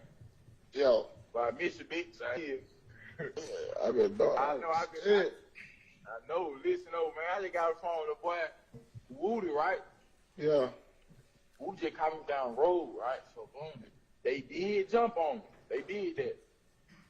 But he was like, they tried to put him on the door and all that. But he said the gang task force came and talked to him and all that shit. So he thug right hand man. And long story short, he basing on some, bro, that YSL shit over with, bro. Nigga got to start a whole new name. Like, that's how he coming at me, like, bro, that shit so fucking hot right now, bro. He like, bro, you gonna go to jail, bro. Niggas going to jail, bro. Them folks trying to lock nigga ass up, boy. This shit, see, niggas in jail no more than us because we on the street. Yeah. Freelancing. They know because them folks putting up on them folks. You feel what I'm saying? Sure. Man, right. Bro, nigga got to nigga really got to backstage this shit for a little bit, like really not even like not nigga. I'm not giving up on game. Period. It's just like it's so much going on. This shit, bro. Like, bro, it's so much going on, bro. Like, yeah, it's a lot going on. That shit, boy. Yeah, I think they got fired back. That's how. They got to kind of fall back because there's so much going on. Like, I talked to Woody. He called me because he was like, bro, like, he was like, vape, bro, about 3 niggas done push up on me talking about your name. Talking about, boy, I'm on the vape, Woody. Them folks pushing up on Woody. Them folks trying to get some screaming down there about Shawty, you feel me? Because I heard he got jumped on and I sent word down. I'm like, bro, y'all need to eat anything that's pop, you feel me?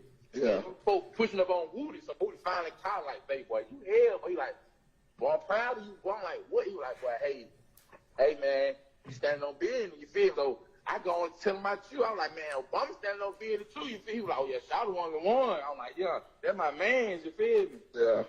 Yeah, though, but I was there telling him how niggas put up, niggas ain't outside for real. He was like, man, he said, babe, bro, I know that, bro. He like, bro, niggas ain't, everybody ain't like that, bro. You give me the rundown, like, you know, Woody one of the niggas who I really just sit down and listen to, because Shawty really smart. Yeah. Shawty very intelligent, like, and he knowing something, like, he like, bro, that shit hot right now, they just chill, bro, like, just chill, bro. Like, I know he's basically like, bad y'all nigga want to go do something, but you can't right now. He said, it's impossible. He said, it's impossible. He said, yeah, they gonna end up in jail, too. He said, because they watching. When you think they ain't watching, he said, they own nigga ass, bro.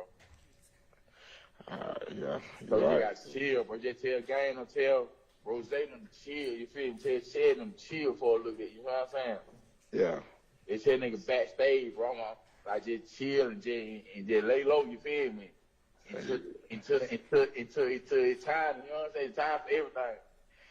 Yeah, they why they lay low. Lead about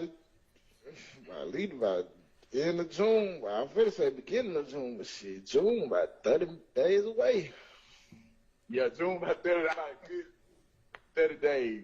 We'll be all right. About good. Nah, not too much. I get too much because when it be. That's why I said. I said I was finna say June, but June just 30 days. No, listen. I'm still coming around Gang, though. I ain't just. Shit, me too. I'm just finna. I'm finna go listen. I'm finna stop. Niggas just gotta move. Niggas just gotta move better, bro. And start posting just like miscellaneous stuff. Nigga gotta stop posting that YSL shit. Nigga can't post that YSL and shit like that. Yeah, but nigga know what's up. Everybody know what's up. I'm finna stop right here and grab this food stamp card and I'm finna ride to my house. Then I'm gonna pull up on your spot, bro. I'm pull up on you today, bro. All right, say no more. All right, bro. If you come straight here, bro, I'm bringing your ID today. That's why I just told you I'm finna go to the house and get your ID and come straight to you. All right.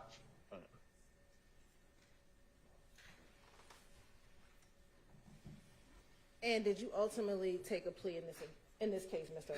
Sumlin? Yes, ma'am. All right. I'm going to show you what's been marked as 421 BV. You recognize this as 421 BV? Yes. And is that a copy of your plea? Copy of the indictment or my plea? The indictment. The copy of the indictment. And do you see your?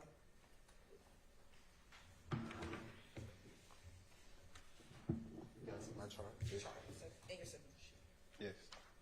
Your Honor, the state would like to amend 421 BV as a self-authenticated document, but Mr. Sumlin has recognized 421 BV as a certified copy of his conviction. All right. In 22 SC 183572.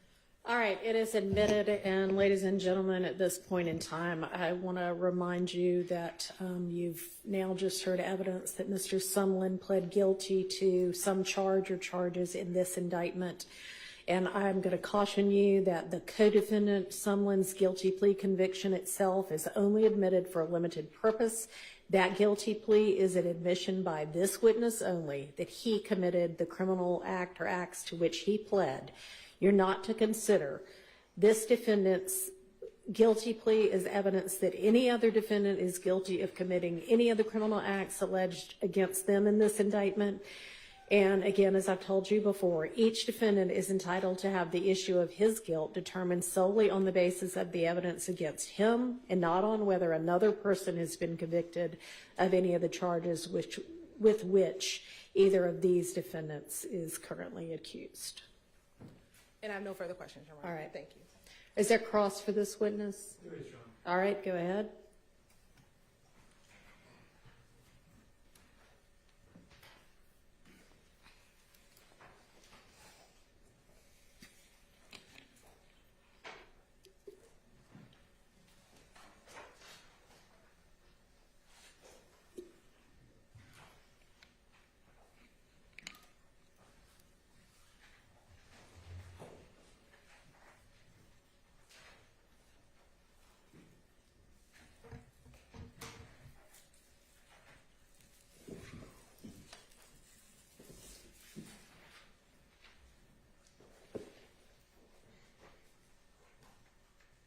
Good afternoon, Mr. Sumlin.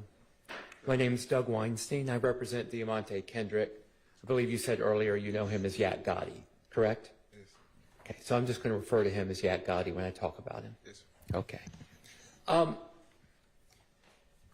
There was some discussion earlier about a phone call between you and Polo, Mr. Dorsey. You remember that conversation? Yes, sir.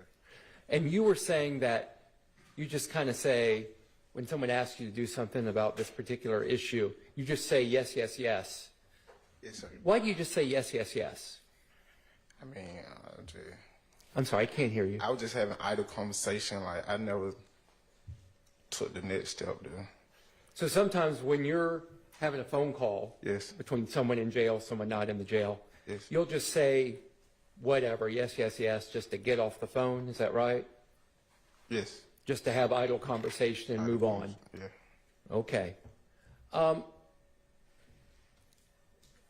Let's talk about this plea that you took for a minute.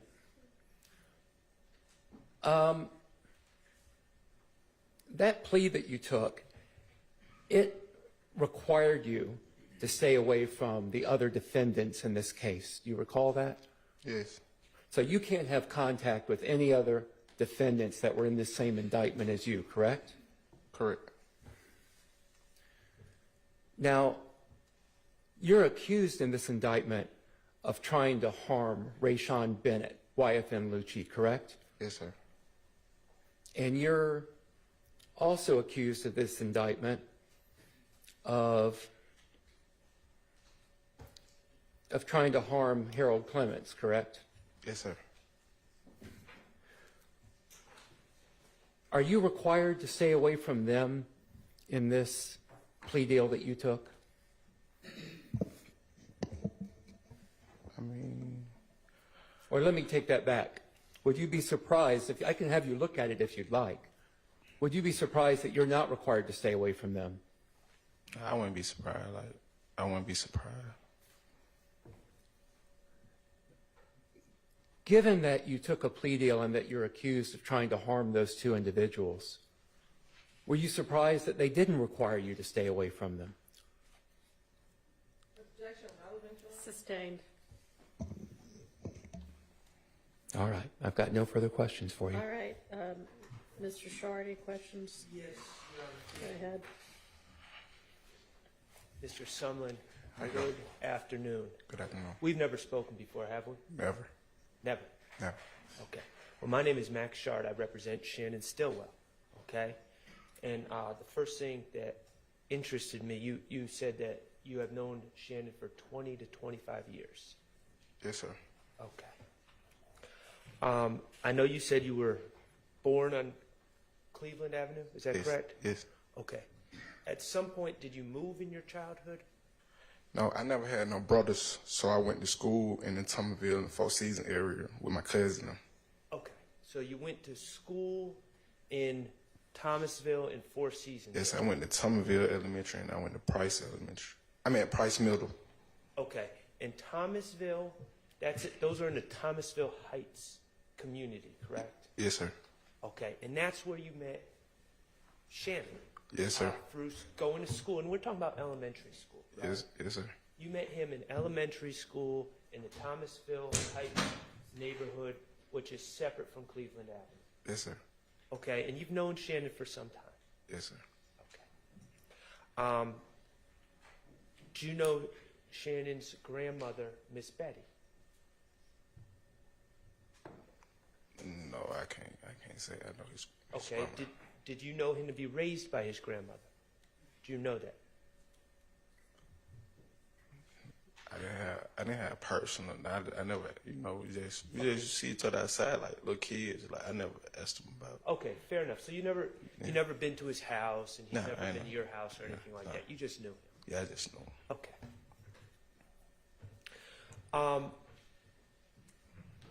Have you ever tried to rap? Middle school. Okay. And as growing up, as part of your friendship with Mr. Williams. Yes. Okay. Friendship with do you have a friendship with Mr. Kendrick? Is that fair to say? I mean, we cordial. We speak. Okay. Do you know other hip hop artists besides those two? Somebody from the area or just In Atlanta. Do you know Mooney Lee? What's his real name? Who- I mean, what's his slang? I mean, what's his? Slime Life Shorty. Yeah. So, you know him as Slime Life Shorty? Yes. Okay. Have you been to studios before? Yes. Have you seen people making music? Yes. Do you follow music? Yes. Do you listen avidly to hip hop? Yes. Rap? Yes, sir. Okay. Do you know about drill music? Yes. Okay. Is drill music present in Atlanta?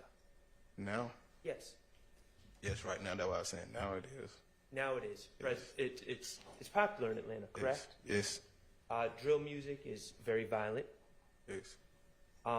Common threads of drill music. Ops. People talk about ops a lot. Yes. And that's the opposition. Yes. Now, when I say people talk about ops a lot, I'm not talking about YSL or YFN. Okay, I'm talking about drill music throughout the country and throughout Atlanta and throughout the country. Yes. They all talk about ops, don't they? Yes. Okay, red lights. Red lights. Stopping at red lights. Oh, yeah. Is that a common theme of drill music Yes. throughout the country, not just in Atlanta? Yes. Not just YSL? No. Not just YFN? No. Okay. What about glizzies? What's a glizzy? A gun. A gun. Is that a common theme, a common term used in drill music? Yes. Yes, sir. Okay. Not just YSL? No. Not just Atlanta? No. Not just YFN? No. Okay. How many people that you grew up with, would you say very few or a whole lot want to become rappers? A lot. A lot. Okay. How many people actually make it to the point that they're making money? Only a handful. A very small percentage? Yes. Okay, but that doesn't stop people from trying, does it? Oh, sir. Okay, and when you've seen your friends, say, Slime Life Shorty, you know Shannon the rap, don't you? Yes. You know him to try to make it. Yes. You know him to make songs that have ops in it, correct? I mean, I know some of his songs. I can't just think Okay, of it. that's fair. I don't. If you don't know, you don't know. Okay, you know Shannon been trying to make it in rap. Yes. Going to the studio, working on his craft, promoting himself, correct? Yes. Putting songs on YouTube. Yes. Much like many other people that you've seen growing up. Okay.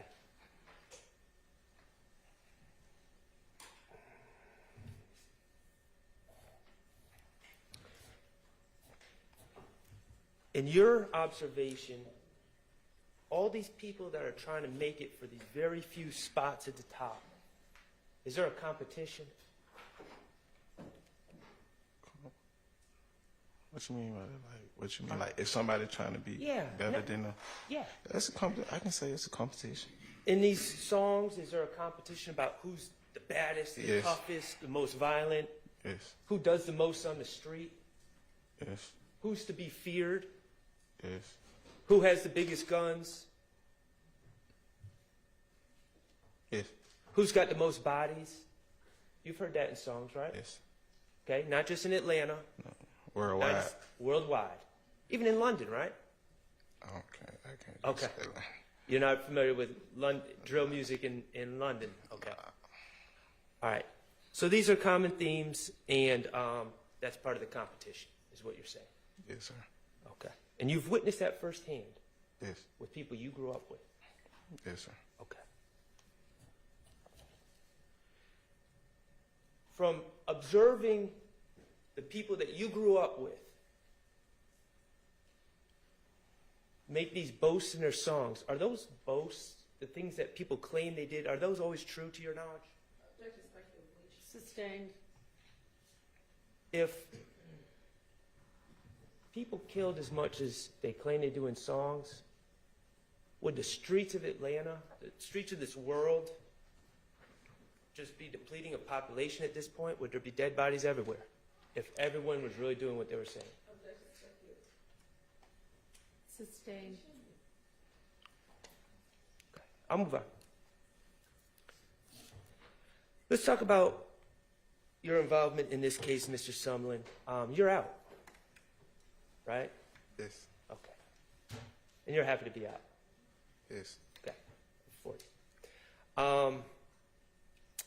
Originally, you were charged with 2 conspiracies, one to murder Harold Clements with Cordarius Dorsey, one to murder, or to, to murder Rashawn Bennett, and you're allegedly conspired with Christian Eppinger, and then you're charged with gang activity based on the conspiracy with Christian Eppinger, and you were then charged with conspiracy, I already said it, to commit murder with Mr. Dorsey, and then the RICO case, the Yes. RICO count. And I was very inartful there, but it's 4 counts, RICO, 2 conspiracies, and a gang count, correct? Yes.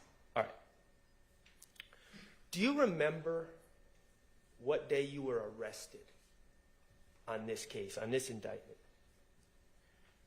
May the 11th. Okay. On May 11th of 22. Okay, May 11th, 2022. And that's when they came to the house and took those pictures? Yes. Okay. At some point, you were able to, you were represented by an attorney? Yes, sir. Okay. And you and your attorney moved for bond? Yes. All right? And bond is when, after you're arrested, you're able to pay money and be released while the case is pending, correct? Yes, sir. Okay. And when you moved for bond, the bond hearing was heard by Judge Glanville, correct? Yes. Yes. Okay. And at that bond hearing, the prosecutors were at their table, correct? Yes. And at that bond hearing, Well, I'm going to check some, this line of questioning being relevant to the bond.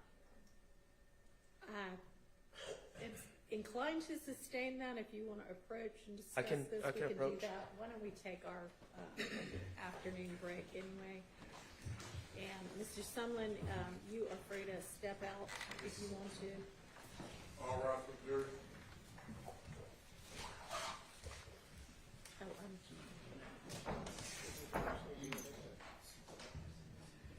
Maybe, we'll see what we can do.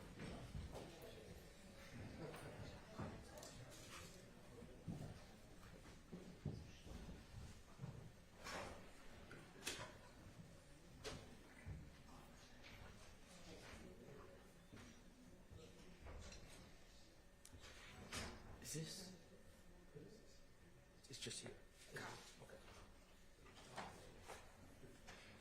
John, actually do it at the bench or just do it here now that the jury's up? Go ahead. So, Your Honor, I believe this is relevant because when this gentleman, Kind of let me know where you're intending to go with it. I'm going into his plea when he pled to an agreed probationary sentence only after he signed the state's factual acknowledgments. What's that have to do with bond? Well, because the state is fighting against bond. He's not given bond. He's stuck in jail. Those are all factors, being stuck in jail, not Okay. given bond, are all factors. If you want to just ask, was bond denied? And Well, I would say, yep, I was stuck in jail, that's fine. I appreciate that, and I will ask that if the court limits me. What I'd like to ask is about the state objecting to bond, because I think that is relevant, because on one hand, they're saying this guy is a danger, do not let him out, and then as soon as he signs the form that they wrote, then release him on probation. And I think that's relevant. And right now, I think it's relevant for the jurors to know that they have this document in front of him, and it might explain his demeanor. It might explain. Okay, so, I mean, are you going to ask, did the state oppose bond? Yes, they did, and you ultimately, bond got denied. You had to stay in jail. Is that the gist of it? I mean, we're not going to go into a whole lot of, they said this. No. Okay. All right, that's fine. Need any clarification or want to voice any other objections? Your Honor, the state still believes that it's hearsay what happened at this bond hearing and effectively opposed bond, but we understand the court's instruction. Okay, all right. We'll take our break as well. Thank you.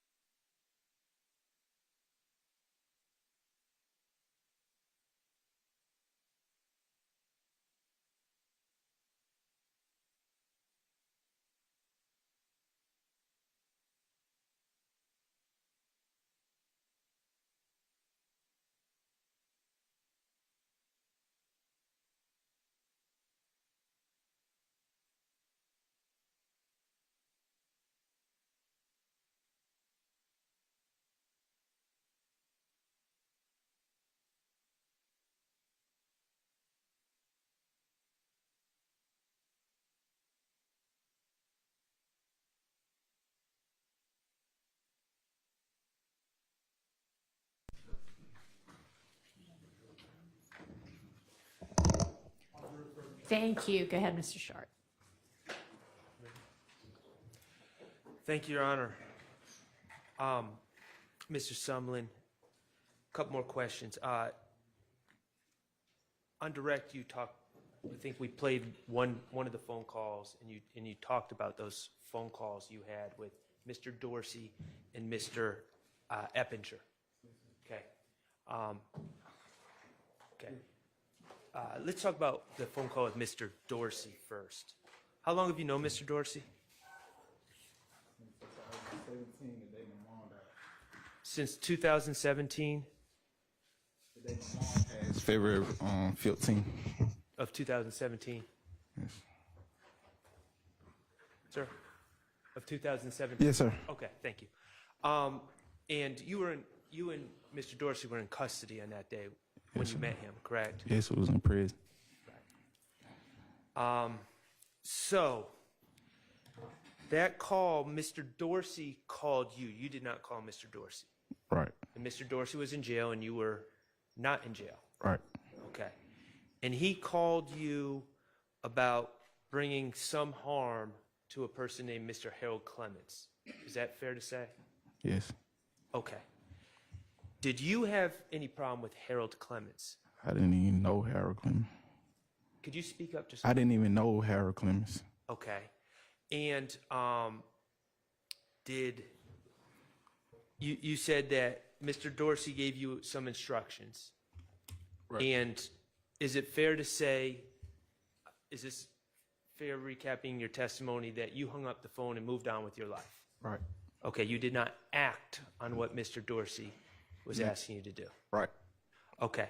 And then you had another call from Mr. Eppinger. Right. Mr. Eppinger was calling about, the state was saying permission. Wasn't Mr. Eppinger really looking for payment?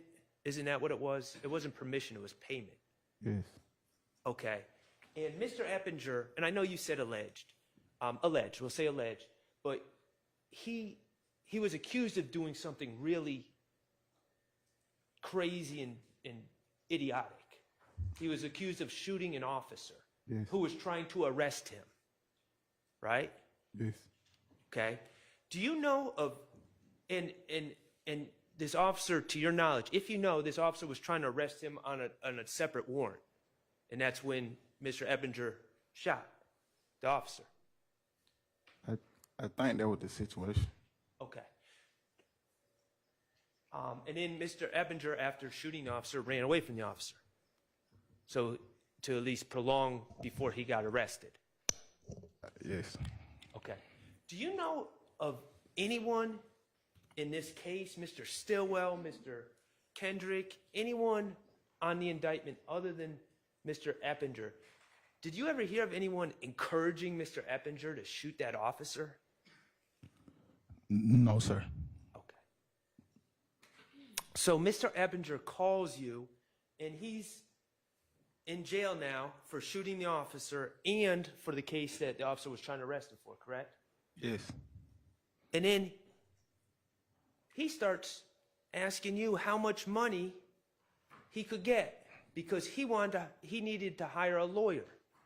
Yes. Is that what he said to you? Yes, I think he said. Yes, I think he said it in the call. Okay, and from the call, he told you that he was locked up with Lucci, right? Yes. And at first, when he gave you that information, you didn't even put two and two together why he was even telling you that. No. No. Okay. In fact, you said, find out what I can get, and you said, for what? Was that on the call? Yes. And then you asked him, what do you need me to do? Right. The truth is, you looked at Mr. Eppinger as like a child that got himself into a very bad situation. Correct. His own doing. His own doing. And you hung up that phone and you didn't act on it anymore. No. Okay.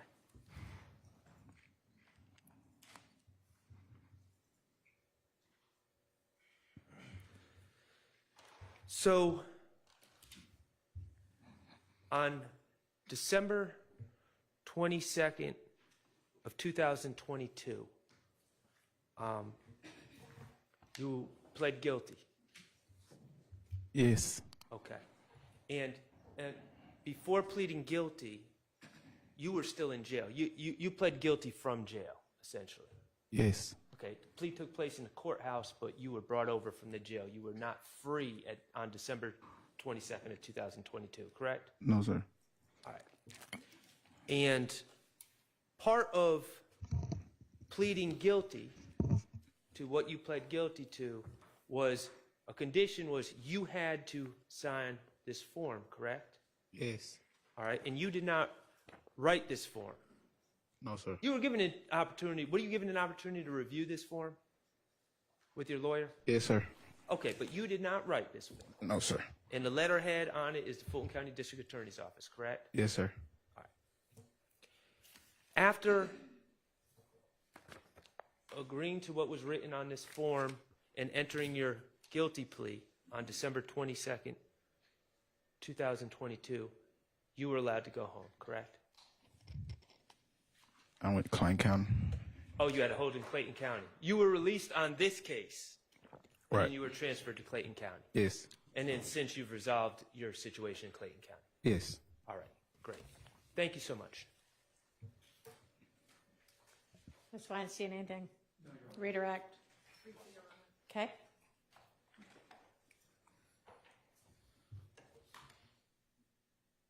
I think so on direct examination that there were people claiming to have killed your friends, Mr. McMillan and Mr. Ford. Do you remember saying that? Yeah, I said they were trolling on Instagram. Trolling. Do you know if Lucci was affiliated with the people who were trolling on Instagram? My personal knowledge, no. My personal knowledge, like they. When you ask that, what you mean? Like what you? The individuals who were trolling, were they associated with YFN? Yes. And is Lucci associated with YFN? Yes. Have you ever heard of the term dry snitching? Dry snitch. Yeah, I heard it. How have you heard that term? I mean, I heard the term before. I can't explain how I heard it. I can't. What is your understanding of what the term means?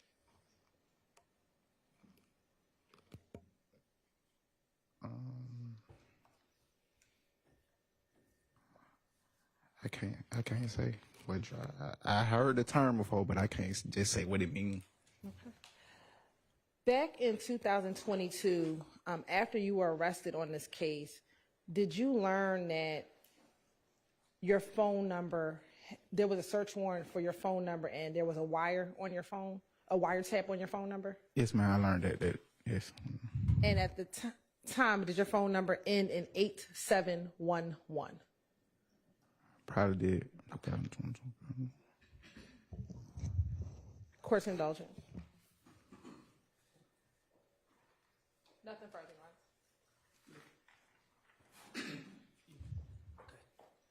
Ron. Sir, you were just asked about people trolling on Instagram after the Christian McMillan, Darius Ford double homicide. Right. Okay. And that was in March of 2022, correct? Yes, I was locked up. All right. The truth is, there were a whole lot of people trolling about that death, correct? Right. There was a whole lot of people claiming responsibility for Mr. McMillan and Mr. Ford's bodies, correct?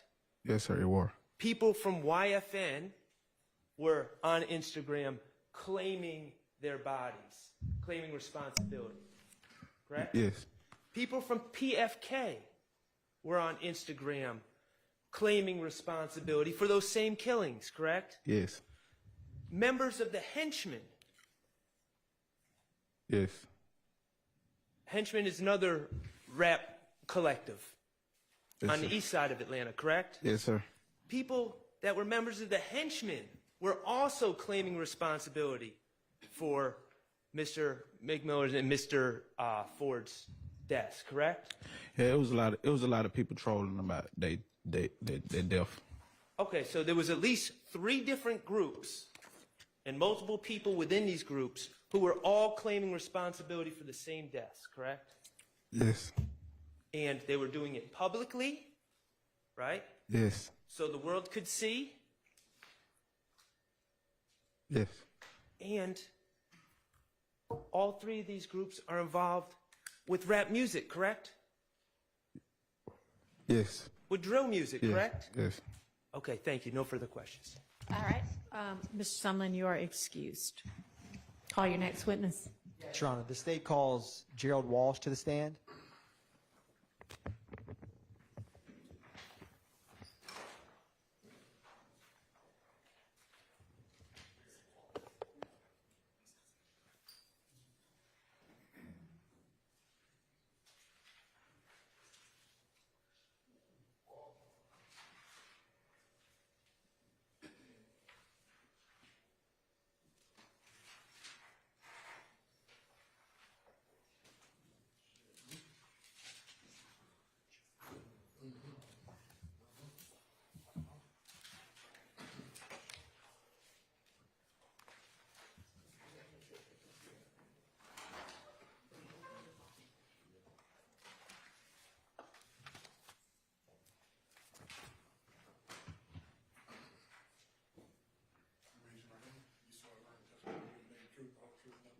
I do,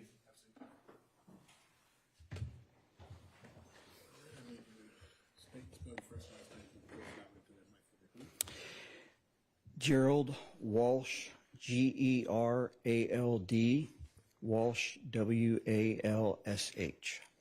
Good afternoon. How are you doing, Mr. Walsh? I'm doing well. Can you tell the jury where you currently are employed? The Department of Defense, Cyber Crime Center, DC3, as a technical instructor. And how long have you done that? Since September, mid-September. Of last year? This year. This year? So where did you work before then? Here at the Fulton County District Attorney's Office. And how long did you work with the Fulton County District Attorney's Office? Over 7 years. Now, can you describe for the jury, before you left, what was your last position? I was Assistant Chief Investigator over the Technology Unit. And in a general sense, can you briefly summarize what would be some of your duties and responsibilities? Digital forensics, meaning that I sought to obtain digital evidence off of different devices so that they could be used for the prosecution of crimes that occurred. And then also I was a wire room administrator, which we're going to get more into. Because you just brought it up, can you explain what is a wire room administrator?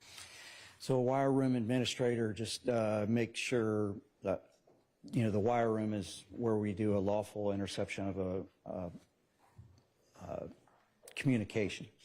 And in that wire room, we have to have everything set up, all the computers set up correctly, all the users set up to use the software, the collection software, and just all these different things.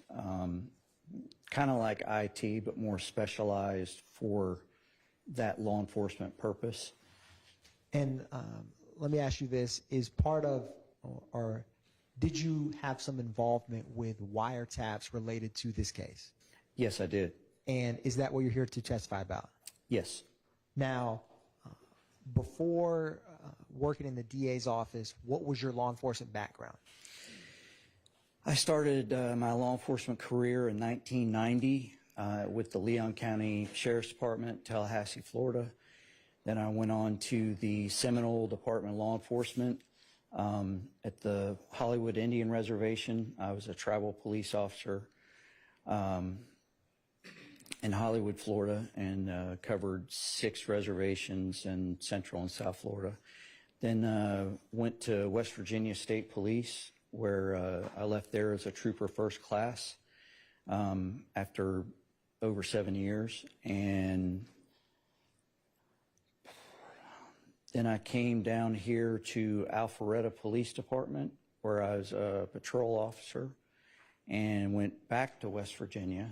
All these moves had to do with different family reasons. I know there's a lot of them, kind of nomadic. At any rate, in West Virginia, I was with the West Virginia Medicaid Fraud Control Unit as an investigator and initiated a digital forensics unit there after completing a degree in computer forensics from Marshall University when I was living there. And then came back down here to the DA's office. Now, I wanted to ask you about, in general, can you describe for this jury a wiretap and what that involves? So a wiretap is a lawful intercept of communications. And when I say lawful intercept, I mean it's a really big deal and should be the last kind of enforcement action that any agency would take. And you have to go in and explaining that in any kind of lawful intercept and explain the circumstances that got you there.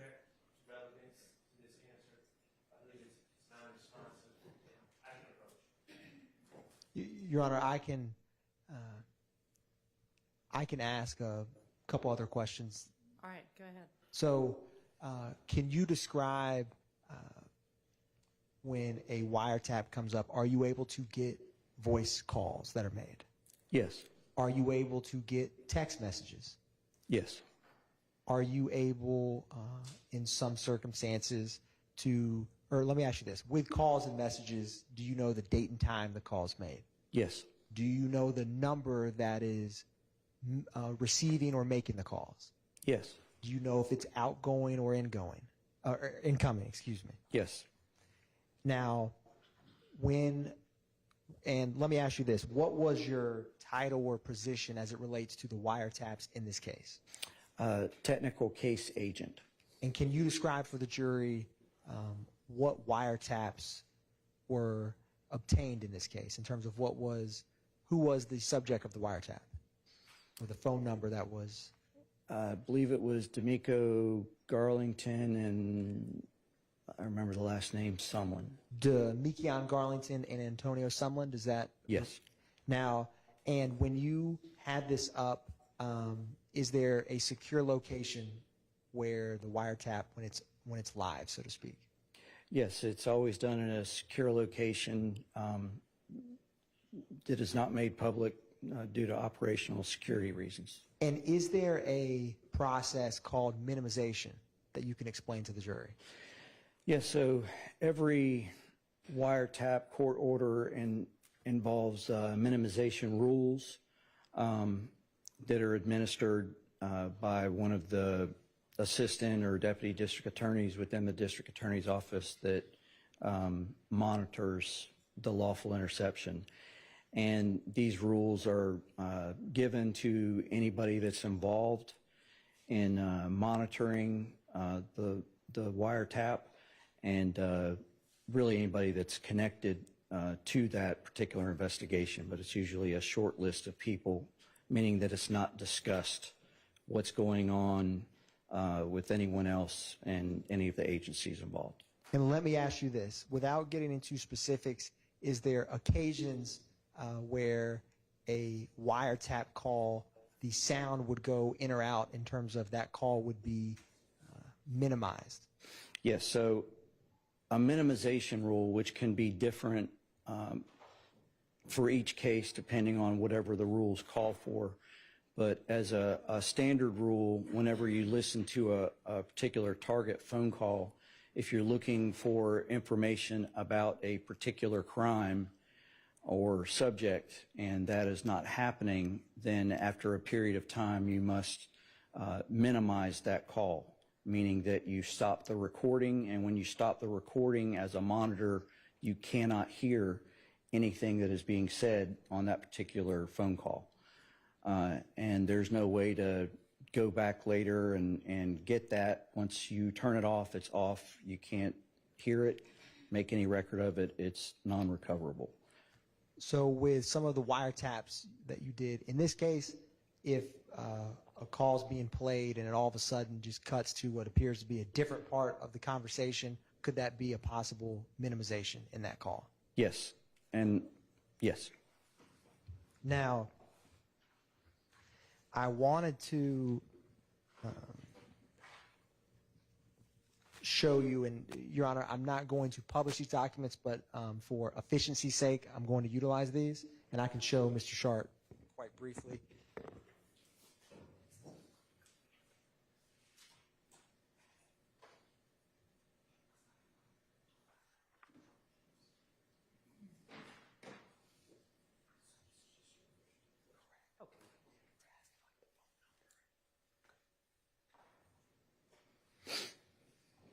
I was going to, let me ask you this, Mr. Walsh. Would some of the paperwork that you filled out and submitted to the various cell phone providers for these wiretaps, does that contain some data that's helpful in terms of phone numbers or dates as it pertains to the wiretaps you were involved with? Yes. And would looking at those documents help aid in testifying about phone numbers and data that you may not have on your memory as you sit here today? To refresh my memory, yes. Your Honor, I am going to approach the witness, and I will mark these before we conclude the day. All right. One brief moment, Mr. Walsh.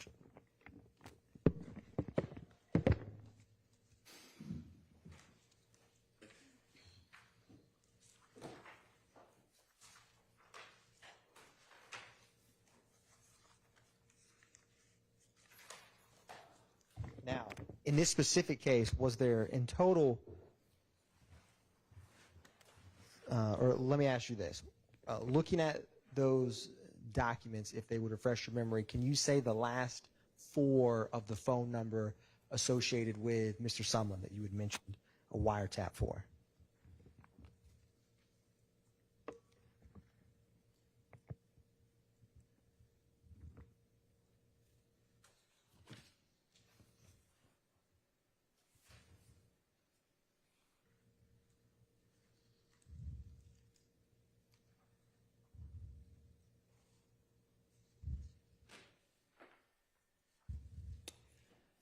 I believe it was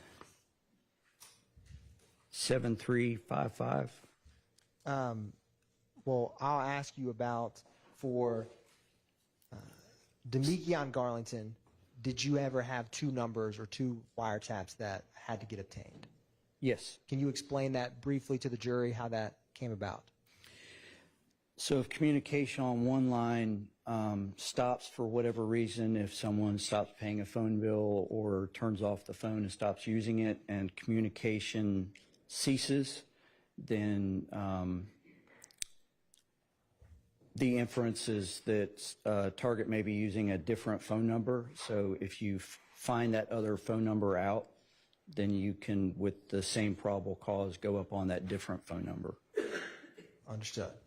Now, with looking at, and did that end up happening in this case?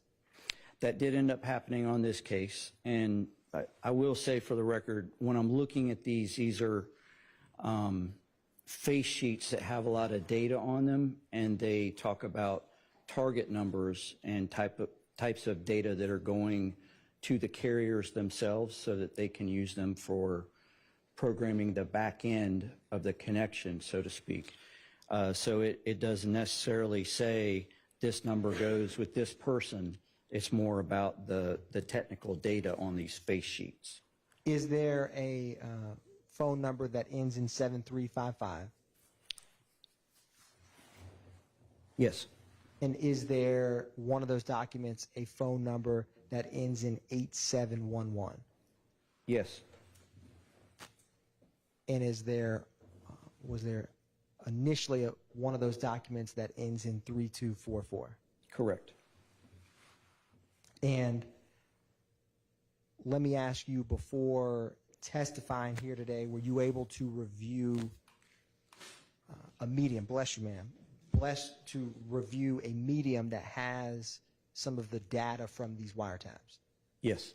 And is, once the wiretap is complete, is someone, for example, defense counsel, a prosecutor, law enforcement, whoever, that after something's complete, are they able to tell the date and the time of the call and listen to the calls that are not minimized? Yes. And does this medium contain that data, so to speak, that someone could use to review a wiretap after it's complete? Correct. And it pertains to the wiretaps that were conducted for Mr. Garlington and Mr. Sumlin? Correct. And were you able to mark that medium after you reviewed it? I'm approaching the witness with what's marked as 437 Victor Victor. And is that a USB drive, Mr. Walsh? Yes. And is that the USB drive that you initialed? It is. And is it a fair and accurate depiction of the wiretap information for Mr. Sumlin and Mr. Garlington that you obtained? Yes. Your Honor, at this time, the state would tender or move to admit 437 Victor Victor at this time. It's admitted.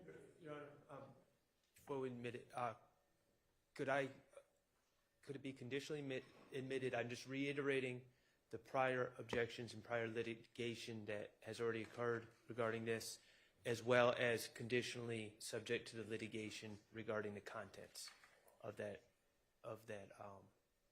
I'm not sure I follow you on the conditional admission. Everything we've litigated, any objection you have that was overruled is reserved. Okay. Do you mean something beyond that? No, that's what I'm hoping to do. Thank you. If they are admitted over objection, your objections are reserved.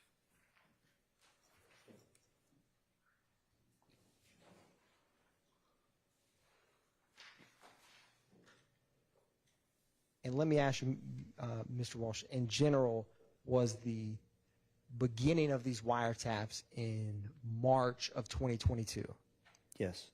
And was the ending of these wiretaps sometime in early May 2022? Yes. And were both of these wiretaps active at the same time, so to speak, in that window of time? They were. One brief moment, Your Honor.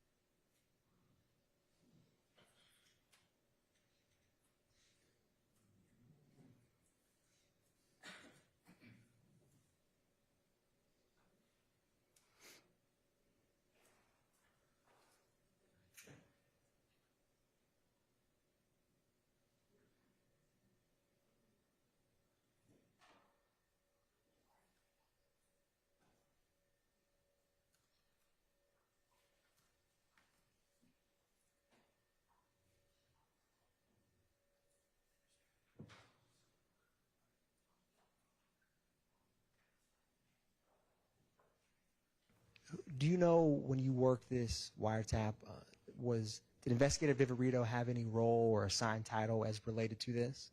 Yes, she was the case agent, which is different from the technical case agent. And in a brief nutshell, what would your role be as the technical case agent? As a technical case agent, my job was to get the connections made in between the cell carriers, the intermediary computer company that would control the collection data and servers, and connect it with the server in the wire room. And would in general, the case agent for wiretaps, what in general is their main role or function in this process? Their job is to review all of the collections and to make sure that the minimization rules are followed, and or if they need to be changed for whatever reason.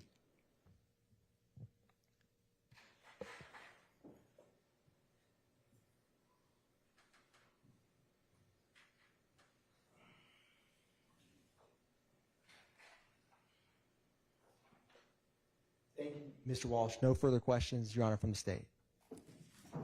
And Cross? All right, thank you for your time. You may step down, call your next witness.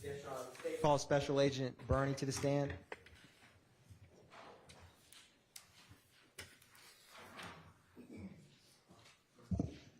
He's a return witness, right? Is he a returning one? Okay, that's right.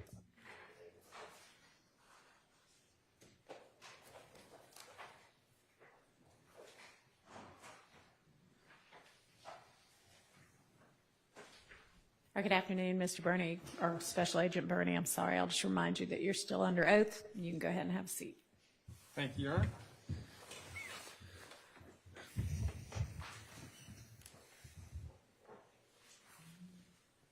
Welcome back, Agent Burney. How are you doing? Good, good. Thanks. Now, when you had testified last, you mentioned that you did multiple plotting as related to this case. Do you recall that? I do. Now, did you ever plot cell phone records related to or cell tower location related to the March 14th, 2022 murder of Shamel Drinks? I did. Now, I wanted to ask you, as it relates to that, did you generate a report as you completed the last time you testified? I did. Now, I'm going to approach you with what is marked as State's Exhibit 395, Victor Victor, and ask you if you recognize it.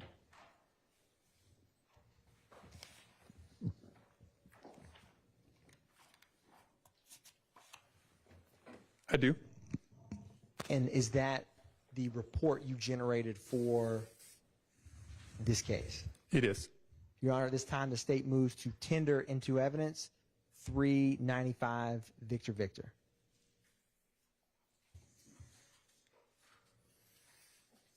Now, how did you initially... Hang on. Yes, Your Honor. I believe there may be some extraneous.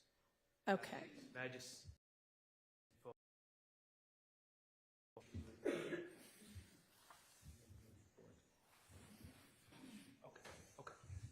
I'm good. Thank you. All right, admitted.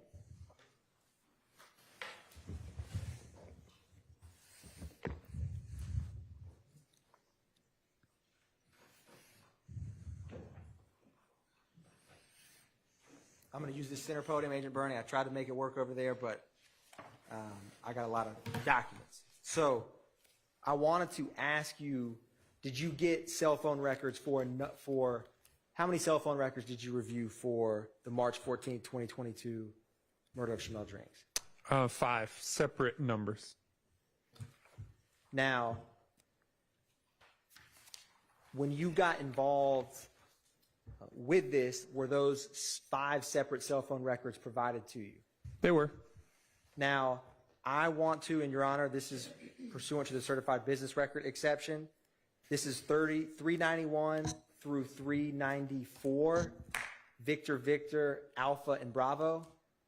And the Alpha is the business record cert, and the Bravo is the subscriber information. And then there's DISC with the CDR records for these. All right, so is it VV and then VVA and VVB for each of those numbers? Yeah, yes, Your Honor. So there will be 3. Right. There will For be each? I yes, Your understand. Honor. Okay, those are admitted. Thank you, Your Honor. Now, Agent Burney, I'm going to hand you, or put up here what has just been admitted and ask you a couple questions about it.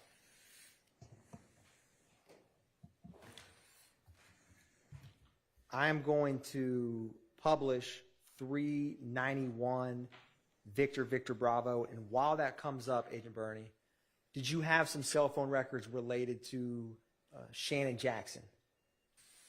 I did. And did you have more than one phone number that was associated with Shannon Jackson that you analyzed? That's correct. Were they both Verizon cell phones? They were. And was the last 4 of one of them 8694? It was. And was the last 4 of another one 1103? It was. Now, I'm going to zoom in on this document and ask you a couple questions. Do you see this search and start date and search end date in the Excel spreadsheet before us? I do. What is that time frame pertain to in these Verizon records? Yeah, that is the search start and end date is when the records were reviewed for the information. And is this top column the phone number ending in 1103? It is.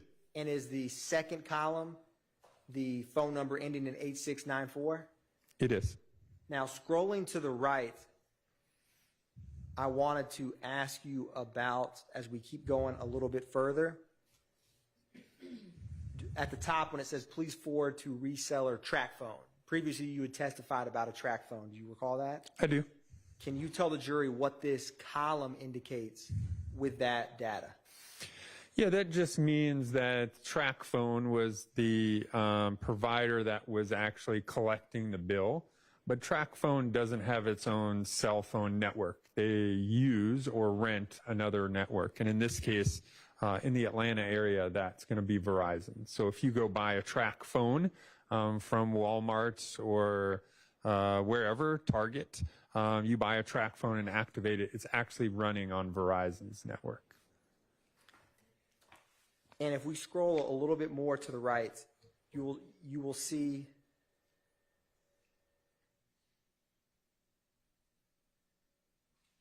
we'll keep going a little bit further.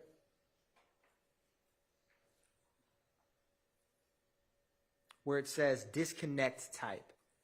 And I'm going to expand that alpha column because sometimes Excel won't show it, and ask you, what does that MTN effective date mean?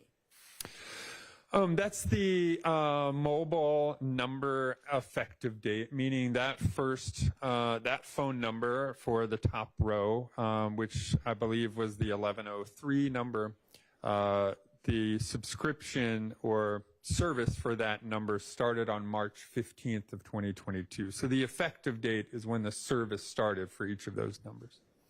And I'm going to ask or see if it's up there. Do you see a laser pointer that looks like a green flashlight by chance? No. Oh, I do not. Thank you. So that is a laser pointer. It's color green. So can you use that to help orient the jury when we're talking about some of these items, if you don't mind, sir? So the top one is the Verizon cell phone associated with Shannon Jackson that ends in 1103. Is that correct? That's correct. And what was the effective date of that cell phone? You can see the effective date here is listed as March 15th of 2022. And the phone number beneath it is the 8694 number? Yes, sir. And what is the effective date of that phone? You can see the effective date listed here as March 7th of 2022. So if you plotted any records related to these on the March 14th, you would only have data available to plot related to the 8694 number. That's correct. And then finally at that type, what does that column, which is XL Alpha Charlie, reseller and prepaid, indicate? Yeah, that last column here just shows, hey, that this is a reseller number, meaning the person who is actually paid the bill is track phone, as we saw previously. And then the second number is actually a prepaid Verizon number. So Verizon's collecting the bill, but it's prepaid, meaning through like minutes or through cards that you would put on there to resupply your minutes and those kinds of things. It's not a what we would call postpaid account, which is every month someone pays the bill on a credit card or out of a debit card. Now, Agent Bernie, what's going to populate for yourself and the jury, I'm going to publish 392 Victor Victor Bravo, and you may be able to get a jump start with the hard copy there before you. And I'm going to ask you a couple questions. And while this comes up, was the number ending in 0027 one of the numbers that you plotted? It was. And was that number associated with a Quarmavius Nichols? It was. Now, as this comes up, was the phone number associated with Mr. Nichols, what was the provider? Was it Verizon, AT&T? T-Mobile. T-Mobile.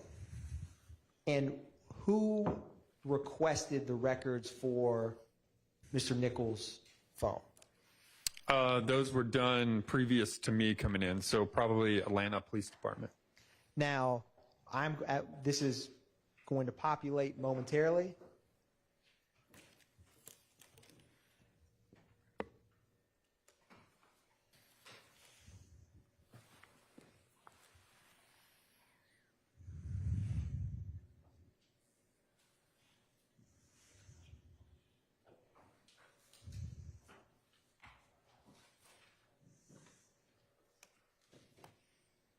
Now, at the very top of this, do you see the requester from these records? I do. And we're going to zoom in a little bit. Who is the requesting party? Yeah, you can see it listed right there. It says Alfred Hogan. And what was the date that they were provided on? You can see the date listed there is March 22nd of 2022. And what was the subscriber name on these records? Yeah, subscriber name listed down here is Oya China. And not the full address, but just was the subscriber address a 50 Mount Zion Road? It is. I am going to publish 393 Victor Victor Bravo. Was there a phone number ending in 7355 associated with Demikion Garlington that you reviewed? There was. Was that also a T-Mobile phone? It is. And as that's coming up, 393 Victor Victor Bravo, what was the activation date on that 7355 number with Mr. Garlington, or associated with Mr. Garlington? It looks like in the records here, I'll pull these up.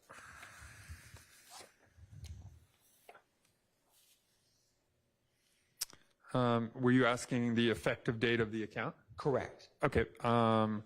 Was March 2nd of 2022. And when was that account associated with Mr. Garlington canceled? December 1st of 2022.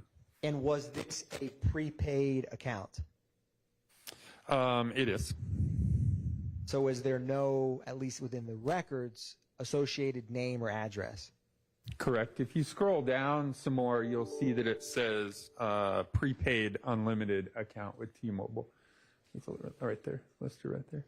So no subscriber information is required if you do a prepaid card.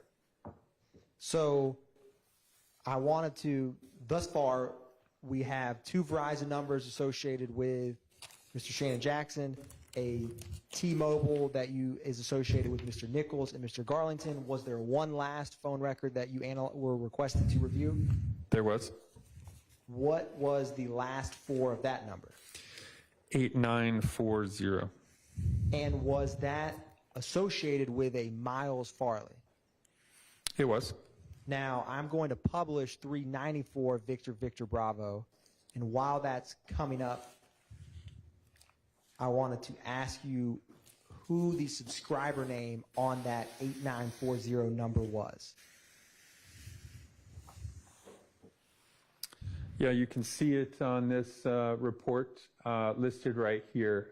Billing address and billing name is Miles Farley. Now, I'm going to publish what's already been admitted as 395 Victor Victor, which is your report. And I'm going to specifically publish slide 7. And it should come up here on the screen in a few moments.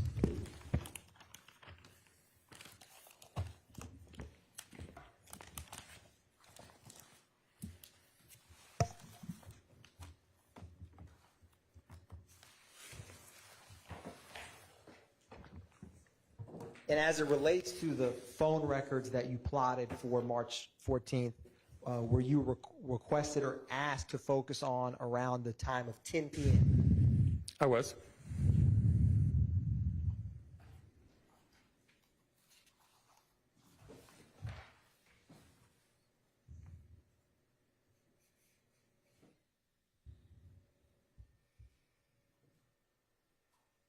Now, just zooming in briefly, are these the numbers and phone numbers that we just discussed that you analyzed related to this case? They are. Now, one brief moment, Agent Brennan.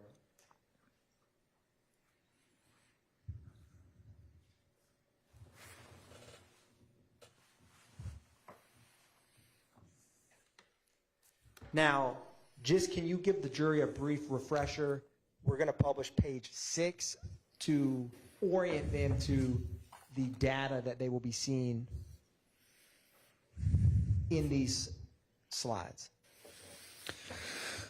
Yeah, so if, in my previous testimony, I talked about, how a cell phone works. And in the records, we can see the cell phone tower and the sector that's used for each, call, text, or data session, depending upon the records that were obtained. And then for each tower shown, there's going to be a box. It looks like this. We call it like a call-out box. And that box contains information relevant and information obtained from the call detail records. The old school phone bill, right, that had our who we called, what date and time, duration, but also the cell phone towers and sectors or side of the towers that were used. So on this call-out box, again, it has the unique cell phone number and sector, has the date that we're looking at the records. It'll have the phone number whose records we're looking at. In this case, it's the blue number ending in 8905. And then again, a time period will be in local time. And then it'll say the type of activity, whether it was an outgoing or incoming call. And then this number right here is going to be the number of degrees out of 360 degrees that the middle of this sector is pointing. So in this specific example, this sector points toward 122 degrees, which is south and east. And then the last phone number listed there is the other side of the call, whoever, in this case, placed an incoming call to our number. Now, I'm going to publish slide 8.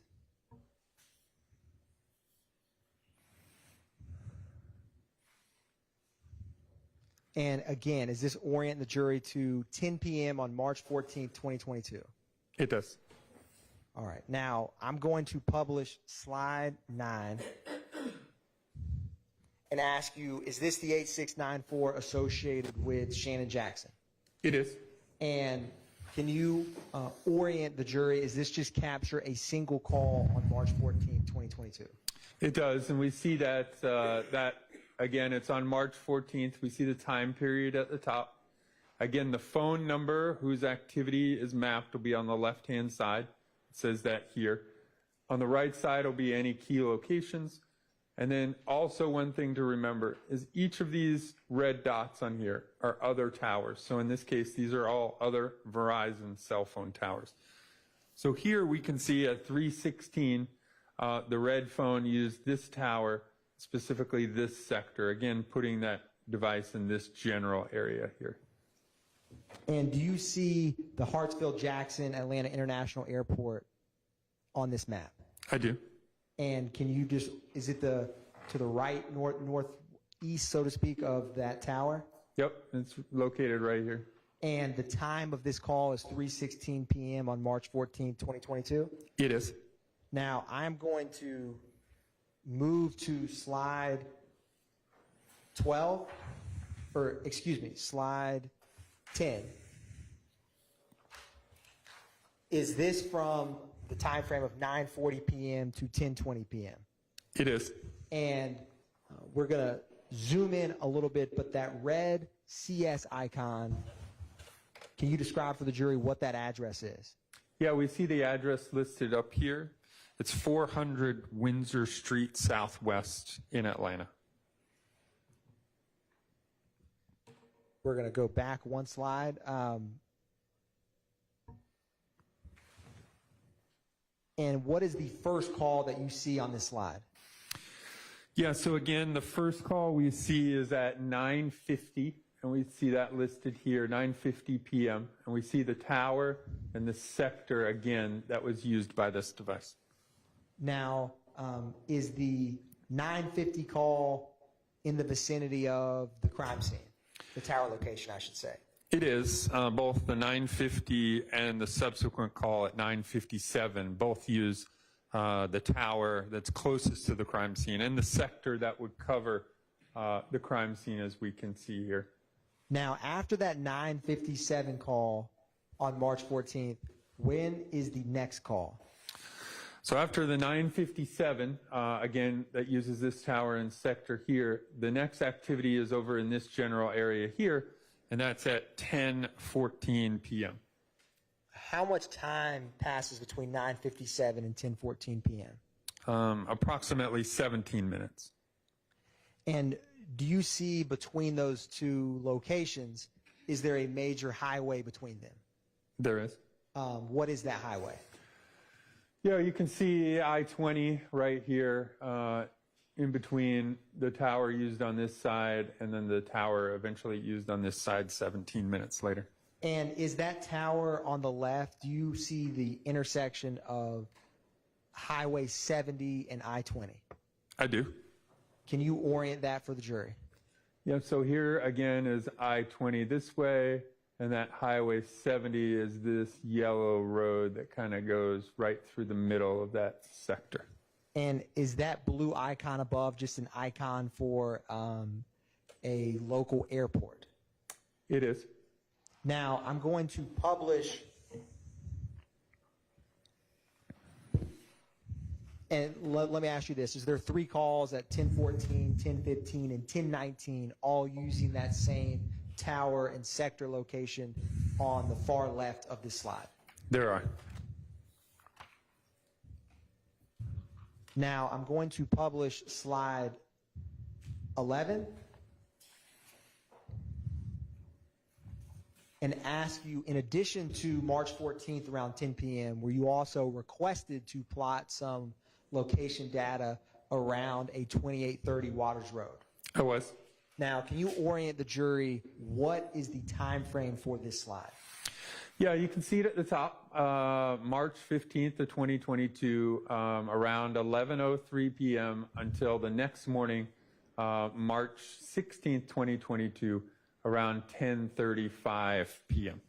Now, is this slide, is it capture data, phone calls? What does this slide indicate? Yeah, so again, I was asked just to review activity of the device as it was close to this address here.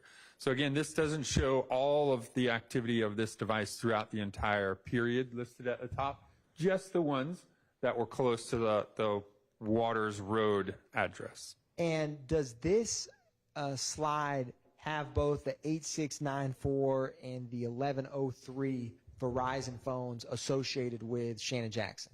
It does, yes. So you can see it. It might be hard for them to see this far away, but there's some 864s. This is an 864 activity. I think the top one here is an 864 activity, and the rest of them are all on the 1103 device. And can you describe for the jury, do these 2 towers or phones, is there any relationship between them in terms of the tower locations?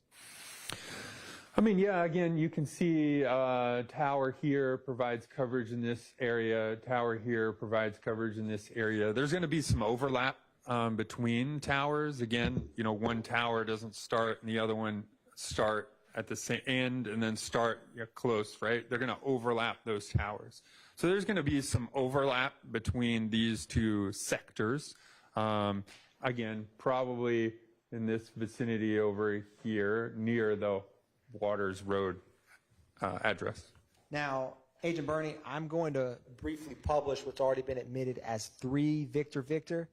It will come up for you on the screen momentarily.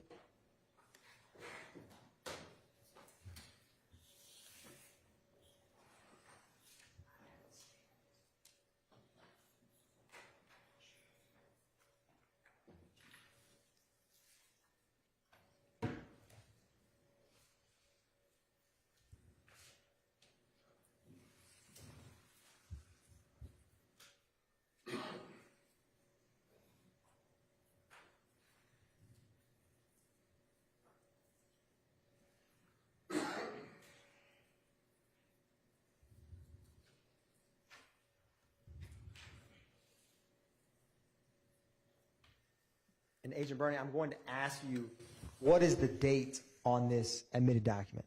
3 Victor Victor. The incident date? Yes, sir. Yeah, so you can see the incident date listed here is March 16th of 2022. And what is the address?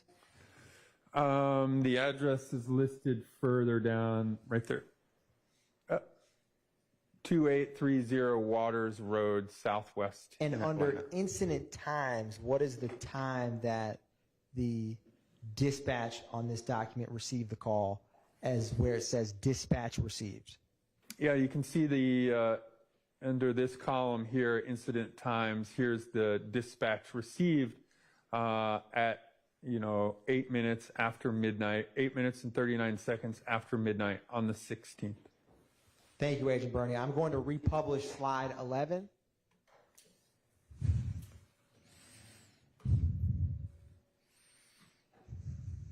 And ask you, when that comes up, what is the first time on slide 11 that you mapped?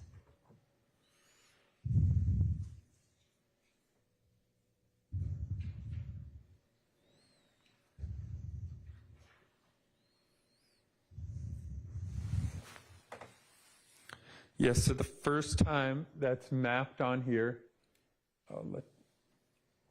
is this one here at 11:03 using this tower and sector. And then this one's 11:18, and then all of the other ones starting at 12:03, again using this tower and sector here.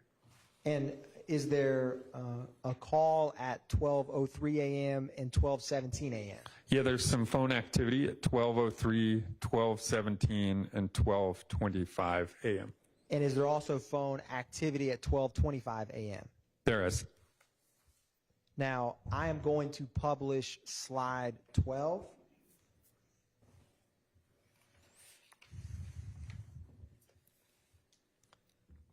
And I wanted to ask you, is this the slide pertaining to the data related to, or the phone associated with Quarmelius Nichols? It is.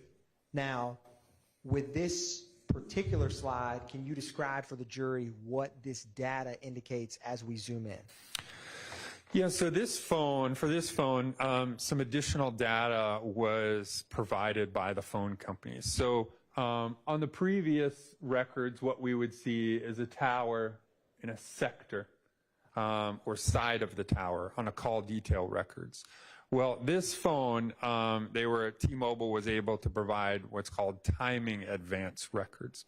And timing advance records, in addition to the tower and the sector, also provides us a distance that the phone is away from the tower at a specific time that the device checked in. So here we can see there's an arc. We see it here kind of at the top here for an example. So the device checks in with the network, and a distance is determined based on a signal sent between the phone and the tower and returned back. You multiply that times the speed of light, and that gives us the distance that the device is away from the tower when it checked in. And so these are additional records that allow us to be a little bit more precise about where a device is at a specific date and time. Now, what is the first time that there's data on this slide? So again, we see data. This was reviewed between 9:40 and 10:36, and first activity here is at 10:03. There's a timing advance data report of 0.19 miles away, and that puts the device on this side up here. And let me ask you, would time in advance with data, if you don't have any time in advance information, what does that tell you? So to explain timing advance, it's always occurring on your phone. So if your phone is turned on, it's trying to check in with the network to determine what's the strongest tower, other kinds of things, network interactions. So if the device does not have timing advance, the device is either turned off or it's in an area that has no service. Now, I wanted to ask you, and I'm going to show you, did you have opportunity to review the data sessions for the phone associated with Mr. Nichols on this time? Yeah, the timing advance records, yes. And is the time and advance records come up in a large Excel spreadsheet? They do. And if I were to show you a snippet of the time and advance records from that spreadsheet, would you be able to answer some questions if time and advance records were being shown at certain times, or provided, I should say? Yes.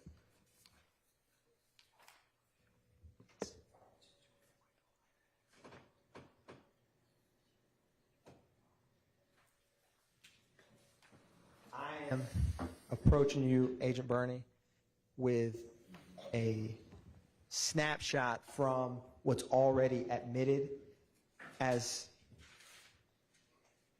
State's Exhibit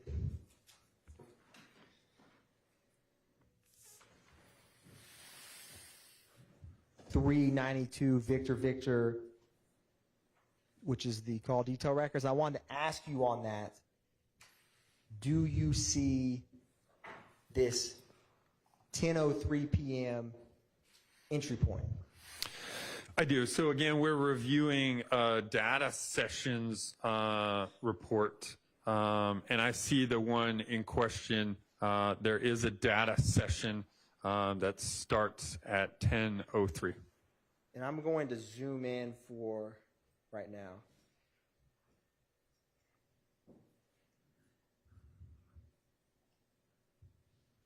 And on this slide, what you first have is this 10:03. Do you see that on the screen? I do. So with the Excel spreadsheet with the data sessions that you have before you, do you see that same 10:03 p.m. data point? So that data point at 10:03, 22 seconds listed there is off the timing advance report. And what we have here is a slightly different. It's the data sessions report at 10:03 and 23 seconds. And with data sessions, what is the previous data session before, or what is do you have a data session around 10 o'clock on March 14th, 2022? Yeah, there's one on the records. So the one thing to remember about T-Mobile records, they're kept in UTC time. So again, this record shows 2:03 a.m., but when you transition it from UTC time to Eastern time, that would be 10:03 p.m. And what is the data session before that time? Listed on this report in UTC time as 14:33, and then when you convert it, that's going to be 10:33 a.m. And is there any data sessions before 10:03 p.m. on March 14th? There are. There's a series of data sessions. Again, the last one, the one we have, there's a 10:03 p.m. Previous to that is a 10:33 a.m., and then a 10:18 a.m., and then a 10:03 a.m. So a series of data sessions. And that goes from 10 a.m. to 10 p.m. Correct. And so during the day of March 14th, with the data sessions of that phone, is there any data before 10:03 p.m. in that 12-hour window, roughly? There is not. Now, I also wanted to ask you, you see how it has this RTD and it says 0.19, 0.10, 0.15? I do. Is that where, can you describe for the jury briefly, now that they can see it, what that indicates? Yeah, so again, that comes from the timing advance report. What that stands for is range to device, RTD. So again, what's happening is the phone is on, checking in with the network. a signal is sent from the tower to the phone and then back to the tower. However long that takes in milliseconds, they multiply that times the speed of that light, and that lets the network know that that device is a certain distance away. So in this case, listed on the report, the phone checked in at 0.19 miles away at 10:03 and 22 seconds. At 10:03 and 25 seconds, it checked in on a different side of the tower at 0.1 miles away.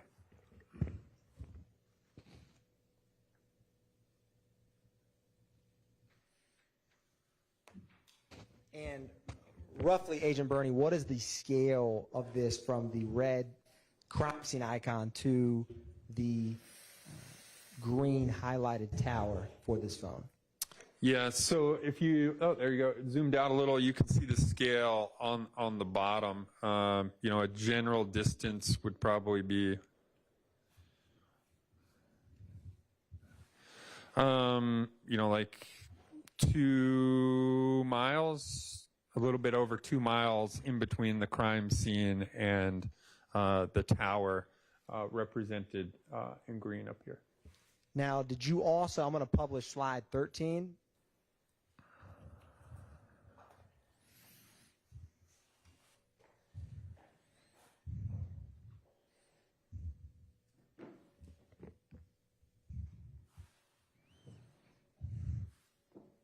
Did you also plot cell phone records for 8940, the phone associated with Miles Farley? I did. And on this specific slide, I wanted to ask you, does this show at 9:42 p.m. Miles Farley's phone? It does. And what is that blue W icon that we see on the screen?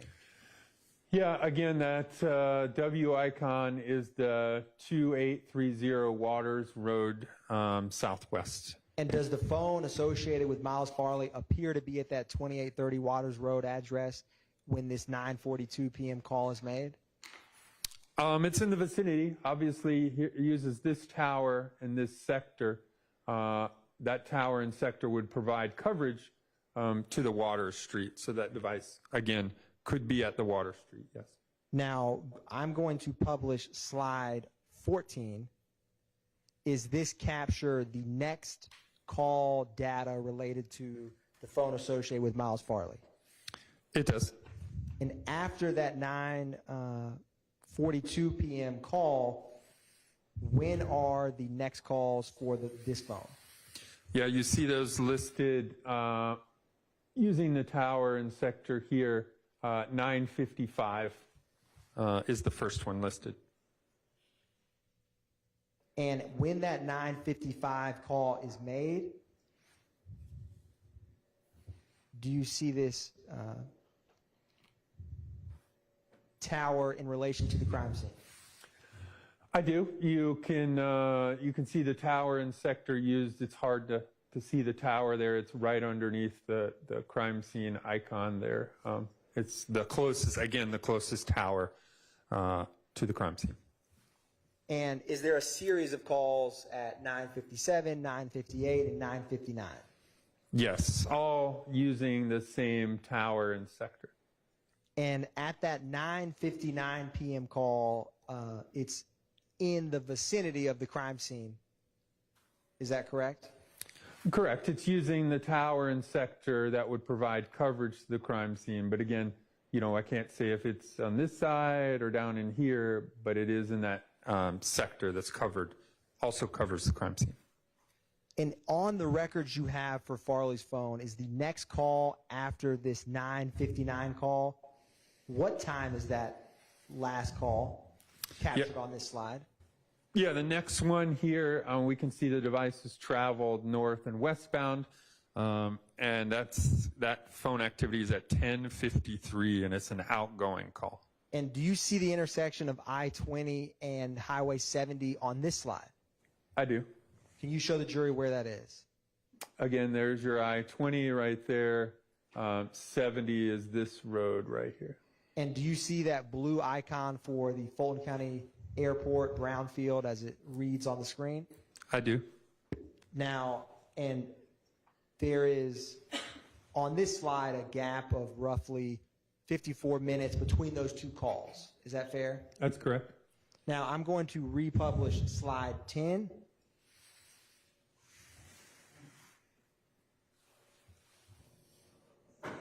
And this slide is the 8694 associated with Shannon Jackson around this time frame. Is that fair? It is.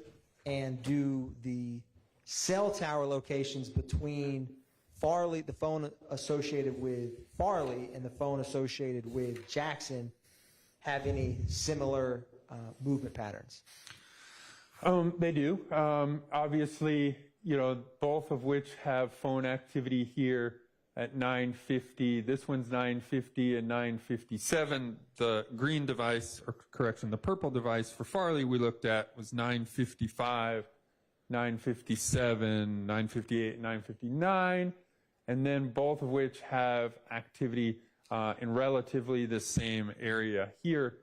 This one, the first one's at 10:14, 10:15, and 10:19, and the Farley device is at 10:53.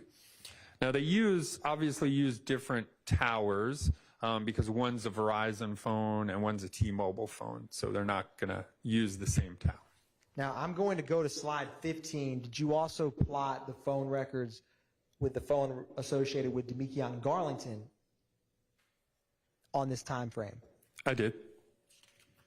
Looking at this slide, is this phone activity is it essentially two calls on 9:34 p.m. and 9:35 p.m. from the phone number associated with Demekion Garlington? It is. And can you orient the jury to, is this the same 2830s Waters Road address we had just discussed? Yeah, that W here is the same address. And for these phone calls, is the tower utilized by the phone associated with Mr. Garlington in the general vicinity of that 2830 Waters Road? It is. And the last call for this was 9:35, is that correct? That's correct. Going back to slide 13, this call was at 9:42 p.m. from the phone associated with Miles Farley? It is. And is this also in the vicinity, is Farley's phone and Garlington's phone within that roughly 10-minute time, give or take, within the general area of the 2830 Waters Road on March 14th, 2022? They are. The phone we just looked at, Blue Phone, uses this tower here at 9:34 and 9:35, the sector that would cover the Waters Road area as well. Now I'm going to go back to slide 15. After this 9:35 outgoing call from the phone number associated with Garlington, did you plot additional towers for him? I did. Publishing slide 16, can you describe for the jury what this slide indicates? Yeah, so this is a continuation of that 7355 phone, the Blue Phone here. We can see between 9:48 and that's 10:59. And then we can see the towers and sectors used. So the first is at 9:48 using this tower and sector here, 9:48, 9:49, and 9:56. Again, putting that device in this general area here.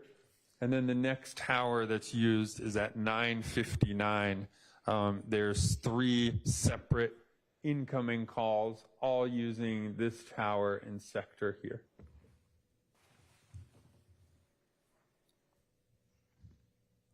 Now, those 3 incoming calls at 9:59, do you see that on this slide for the phone associated with Garlington? I do.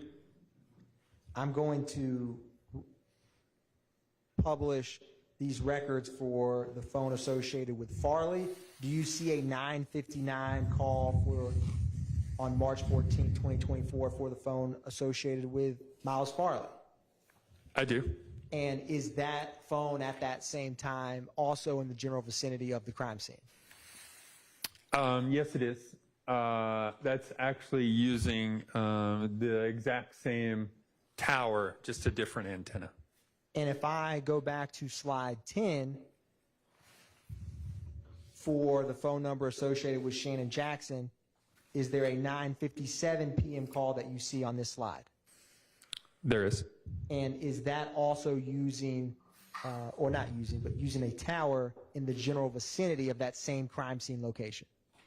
It is. I am going to go back to slide 16.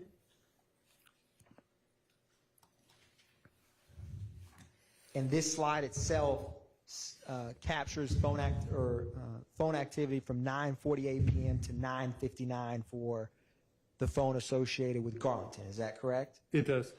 Now, publishing slide 17, where does the phone associated with Garlington travel after that 9:59 call near the vicinity of the crime scene? Yes, so you see that device. Again, we're still looking at the blue device, 10:06 to 10:54. We see that device has phone activity, and that activity moves westbound, starting at 10:06 and 30 seconds, an incoming call in this general area here. And then we see the next one is at 10:06, 55 seconds, 10:07, 10:08. And then eventually on this slide, the last ones are at 10:45 and 10:50.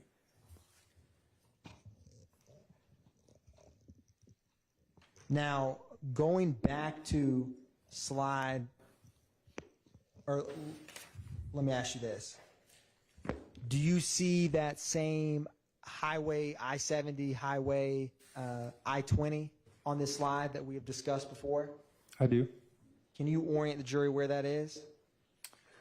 Yep, here is I-20 this way, and this is 70 that comes in right here. And is that the blue Fulton County Airport icon we had discussed before? It is.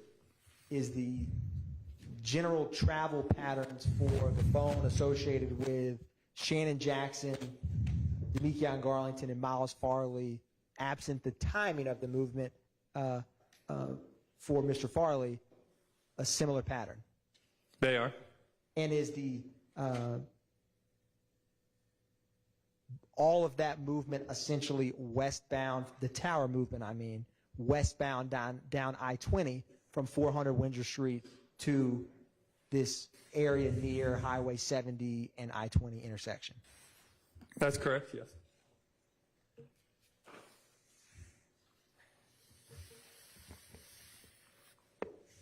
A brief moment, Your Honor. Mm-hmm.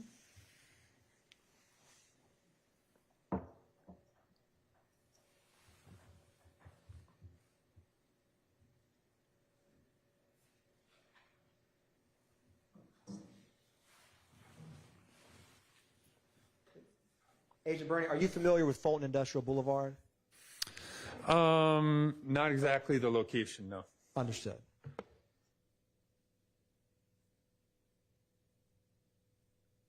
Thank you, Agent Bernie. No further questions from the state, Your Honor, at this time. Is there a cross for this witness? No questions.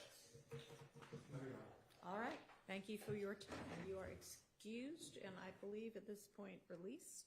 Yes, Your Honor. Okay. Yes, Your Honor. Call your next witness. Your Honor, could we get a brief break? Sure. Yeah. Yeah. Yes. Yes. Yes. Yeah. Let's.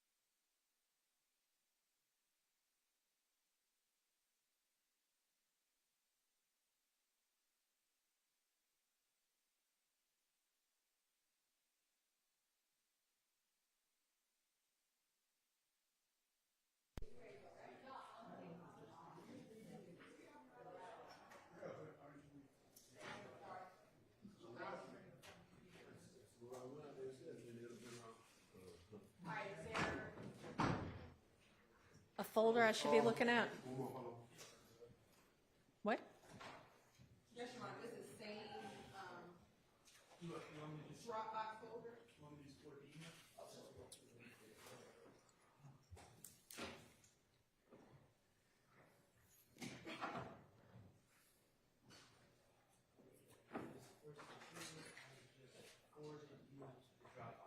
Okay. The updated Dropbox. Okay. I don't see it just yet. No, it is, I just. Okay.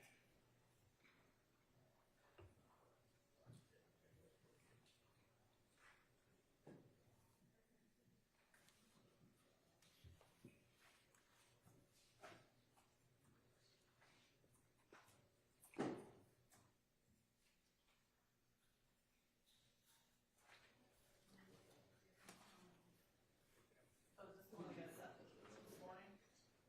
Oh, I didn't know you were attached to CC. Yeah. Yeah, no, I got the one this morning. Is there something different, or is that the one? Same one. Okay. Judge, you want me to re-forward it to you, or do you have it? What would it have been this morning? It would have been the email from Ms. Hilton that I forwarded you with the updated Dropbox. Oh, okay. Now I can just find that in my now deleted But I items. can send it to you again.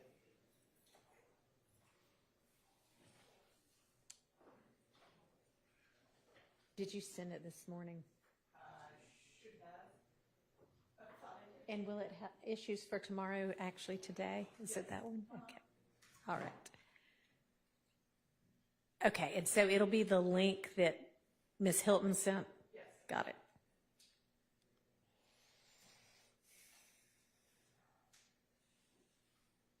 Okay. Let me know which ones to click on.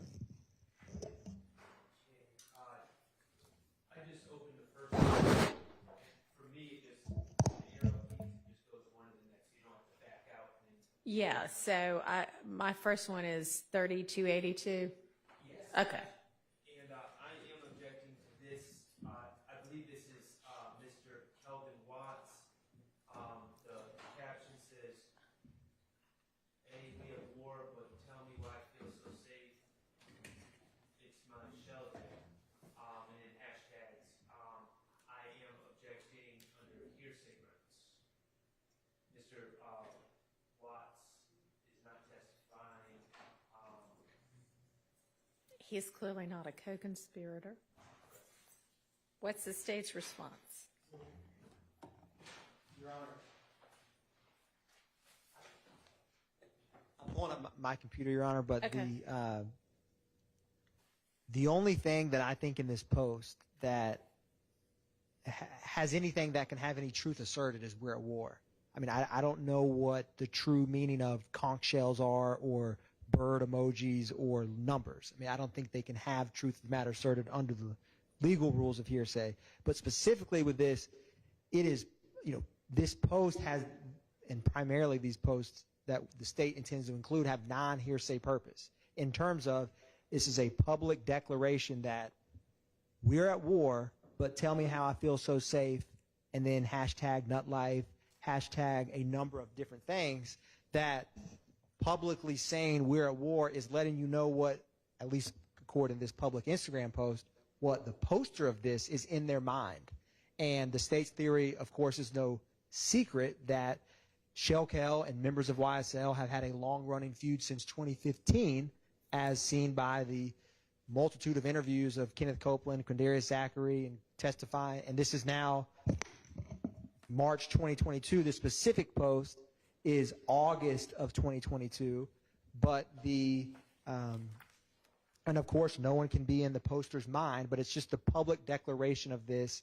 And when you have the hashtag of nutlife, that is in direct reference to the murder of Donovan Thomas, and then it becomes nutlife times 2 after Shamel Drinks is murdered.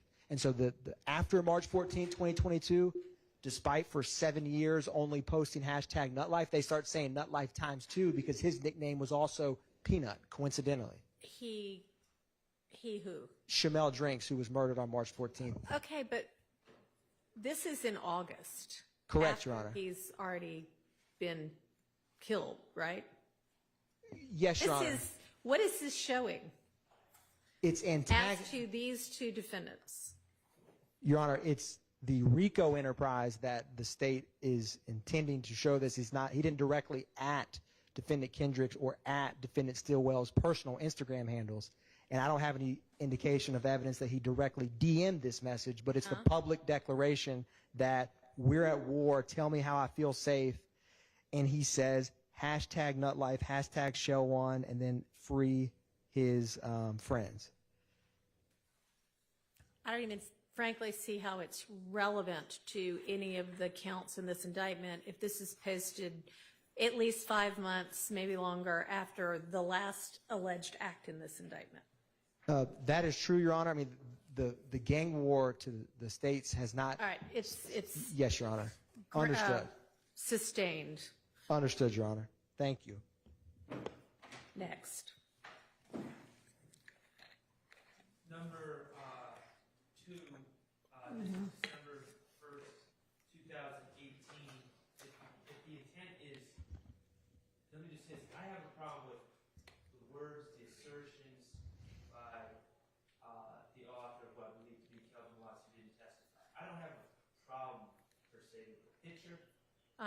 It's the commentary, and again, the relevance to any commentary is December 1st, 2018, which is basically 4 months separated from either homicides. 4 years separated from the 2 homicides, no matter what you Right. Your Honor. Mm-hmm. There's multiple acts that are not just in 2015 and 2022 in this indictment, to include when the vehicle that it was believed that Lucci's vehicle itself, that someone else just happened to be driving, was shot up by Javon Fleetwood. And so that was in 2019. But specifically, this is Rayshawn Bennett, who the court has heard multiple testimony about, and Shell Kell, who the court has heard and the jury has heard. I don't know what the truth of the matter asserted of long live nut is. The state is not intending to say, I mean, that is it is a state of mind associating Shell Kell, who posted this, who's Kelvin Watts, Rayshawn Bennett, and a post showing them associated with one another. And I believe from evidence admitted in this trial that is trestle tree, from just the way that is designed with the front porch, because we've had, and I'm not 100% on that, but it looks quite like the. All right, what's the specific objection? Relevance and what else? It's relevance and hearsay to the right. Picture, I don't have a problem. Okay. Is all of it, all of the language hearsay? Oh, well, the long-lived nut is what I have a problem with. The hashtag long live nut? Yes. I just don't, I don't even know, unless the state knows something I don't know about the hashtag free me, which I don't know the relevance of that, but it doesn't really bother me. All right. I will permit it with, the picture to show the association, and then it's Shell Kell Nut Life anyway. Redact the 2 hashtags, long live nut, free me. And does that satisfy? Yes, sir. Okay. And just the hashtag? Yeah. I mean, unless there's some objection to the rest of it. I mean, I don't know what you ends don't know the half is really relevant to. Right. So we could redact that as well.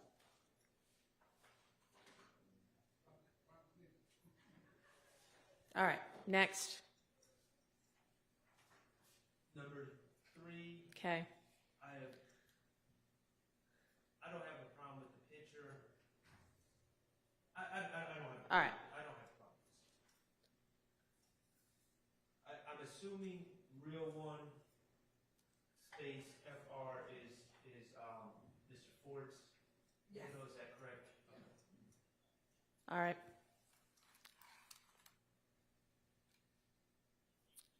Any issue with the next one? No. All right, are y'all's like 4 in a row and then you go down to the next line? Or, When I just hit the side arrow, it just keeps going Okay, mine's not set up like that, but, oh, okay.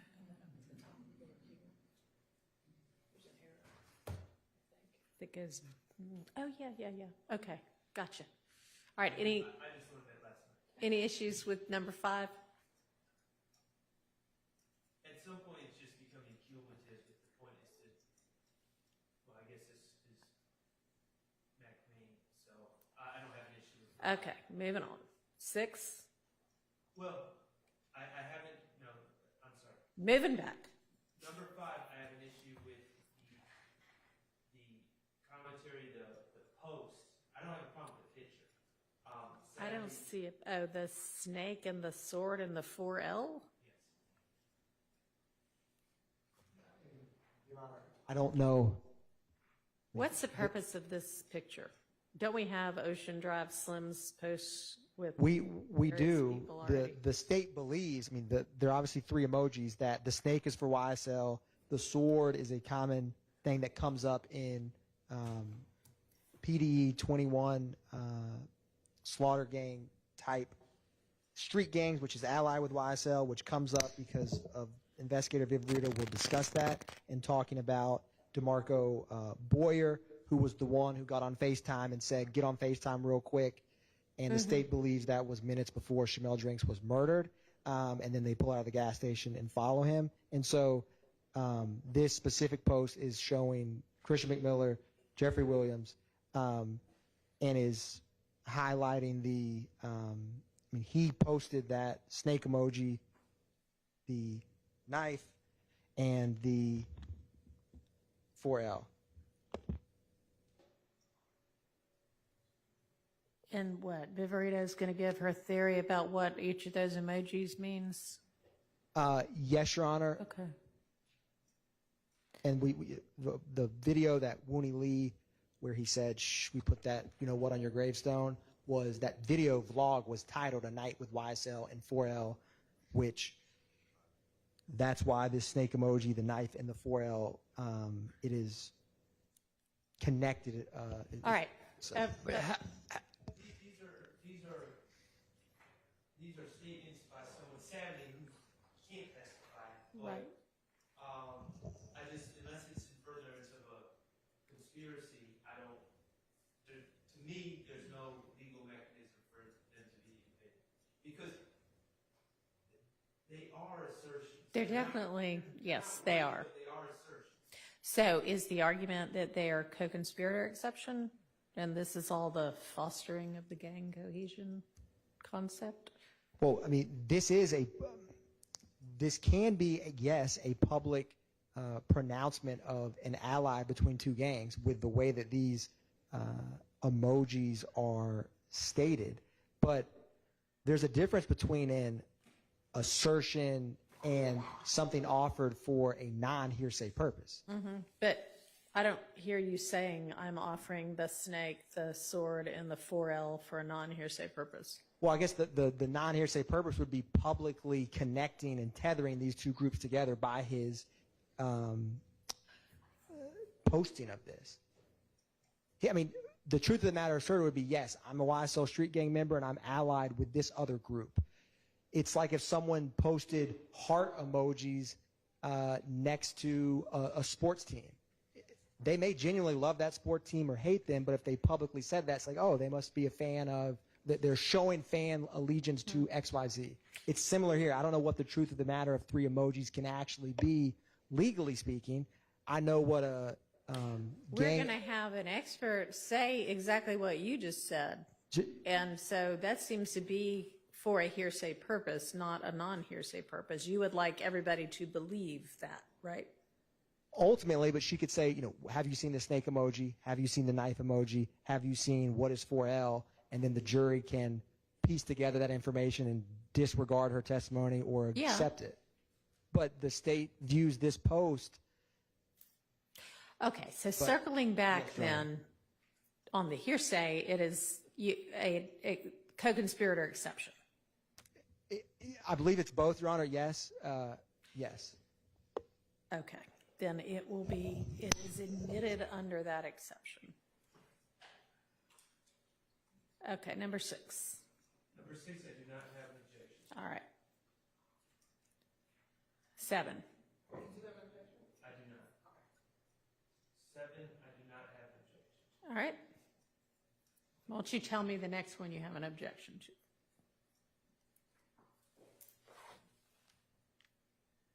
Um, 9. All right.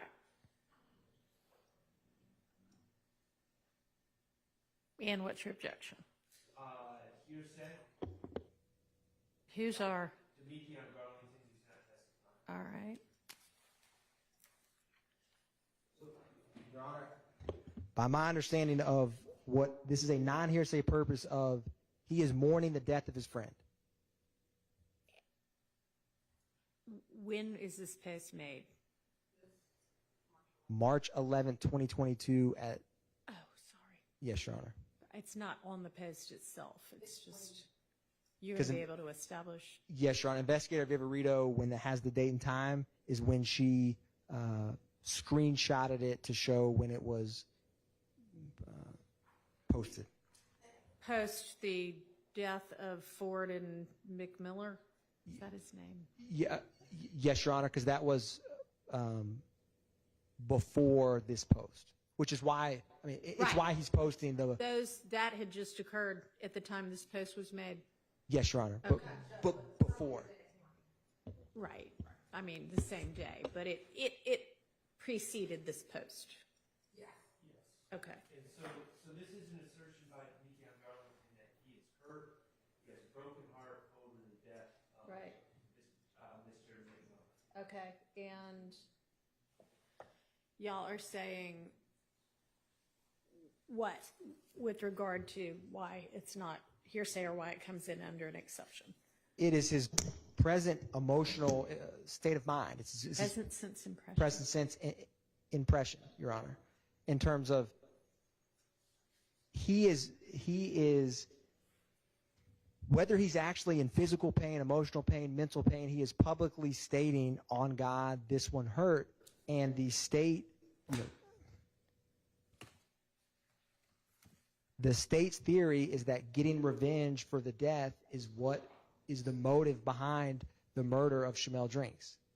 All right, here's the deal with present sense impression when it came up previously, we all learned that the present sense has to be really, really close in time to when he learned of the death. So can you establish that? And Your Honor, I believe I said present sense impression. I meant to say existing mental state of mind. Okay. All right. That seems like a legitimate exception. It is there in the statute. Okay. Next.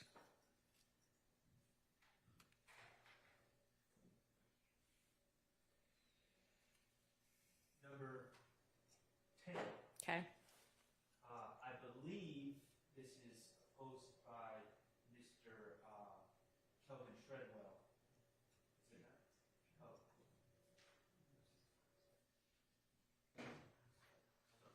Bentley Boys for Life. I believe that's actually Christian Eppinger's post, Your Honor. I think. Is that also on March 11th? Yes, this is on March 11th, 2022. And it would be the same, Your Honor, another YSL member posting of these two YSL members right after they passed away. Okay, but I mean, the other one was clearly a then existing mental and emotional state. What is this? I love y'all boys, y'all taught me a lot, is not that. Maybe I'll never be the same. And Your Honor, we have no objection to omitting the I love y'all boys, y'all taught me a lot, and keeping I'll never be the same. But again, it's YSL members posting right after the death. And again, this is hours after the homicide. And we believe that these posts show how members were feeling, their existing mental state, and what subsequently happens as you progress through the these photos. You'll see the evolution of what happened. All right, I guess the I love y'all boys is an existing emotional condition. So can y'all just redact the y'all taught me a lot? You can leave the broken heart. If it's coming in, Your Honor, and I respect Okay. Appreciate it. And what's our next one? I have no objection, okay, so no objection to 11, although, okay. 11 is somebody bowling? Before number 11 is someone bowling, but real 1 FR is Mr. Ford's, that's okay? Yes, and we believe that this picture was taken 21 hours before his death. And it shows him bowling. Why is that relevant? Because of who he's with. So right behind him is Mr. Williams. To the left of him is Mr. Duke Martinez Arnold. He's an individual in the blue. So again, just Okay, so it shows Mr. Ford's connection to some of the other people in this case, and do we have that already? not with Mr. Arnold. Okay. All right. Number 12, I don't know who the author is. I don't know, so I have an authentication issue, I have a hearsay issue. That doesn't seem to be anything other than hearsay. Sustained.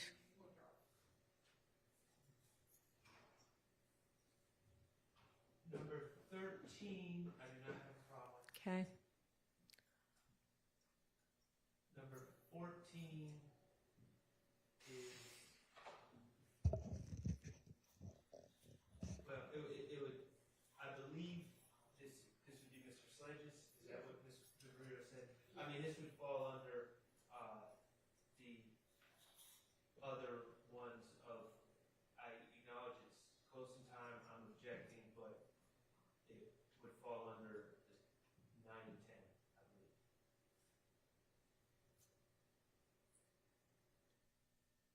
Because it's another person expressing being upset All right. at March 11th in the morning. Okay. Okay, so then are you saying you acknowledge that there's a legitimate exception? I'm objecting, but for the purposes of just open candor, I think it would fall under the, if those other ones were Yeah. admitted as, Okay. under the hearsay exception, which hearsay exception was? Then existing mental emotional condition. All right. Okay. Number 15, I don't mean to keep saying the same thing.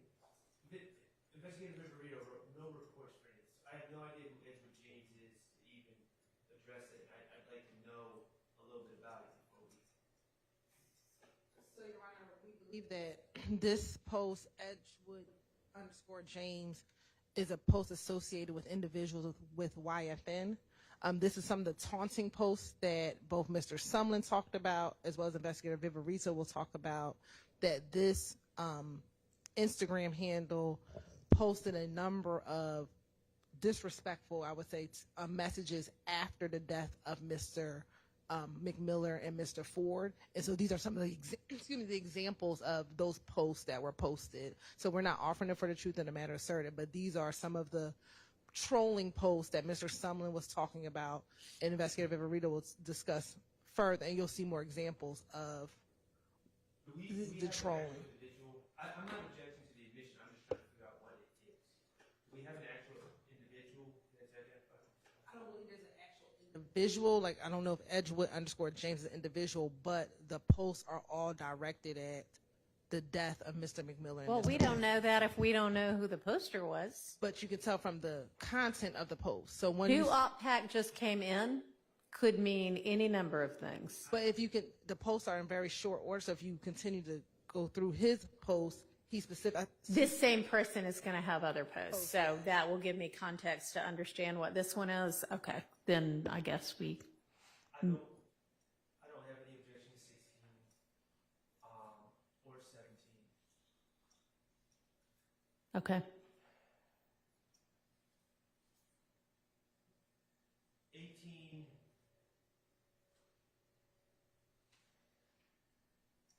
I don't relevance. I mean, we already have one post by Garlington, and it appears that Mr. Garlington is reposting a previous post. That's a picture of him and Mr. McMillan. Your Honor, we'll choose between the two. Okay. Thank you, appreciate that.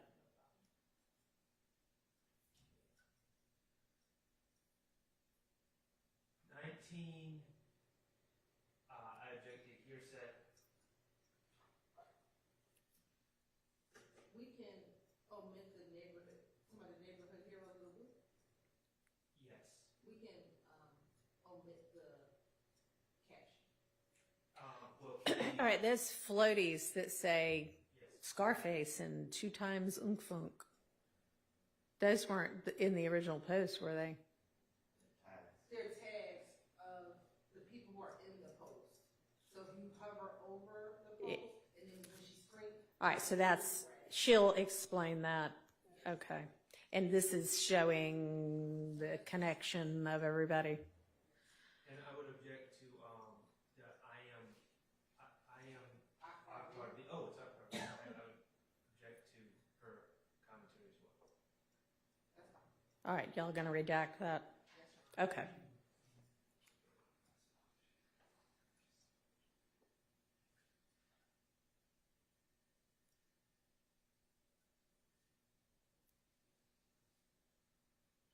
Okay,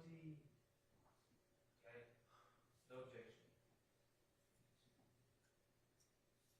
21, no objection. 22, no objection. All right. I'm going to say, though, that in terms of cumulativeness, we do not need a post from every alleged member of YSL expressing that they are sad. We don't. This is Mr. Stillwell, Your Honor, and it says just rest Meg. That's fine, but, you know, that looks almost the same as a couple of the ones before. So be reasonable about how many of the ones that are just to express that you use. Yes, Your Honor. All right. 24, I would object. How about 23? I'm sorry, that's what I meant. 23, I object to hearsay and also relevance. Your Honor, this is the post that we believe was the reason for Shamel Drinks being murdered. So Shamel Drinks is the individual in the black jacket with the pants. Next to him is Jasper Walters. Next to him is Shell Kell. This post was reposted by Shell Kell, screen grabbed on March 12, 2022. Your Honor, we believe that Investigator Viverito will talk about the emojis on here. There are 2 shells, which could indicate 2 bodies. Then there's a zipper lip and a black heart that one could interpret as they were the ones responsible for the death of McMiller and Ford, Your Honor. And so Mr. Drinks posted the initial post, the post that says no love _ nut. And he posts Mr. Drinks posted, I'm with y'all 100 at Shellkel _ nut life at Summerhill, Little Man, LLN Mafia. Then Shellkel on March 12th reposted his post on his public Instagram page, Your Honor. And then 2 days later, Mr. Drinks is murdered. And so we believe, one, it is relevant for that purpose, that it was a public post. It's definitely relevant. And again, we're not offering for the truth of the matter, sir, about whether or not he's with them or not, but the fact that Shell Kell reposted it, and Shell Kell is the one who put the shells and the zipper lip in the heart, that could be considered an indication of they're taking responsibility for the murder of. Okay. I mean, do you think that she is going to testify these 2 shells could mean 2 bodies? Yes. Is it typical within gang life to make a post of whatever your symbol is and have it mean a body? Yes. And she's going to be able to say that? Yes. Because sometimes they'll use teardrops. So as opposed to using the teardrops to represent death, they sometimes use a shell Kel because he is shell Kel. So that's his thing. So she will testify that could be. That would seem like it would represent him. So unless, No, I mean, because I he's may taking- need to hear from her on the basis for which she can opine as an expert that two shells could mean two bodies, okay? Yes. So you need to make sure we do that before I permit that testimony. Yes, sir. There's two aspects of hearsay in my mind that are both assertions of fact. One, we have Mr. Drinks, who is saying, "I'm with you 100%." That is hearsay. Well, the reason as I understand it, the state is not offering that for the truth. They're offering that to show the alleged reaction that it got. But there's no evidence whatsoever that anyone involved in this case ever looked at or downloaded or saw this tweet. So it's kind of like we're backdooring in the hearsay to prove something that we really has no foundation. There's no evidence that Mr. Stillwell or Mr. Farley or Mr. Nichols. Okay. Yeah, that's what your job is as the defense attorney, to point that out. I understand that, but the problem is, even if I win that argument and do my job, I still lose because the hearsay has come in under the "I'm with you 100%." Okay, and the reason that your hearsay objection is not successful here is we all know it's only hearsay if it's being offered for the truth, and this is not being offered for the truth. Okay. Make sure you flag that one though on the shell thing.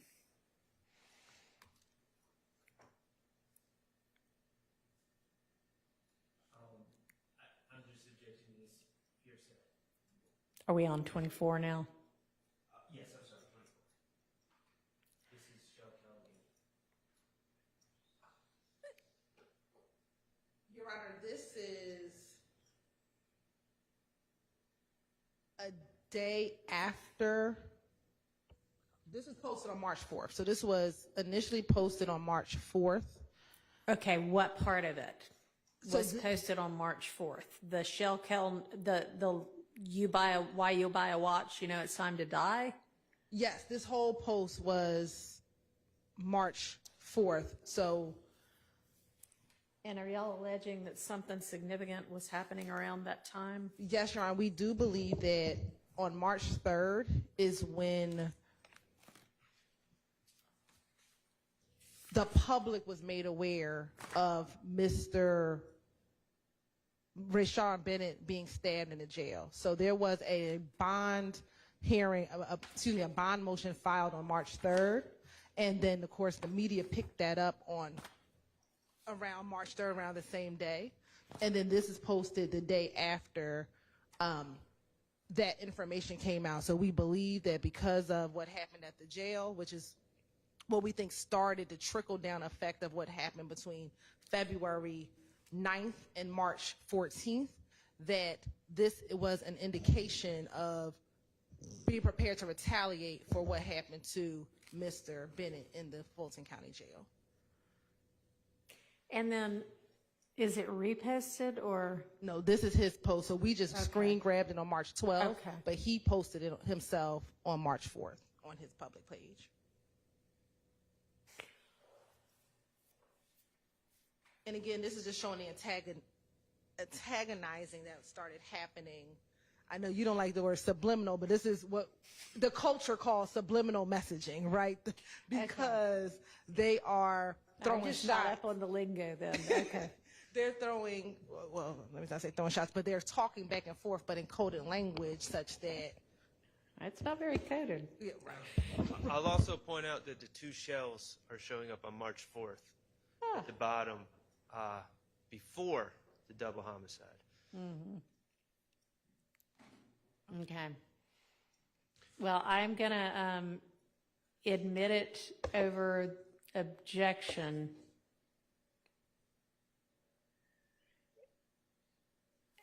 '25 and '26, I do not have any objection. Okay. I would like to know if the state knows who Joey Hurst 24 is.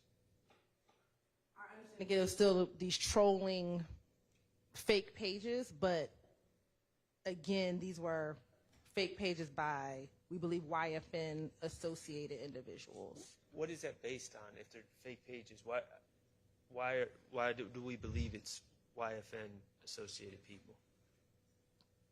I think because of everything that was happening in the I'm not going to say the Is only, there some but the other biggest. post by Joey Hurst 24? You So he told me does- that first guy, there were other posts that gave context. Is 25 and 26. So 25 is them posting Mr. Ford saying smoke your pack. And then, unfortunately, the harsher one is And 26. And I don't which have is super harsh. I'm not objecting to 25 or 26. I'm just trying to, because again, there's no report. I'm just trying to understand what this is. So any basis for believing that this is YFN? Is that what you're asking? Our understanding is at this time, and I'll get more clarity, that there was no other opposition to YSL except YFN. And their associates, the people that they You might need to associated look with. into that because Mr. Sumlin said all kind of people. Well, I think the one of y'all henchman- even asked about whether all kind of people. So the henchman that he mentioned, and I think Mr. Shart asked the Oh, question. Mr. Shart, yeah. It was the henchman. It was was PFK. They are all aligned. They are alliances together. So, and we believe that Investigator Viverito will be able to testify that YFN, PFK, and the henchmen are all aligned. So you have no idea who this person is or what they might be affiliated with. You just think it must have been an op. Definitely think it was an op given what the context of the post. Yes. It's a really mean person, whoever it is, but whether it's a gang opposition, I mean, we're just like basically taking based on context that it must be an op, but those murders have yet to be solved. So I think this is a little dangerous if you have nothing more than this. Well, I'm not objecting. Your Honor, Okay. To 25 and 26. I Okay. just really wanted more information. Well, then never mind. 27, my question is relevant. Is that a strategic decision on your part, Mr. Sharp? Yes. Okay. You've thought through the benefits and drawbacks of that? I'm starting to learn the strategery part. Mm-hmm. Okay. 28. I didn't understand the relevance of this when I saw it in this folder. Yes, Your Honor. So, on the night of March 11th, so Mr.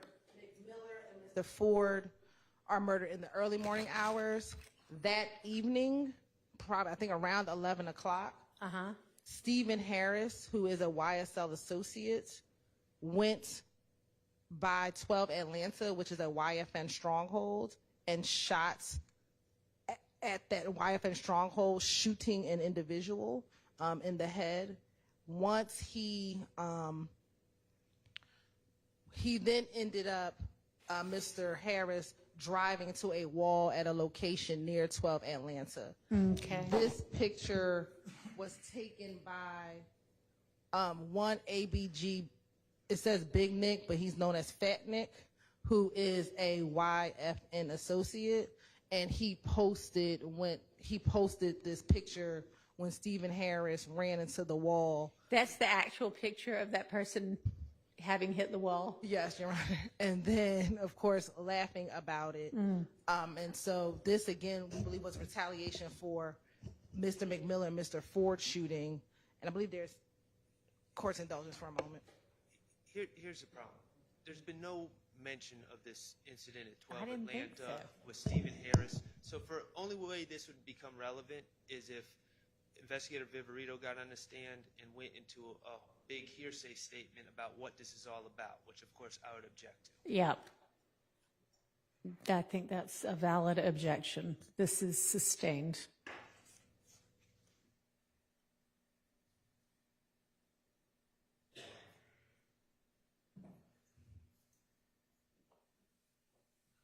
All right, which one should we look at next? 30. I don't know the relevance. I don't know who the author is. The author, Your Honor, is Javon Fleetwood, who is another YSL member, who's on this indictment as well. He is _TL World, and this was posted, I believe, 2 minutes before the actual caption. So this is posted on March 13th, 2 2000. minutes before what? When you look at the time next to his name, it says 2 minutes. So this is from an Instagram Instagram stories that are only posted in 24-hour increments. So where it says 2 minutes, he had posted this. I don't see anything that says 2 minutes on number 30. So if you look at the top where it says Portrait World. Yep. Do you see the two? Thank you. No problem. Mhm. Sorry, I'm just old, y'all. So Okay. when it was screen grabbed, it was on March 13th. And I believe we may have taken the other Portrait World post out, but in context, he talked about Big, meaning Mr. Ford, I think like not paying attention to his surroundings. So that was the post right after, near in time to this, but we took that one out Okay. and only kept this one, which. And what does the 2 minutes have to do with anything? Just the time that it was posted. So you know that it was posted near March 13th, again, after McMiller and Ford. All this is in the days after McMiller and Mr. Ford had been murdered. Okay, and this is allegedly a YSL member saying, don't worry about being safe, you've got to stay dangerous? Yes. And what's the purpose of? Because you're going after the ops next. So to me, this is all of them, not all of them, but this particular YSL member saying, and he's in prison. Basically, let's go get them. Yes. Okay. And what's the objection? I don't have an objection now that I have some understanding of what it is. Thank you. Moving on.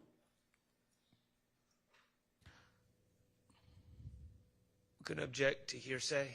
Is this 31? Yes. So, Your Honor, this is relevant. If you can recall, Mr. Shard asked both Nico Flores and I believe Investigator Hogan, when Mr. Drink, this is Mr. Drinks. Okay. When Mr. Drinks was murdered, you didn't know he was a part of YFN. And what the testimony will develop is they did not know that he was associated with YFN. And yet he was, because they his started thing seeing says Shell Kill Nutlife. And they started seeing multiple posts, and you'll see the next few posts, Your Honor, are YFN associates reposting him after his death. So this is posted on March 15th, 2022, after Mr. Drinks is murdered. And so. Okay, so this will show how being offered. I'm trying to understand what you're saying. This is being offered to show that even if the gang people didn't know that he had a connection, he clearly had a connection. Is that what you're saying? Yes, Your Honor. And this is how they became aware that he had a connection. I don't really care how they became aware. That's not really relevant to this trial, is it? It is relevant because that's how we are determining that this was a gang-motivated homicide. How they determined it isn't relevant to the issues that this jury has to sort out. But I get that if you need something to establish that, in fact, he was connected, that one or a few of these might do that. Yes, Your Honor. Okay, so I don't know how many of them you have. How many of them do you have other than this one? I think for that purpose.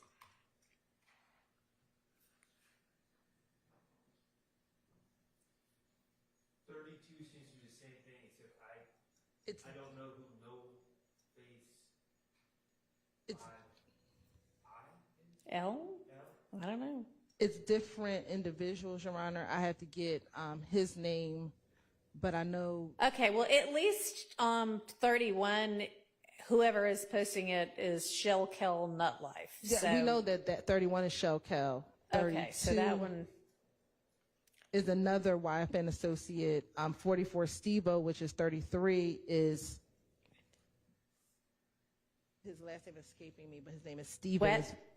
When you turn away from the mic, I can't hear you. I was just saying 44 Stevo is another YFN associate. And y'all can establish that somehow. Okay, well then why don't you use 31 and 33 and I don't know, 32 if you can't establish. Well, what do you have to say about 32? I believe we can establish his name. I just don't know it right now. Okay, well, mark that one and you can potentially circle back to it. 34, any objection? Yes. Okay. Hearsay. And what is this that we're looking at? Why is it not hearsay? I don't know, and relevance. I mean, I get that this is Medium Garlington's post, and it's on March 15th at approximately 5:30 p.m. But other than that, every post that he makes is irrelevant, so I don't understand what the relevance is. What's the relevance to this? So, Your Honor, Your Honor, may I remain seated? You may. When We all have been, so. one of the emojis that comes up a lot in criminal street gangs is the tornado, which is a short rendition of spinning. If you spin the block, if I'm going to go spin them, I'm going to go shoot them. And so you'll see, and there's another post that will come up where when they're back at it spinning, this is the day after shooting by the state's theory and murdering Shamel Drinks. And so when that Demekion Garlington, we believe, was in the vehicle where the fatal shot was fired from. And so when he's saying, and this is at the studio, and we believe they went to a studio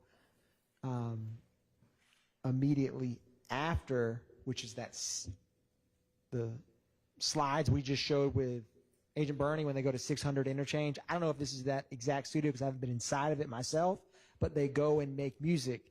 And when Demekion Garlington, we're going to get to one in a second, and we've already argued it and expressed to the court in the wiretap when he says, take that boy's name out the song before something happens to him. There's a song that Demekion Garlington makes with, I believe, DeMarco Boyer, but certainly Garlington, where he says, we're going to get Shell Kell whacked. And so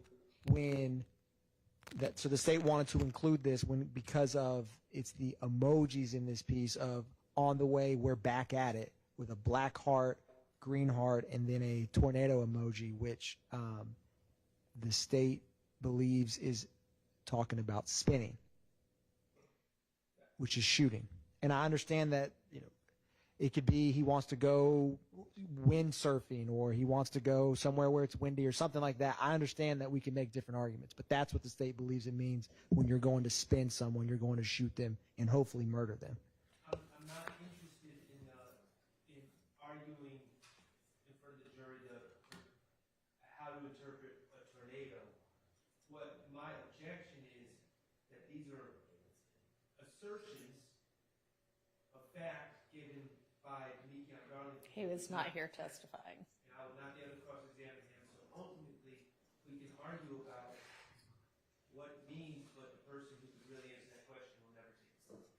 Okay. It'll come under the co-conspirator exception.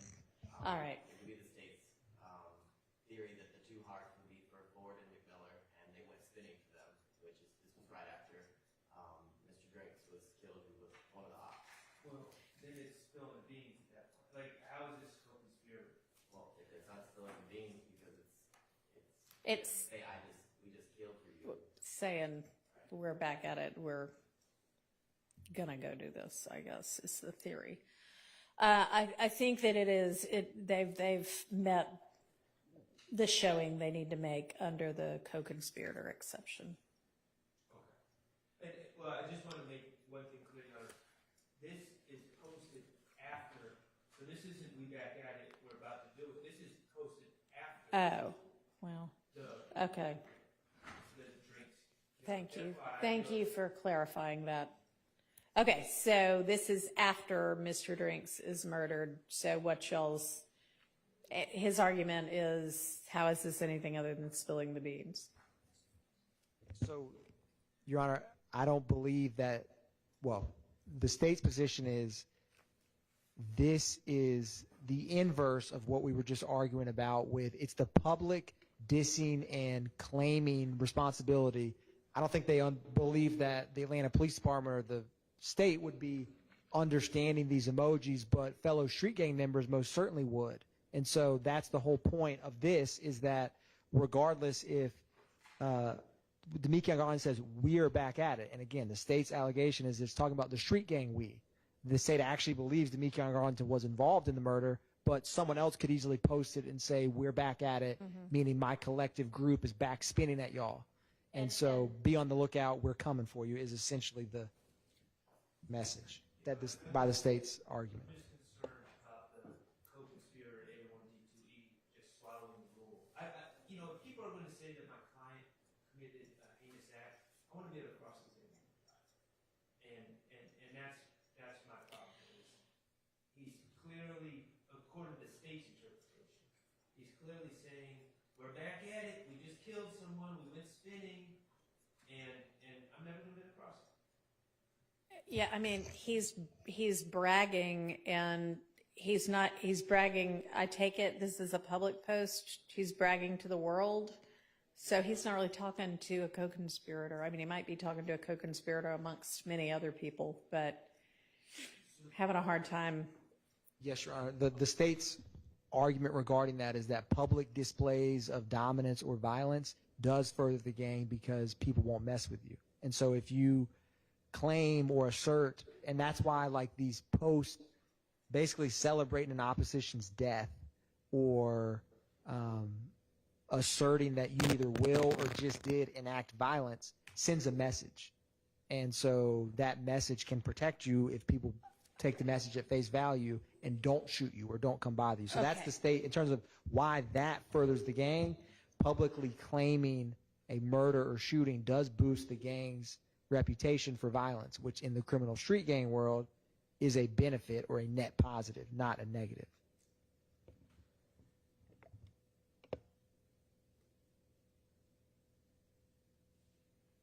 All right, so your argument is it's furthering the gang conspiracy by making the gang tough. Yes, Your Honor. The next two posts, which are also by Demikian Garlington, and the state is happy to choose amongst these, but these two, it is Christian McMiller and Darius Ford that he's posting on March 15th, and then he says, we got you boys. That's why the state is making these arguments, having looked at all of the social media of the spinning is not in a vacuum, and then he literally posts his friends who were murdered, and he says, we got you. And again, by the state's argument, to make it even, you have to have an eye for an eye. And so if you have them, you have to murder someone else. All right, I'm going to admit those. Mr. Atkinson, the next two, 35, I don't know who that is. Who's 35? So, Your Honor, that's the same no face 5L. So we can once we get the foundation of who no face 5L is, we'll just choose one of the two. This is him reposting Mr. Drinks. This is Mr. Drinks. And so that individual, again, reposting him. So we'll choose between the first one, which was number 32, and this one and decide which one to put in. Okay.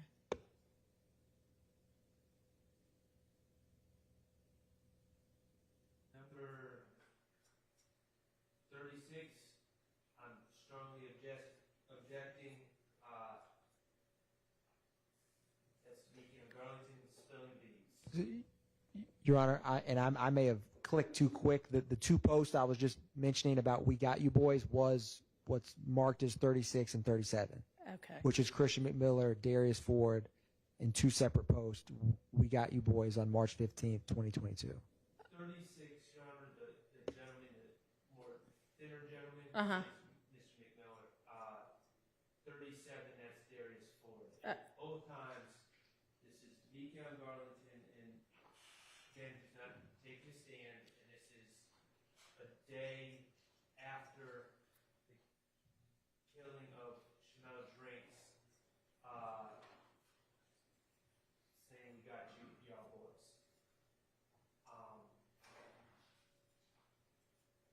I understand. And he's also saying we. And unfortunately, this is for your clients, it's a gang and a RICO case, and these are admissible. All right, so I'm good. I just want to make sure I put on the record my objection is hearsay, and I'm just going to, with all of these, I can have a continuing objection. Sure, of course, yes. Your Honor, we're not using number 38. All right.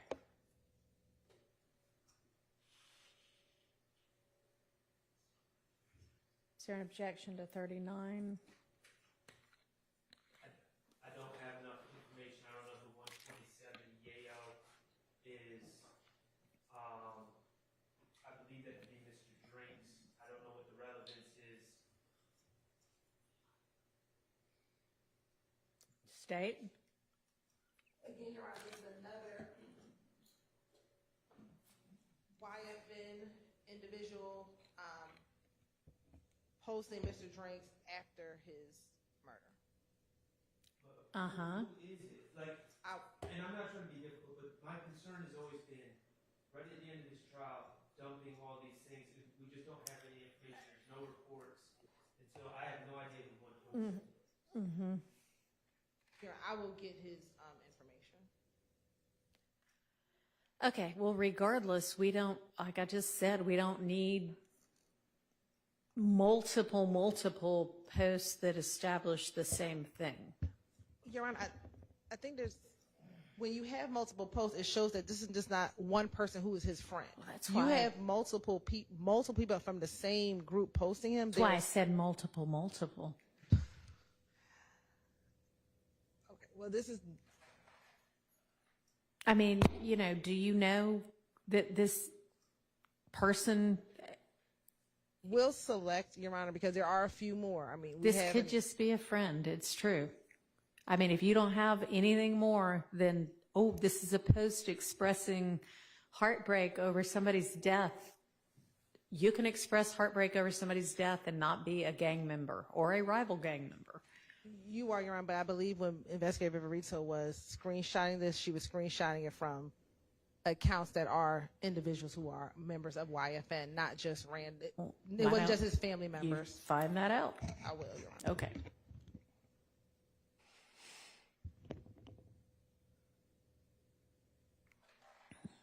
And I'll say 40, 41, 42 are, we know that 42 is definitely Jasper Walters, who is a member of YFN. So can we go back to 40 and 41 then? 40 is YFN Fats. I don't know his name offhand, but he is definitely a YFN member. And this was posted? On March 15th. Okay. And what's, I know there are a lot of people named Nut in this case. So this is, Mr. Drink's nickname was Peanut as well. Yeah, seems like a bad nickname to choose.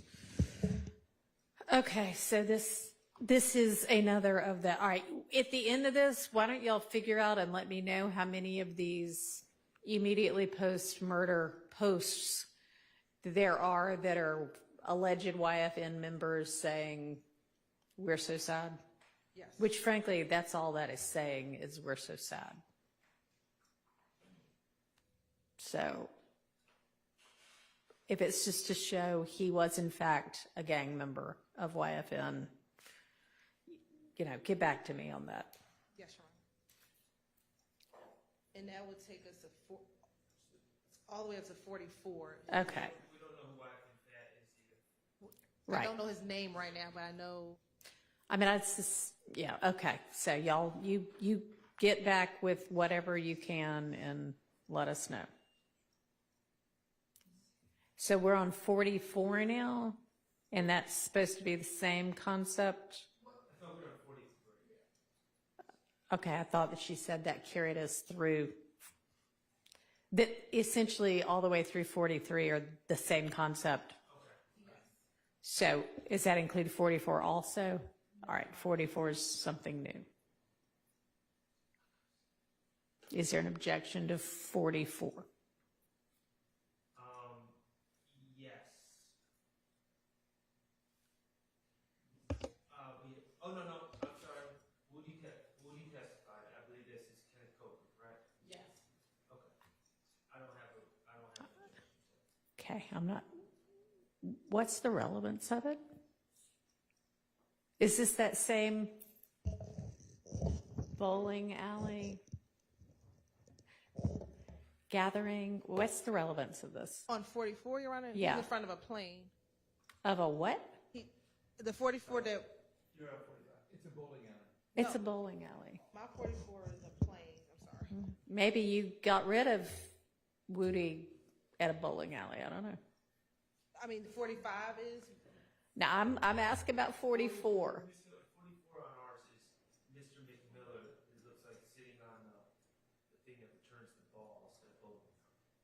And Woody does a crying emoji. So this is Woody expressing sadness over Mr. McMiller's death? yes, Your Honor. We can withdraw it. Okay. 45. That's the same thing too with Mr. Ford. It might be a different. 44, we have Mr. Ford outside of a plane. That's 40, okay, that's our 45, but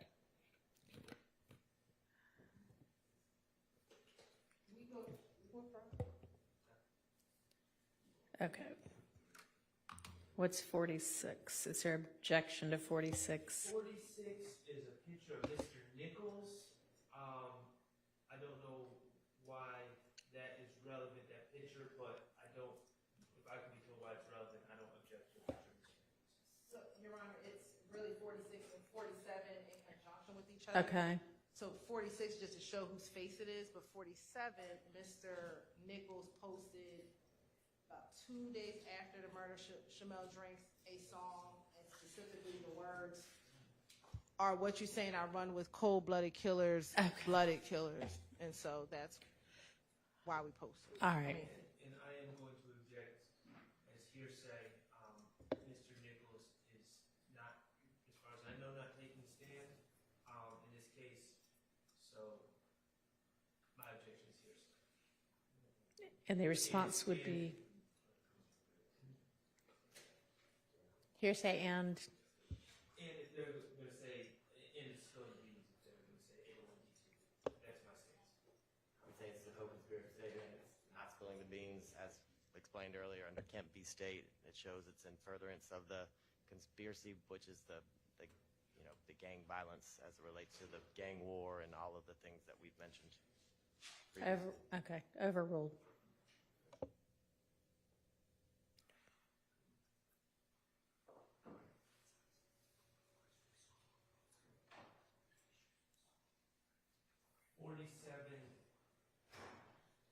Yeah, that was kind of both of them together, 46 and 47. I'm sorry.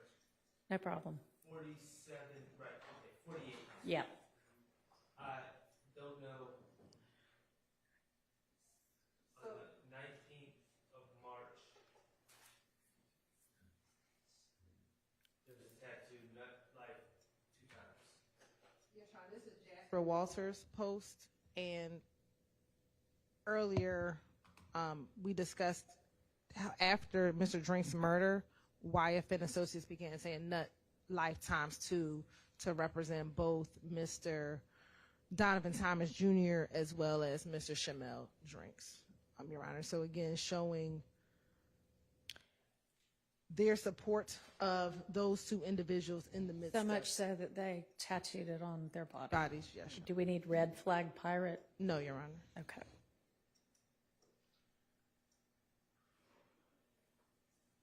And 49 is similar to the other ones. We'll just choose a select Okay. grouping of Alrighty. those reposts, Your Honor. 50. 50 is Mr. DeMarco Boyer, Your Honor. This is the individual that we believe was in the car with Quamarvius Nichols when the murder happened. We believe that he is the individual that says get on FaceTime right now, right before the murder, and so to show a picture that this person is a real person and they exist. Are y'all going to assert that he's not a real person? All right, you don't need that picture.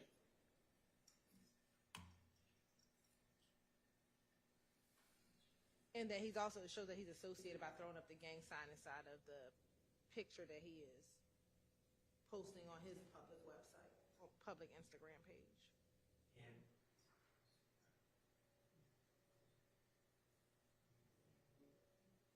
And what is,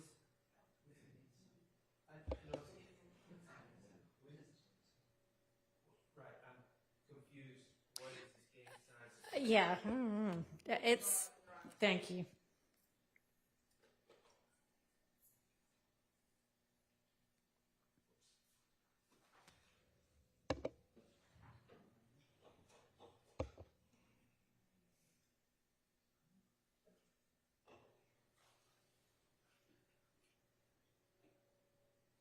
What is 51? Is there an objection to 51? To the commentary, I don't object to the picture. That, I believe that to be, please correct me if I'm wrong, I believe that to be Mr. Jeffrey Williams' brother, Mr. Greer, is that correct? Yes, that's Mr. Greer, yes. We don't have any objection to the comment. All right, y'all will redact the commentary? Yes. Okay. 52? Relevance, cumulative.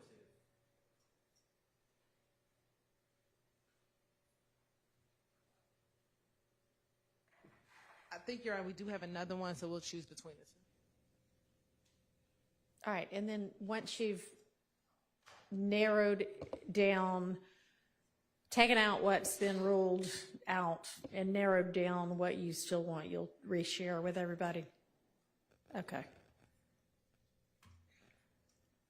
All right, 53? Any objection? Yes. Okay. Say, I don't have a problem with the picture, although I think it's cumulative at this point that I think we have several pictures of Mr. McGill with Mr. Williams. So I think it's cumulative picture, but I definitely have an objection to the hearsay, two of the biggest snakes. Response? So, Your Honor, the state included this, of course, because of the two of the biggest snakes emojis. And so the only argument for its admissibility would be that would be promoting the gang for All right, two of the I'm biggest. going to exclude at least the language Yes, Your on Honor. that. That doesn't seem to be like making anybody. Understood, Your Honor. Okay. 54. Are you planning on introducing that picture or? Mr. Sharp. Okay. 54. Your Honor, that's relevant. Is there an objection? I would just ask that all the commentary be taken out. I don't have a problem with the picture in and of itself, other than relevance. I'm interested in relevance. Your Honor, that shows Mr. McMillan in front of the car that he was shot in multiple times on the highway.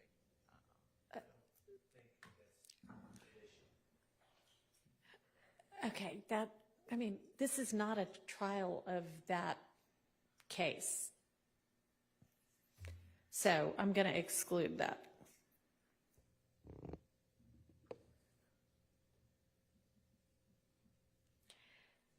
$55. Yes. Was there something else? No, Your Honor. Okay.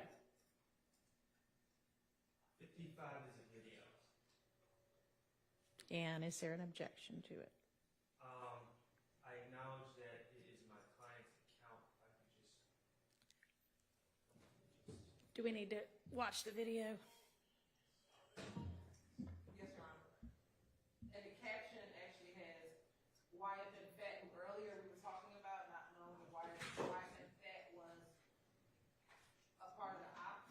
Uh-huh.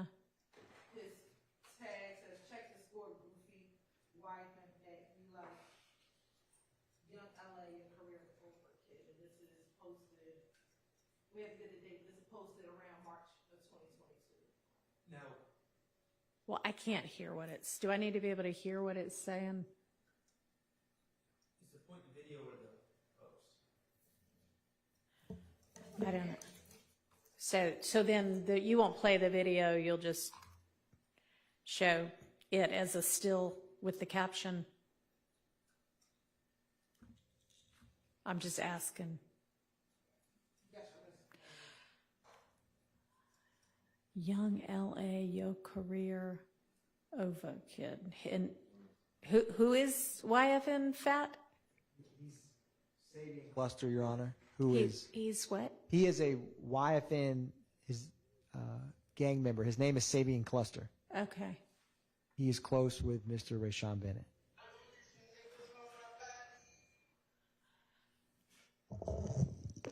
And we don't know when exactly this is posted?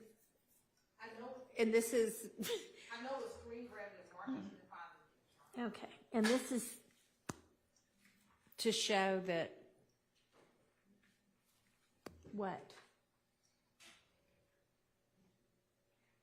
That Mr. Still, we don't need the entire video. huh? We don't need the entire,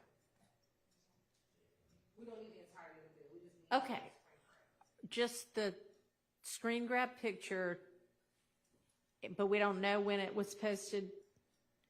Can you let me know when it was posted, and then we'll come back to this?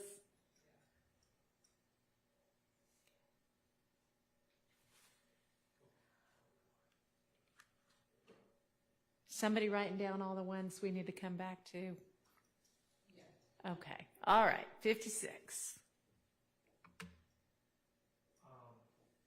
Again, I'd ask what the relevance is. If we could just play this as 15 seconds. Your Honor, we don't need, They're withdrawing it. All right. You get some stuff done if you make people stay till after 6 p.m. in court, apparently. 57, I believe it's a group of young men driving down Cleveland Avenue and just talking junk. I don't have any information that my client or anyone else has ever viewed it. I don't think it's relevant.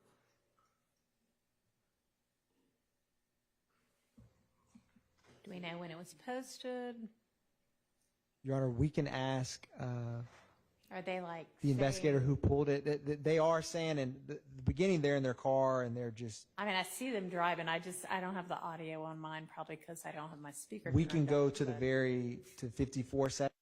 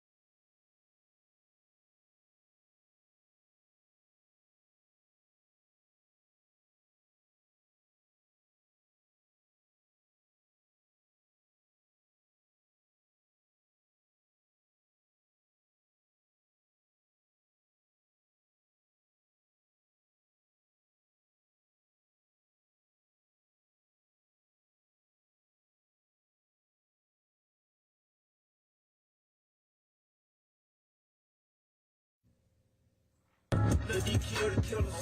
Got that chopper shooting bitch up like I'm Brian Nichols. These niggas playing both sides, you know you down with them. Heard his money on my head, I'm still outside. His nickname is Little D. So Little D kills the killers. Then he says, I shoot this up like Brian Nichols, who obviously that's a reference to Brian Nichols' murder and shooting. Yeah, it's an existing Yes. song, right? So this is more of the, does it mean, is it true or is it not? And I don't know I do not know in this moment if that he makes some songs too. I don't know who made that song he's singing. It could very well be, but the point is, He's posting it, he's Yes, Your posting Honor. himself singing it, and then post a video of Christian McMiller shortly thereafter. So in this same clip. So if we keep playing, Okay. he goes from talking about Little D kills the killers and then shows his friend who was just murdered. Mhm. And so, and his nickname is Little D. And so when this video continues a little bit further, it just transitions into. Treat me like the man, I was the side, nigga.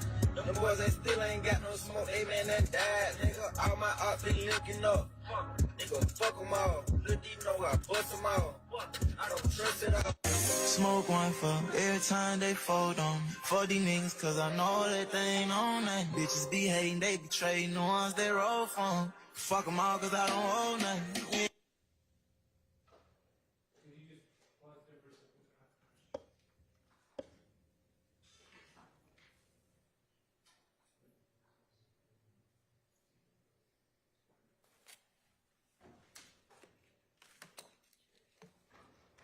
any objection?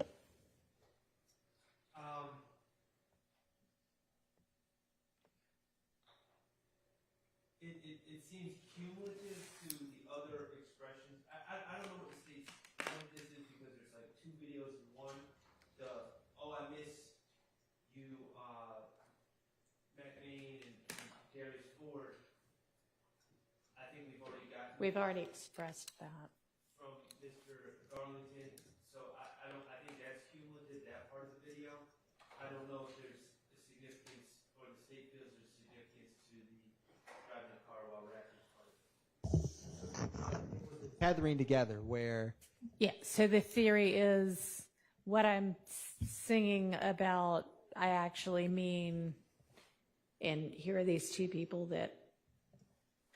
Correct, Your Honor. Because, I mean, just imagine, I mean, take aside who, I don't actually know, because that song, whatever he's singing, it references Little D twice. It very well may be a song that Garlington made. I do not know. Or it could be a popular song. But it's not, that's irrelevant to the state's argument. The argument is he's rapping, Little D kills the killers, I'll shoot this up like Brian Nichols. And then 10 seconds or 20 seconds later, and he mentions the ops in that clip when he's driving, taking a selfie. And then he posts his, a picture about his friend who was murdered by the state believes and thinks. And the juxtaposition of it, actually, you're saying that's the meaning behind it. Correct, Your Honor. Okay. It's relevant and it's a co-conspirator statement.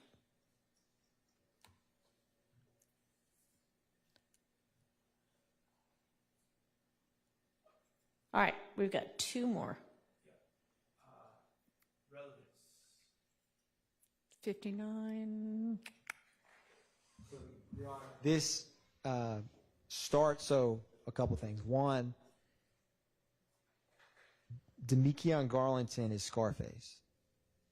And he's on Instagram, he's playing a song by Slime Life Shorty, Wooney Lee, and he posts, this is Christian McMiller, leader of, Rock Gang or Rock Main Boo Gang, but it's a video. And the reason that the state includes this is it starts there, and then, Mr. Abadi is going to play it. This is where, and this is that wiretap where the state mentions Demekion Garlington calling people and basically talking about this song he just made that's awesome, but we got to take that guy's name out of the song because if he gets whacked, they're going to be on to us. That was a wire. Do we have to actually hear the song? Well, in the song, he says Shell Kell's going to get whacked. specifically says the name of Kelvin Watts in the post we've been going through that is this back and forth. So the state thinks, so we want to play this for the court briefly so that you could see, the song he's referencing on the wiretap aligns with when this video is made, where he's at the studio and the people at the studio are singing along to his song where he says, I think the line is either Shell Kel's going to get whacked or we need to whack Shell Kel. And then he has a wiretap talking privately, right, not knowing that the law enforcement's listening, where he says, this song is great, but we got to take his name out in case something happens to him. And then the song lyric is Shell Kel's going to get whacked. And so that has multiple relevant purposes, where the post that we believe was related to the murder of Shamel Drinks was the same Shell Kel. And so him posting in April of 2022 about this song and talking about it. This is March 14th. Well, the wiretap, he talks about this song for weeks because, once he makes the song, he keeps telling people, you got to hear my song. Have you heard my song? And so he has multiple wiretaps referencing this song where he's talking about killing Shell Kel, and he's got to figure out another word because there's, he's saying if Shell Kel gets murdered, and the state's theory is that they are trying to murder Shell Kel. Okay, but all of that is coming in through what he says on the wiretap. Why do we need to hear the song? To prove that the wiretap clip doesn't say Shell Kel's name. It just says we need to take that boy's name out the song in case something happens to him. Where the song itself, literally, there's no subliminal or it's overt. Shell Kel needs to get whacked. I understand. Yes, Your Honor. Nothing, to my knowledge, has happened to Shell Kel. That's good for you. I understand, but we're kind of like... Well, I would imagine that the counter argument is that, well, I'll let the state make the argument. For the last one, Your Honor? Yeah. The back-to-backs. I apologize, Your Honor. I was talking Yes, go to ahead. co-counsel when. So for this last one, No, for 59. What was Mr. Shart's rebuttal argument? I was just pointing out that nothing's happened to Shell Kel. I don't understand how the fact that Mikion is calling people and saying he needs to take Shell Kel's name out of a song. It seems like we're pretty far afield from everything at this point. Your Honor, I respectfully disagree about. Kenneth Copeland, Quindarius Zachary, these interviews from 2015, right, related to Donna Thomas's murder, have multiple mentions of YSL members fighting Shell Kel. Shell Kel's the one who punched Martinez Arnold in the club with when Martinez Arnold and Diamante Kendricks get arrested in Trestle Tree after Shell Kel, the same person. That's 2015. Fast forward, you have the repeated back and forth. Shell Kel comes up multiple times on these wiretaps. Yeah, we know that. But this specifically saying that you're going to, I don't have anything else where they say, explicitly, we're going to kill him. I mean, like on a recorded line.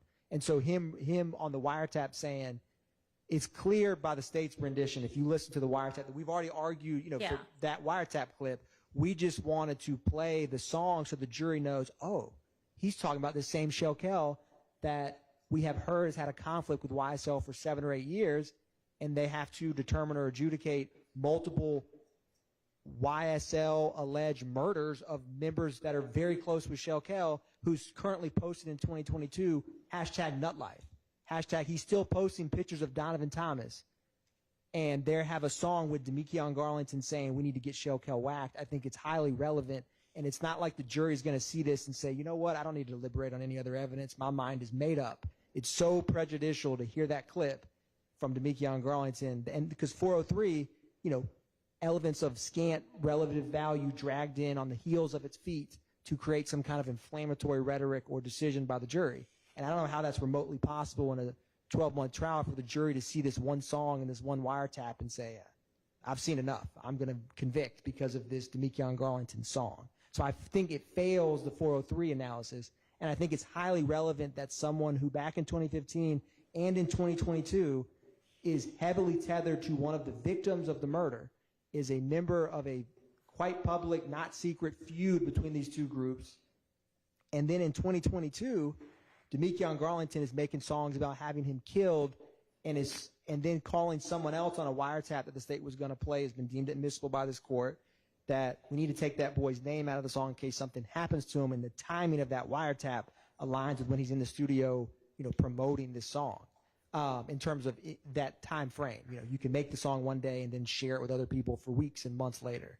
And so the state feels that under just the 401 and 403, it is relevant, and the prejudicial value, the prejudicial, it is not substantially outweighed. The probative value is not substantially outweighed by its prejudicial All effect. right, and what exactly is said in that song that's the relevant part about killing or potentially I killing? want to quote it Shelton? verbatim, Your Honor, so we're going to get to it. It's a very brief portion. So we're going to pit 27 seconds in this video. And then you see a number of people in the studio. Correct. And the state also, the backstory to this is what we've been discussing in terms of this is after the death of Chris McMiller and Darius Ford. And so.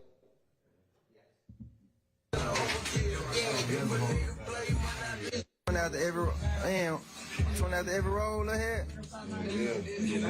That boy doing 20 after, that shit killing me. I can't go. They fucked you up, Kim? Damn, man. I can't get.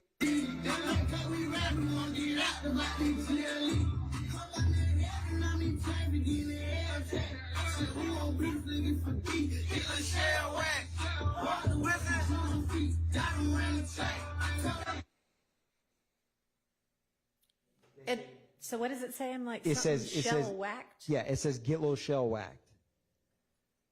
Shell SHELL. Get Get GET. old shell whacked. Whacked.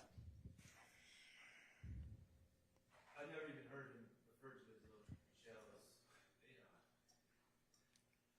shells. And then, you have the other wiretap call where he's saying, And so this is them just playing that song he's working on in the studio on March 14th.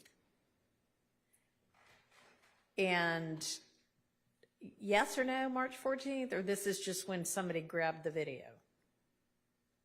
I will confirm with Investigator Viverito who pulled this. Okay, find out when it was posted. And then a month and a half later, or maybe a month later, he says on the wiretap, we got to take that guy's name out of the song. He has multiple wiretaps talking about the calls. I've reduced what we're using, so I need to check to see the date of the call. Okay, but I mean, about a month later, he's saying we need to take that guy's name out of the song. I believe he has some in March, Your Honor, but I may have not argued those to the court because I tried to reduce All right. when he talks about the song. Find out for me when the song, when that Yes, Your Honor. video is made, and we'll come back to that. All right, what's 30?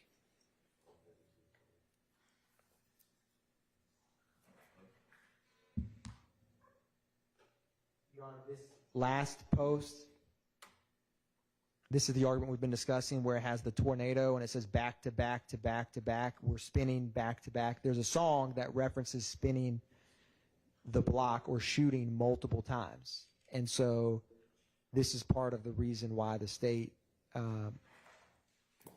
And is this going to be a video, or is this just going to be a still? It's a 13-second video. We're not giving out smoke. We're giving out embalming fluid, which is a song, by the way. I want to make that clear. It's a song that you can post it to where the lyrics come up. But the emoji next to it is. Do you want to play it for me? I mean, Yes, Your Honor. you're saying that the whatever is on the audio is relevant, right? Somewhat, Your Honor. I believe the audio is also transcribed. All right. But we will. Just play Yes, it Your for Honor. me. We ain't giving out smoke, we giving out embalming fluid. Spin that shit every day, every night. Back to back to back to back to back. Y'all niggas can't even trap. Nothing. Post up, nothing. Kick it with the hose, barbecue, nothing. We spin it back to Okay. And who's posting this? Never mind, Garlington. Yes, Your Honor. And what is that next to the tornado? An ear, that's what I thought. What's the significance of that? Are we going to find out? I do not know. I will ask and see about that. Okay, but we still don't have anything you're going to figure out what it is that establishes that. So this means the tornado could mean spinning, and Viverito is going to say spinning means shooting people? Yes, Your Honor. That's why I'm talking about embalming fluid when they're saying we're going to spin back to back. Okay. Well, just for the record, I'm objecting, even though these are not yours, clearly he's portraying it towards the public. Yeah. So I'm going to object to hearsay.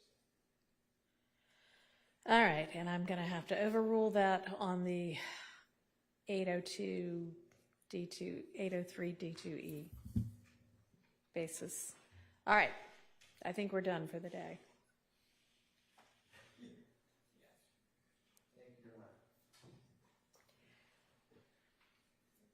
So should we see each other at 8:45, considering we need to wrap this up before Detective Viverito testifies? Yes, Your Honor. Okay. All right. We are adjourned.